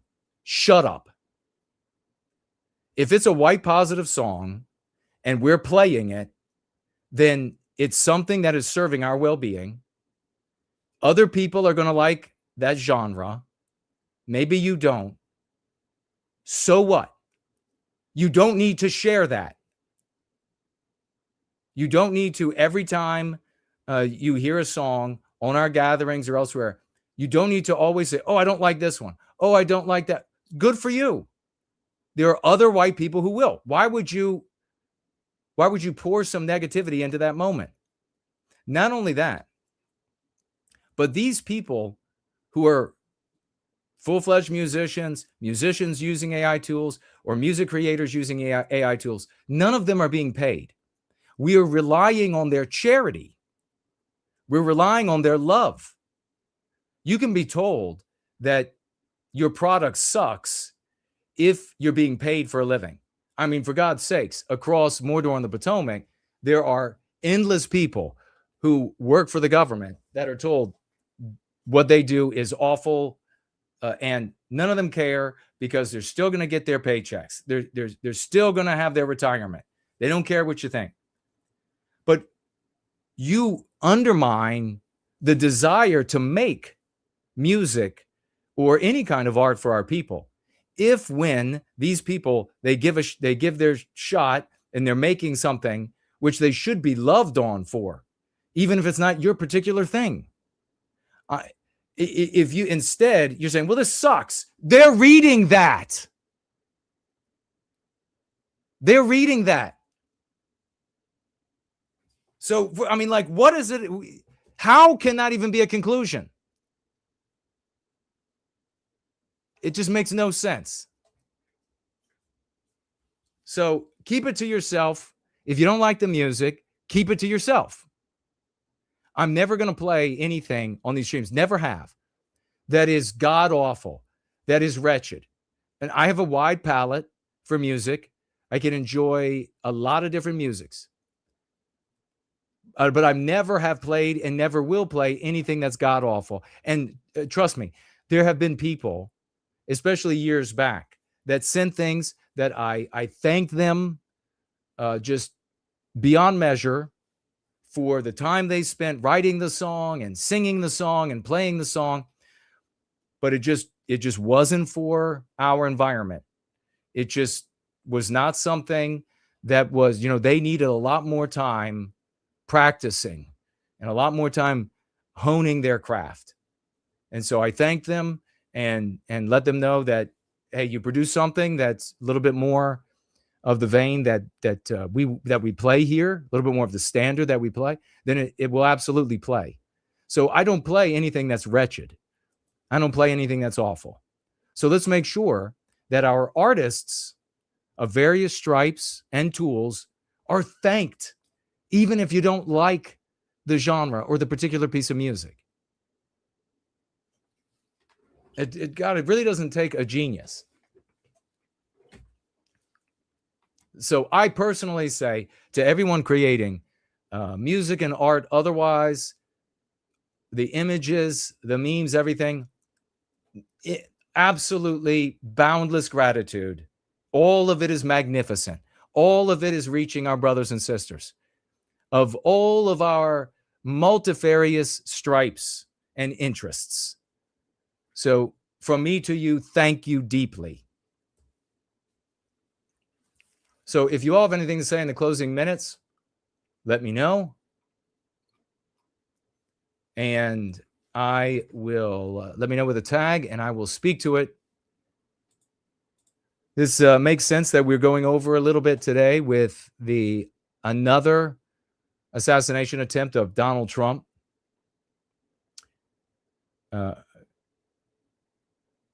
Created says here, I think Radio White Wellbeing is great, even with AI songs in there as well. It's the first good use of AI I've seen. It would be nice to have white positive bands cover the AI songs to be more personal to us, though. And that might happen. That's something I've said myself. So thank you for tagging me and voicing your thoughts there. I've said that myself, that in the future, as we reach more and more people, these AI songs will inspire and songs by our musicians, our full-fledged musicians, and songs by the musicians who use in part AI tools. They will inspire young white people who are rocking out to that music and they're jamming it in their bedrooms and in their dorms and etc.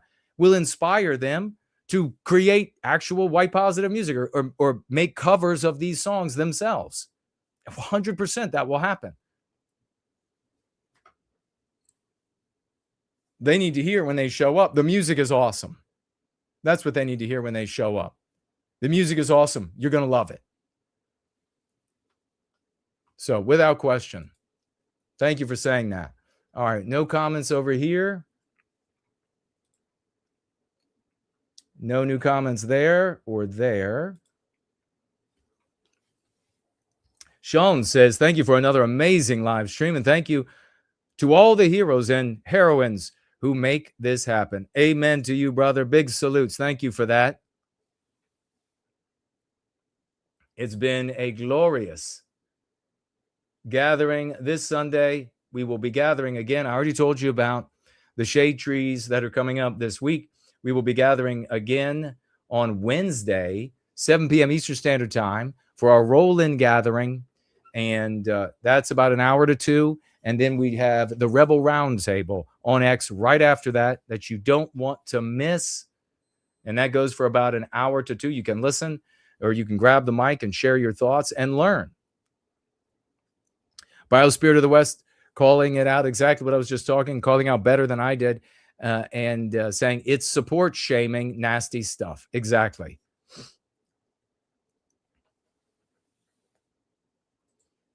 have an anti-white or just a troll in there saying, the USA needs more migrants. Henry says, sometimes I'll have an idea for a song and think, should I have a symphony orchestra to make this for me, or just ask AI to? It's convenient. Yeah, I'd say. And you know, where these tools are going to trivialize music, it's going to not be in the kind of usage that we have here. It's going to be things like you see them where they take comments back and forth between people and then they turn it into a song for a comedy purpose. And these are one-offs and it just passes. What we have here is empowering people, and there's a whole library.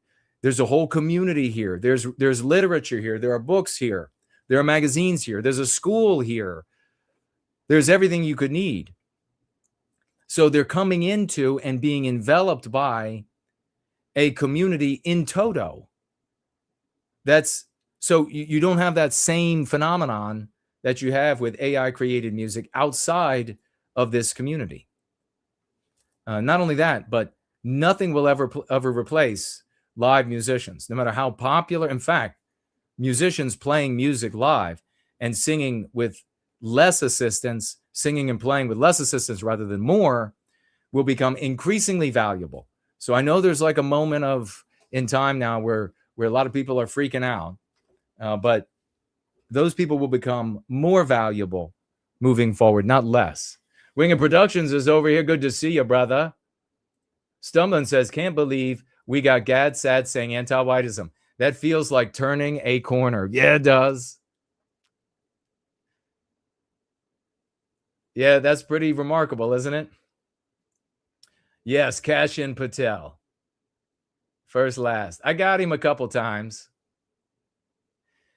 Anti-whiteism 777 is here. Hello and welcome. Thank you all for coming over. Great big gathering here. Church of the West.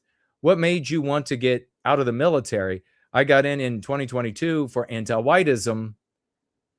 I got out, he said, in 2022 for anti-whiteism, obviously. I write about it in Born Guilty. I said the wrong thing. And when I said the wrong thing, which came down to, I was asked, what would I do if I was ordered to disarm the population? And I instinctively said the wrong thing. I should have told them the thing they wanted to hear and then just done the thing that I wanted to do. But fate had other plans. And I told them that I would command the men under my authority to arrest those who gave the orders. And they didn't like that. And things started going really unwell for me. But I write about it a little bit more thoroughly in Born Guilty. You can find it there if you want the full story. But I was in the military. I was the total ace. I was the total gem. I had where I was, I had the highest academic scores and the highest physical scores. So I was the top of both charts. I won't say the guy's name, but I had a wildly decorated guy, wildly decorated, like you wouldn't believe. So respected, like you wouldn't believe. Come to my school and tell them all there that I was number one. He had concluded that I was the best there was at the end. And talk about an honor. But you could say the wrong thing.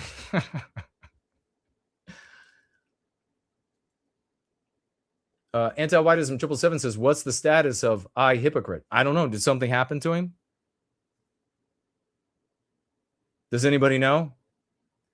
Did anything happen to I Hypocrite? Baz is here. Good to see you, brother. For White Wellbeing is in the house.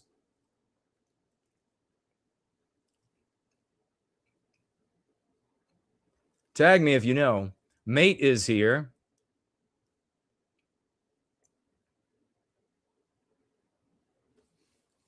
Yep, I will say that he was the highest you can climb as a warrant officer. ORAC is here. Azimuth Clark is here.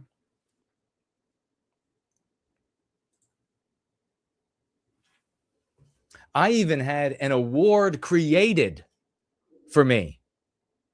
So there was no award, but my outstanding achievement, the guy in charge created an award.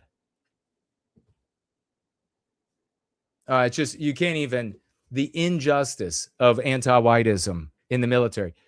You knew exactly what was happening there. It is so anti-white, so anti-white male. It's unbelievable.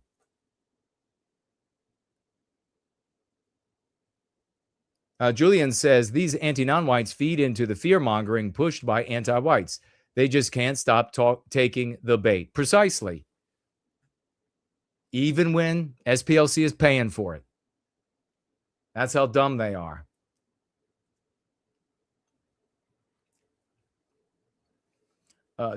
Franklin says, hypocrite's still making videos. So I don't know if something happened to him. But he's got to pay for himself, his family, their bills. So he's going to go to where the audience is. And the audience, we now know that not only is it real world individuals who will pay for a scapegoat and somebody who will prosecute that case. So anti-non-white stuff, in particular, anti-Jew stuff.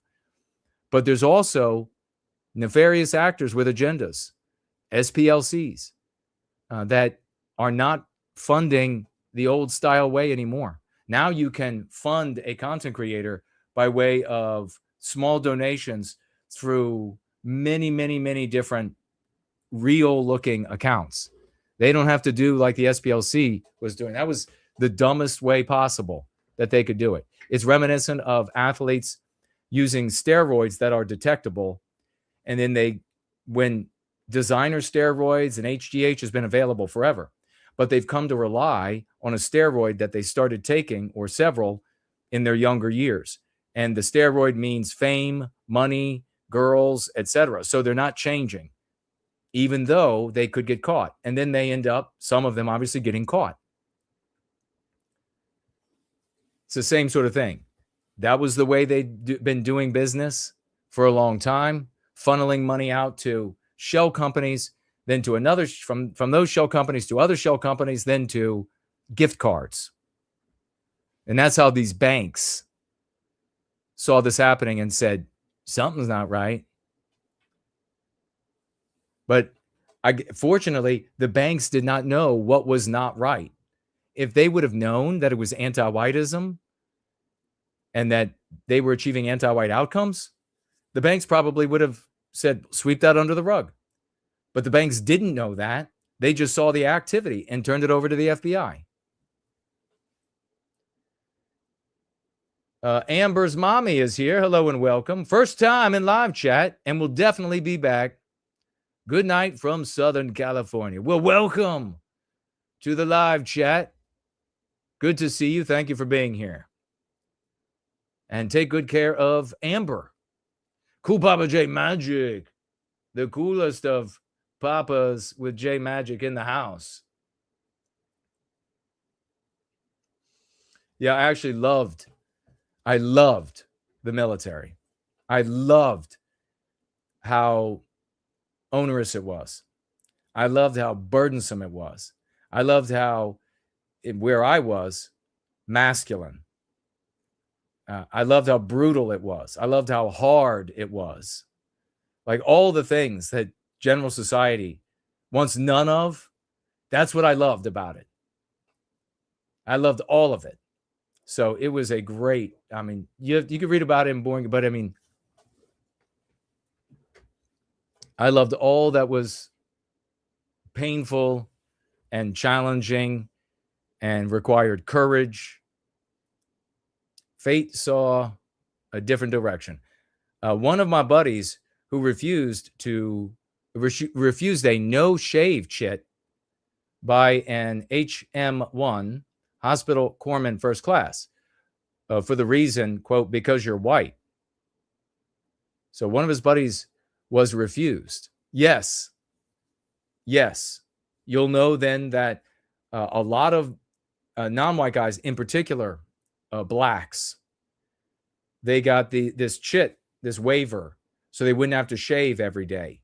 I would shave if it cut my face off because it was part of being in the military. Nothing would stop me. The other one you'll know about is, talking about the chits, is the sneakers. White guys didn't get to wear sneakers either, no matter how bad your feet hurt. But other groups got to wear sneakers, and women. I would never wear sneakers. I wanted boots. The heavier, the better.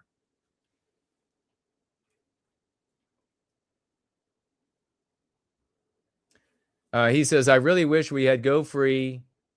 This was in the 2018 on deployment. Yeah, you could have rocked them.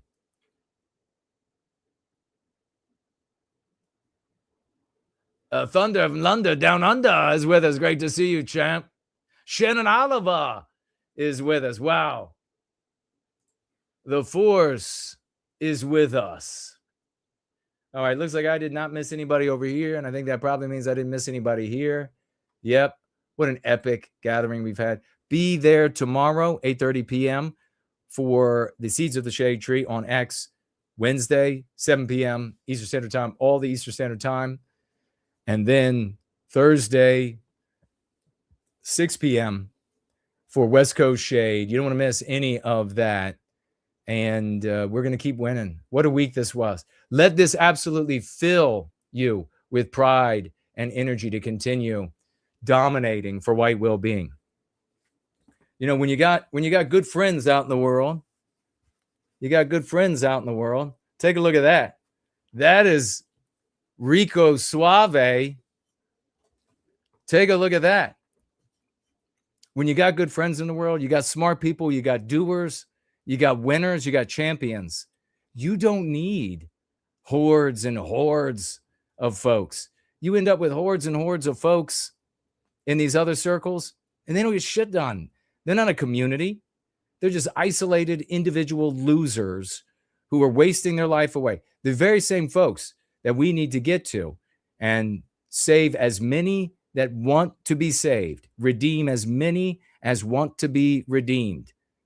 We can't do it for them, but we will help them every step of the way, just like how the military is supposed to operate.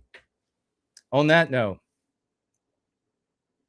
a big 007s from yours truly. God bless you all. We're going to rock it out this week. Be the champions that I know you can be, that you know that you can be. We've got the tools. We're having the victories. You know it works. The world is ours. I love you all. Let's go free.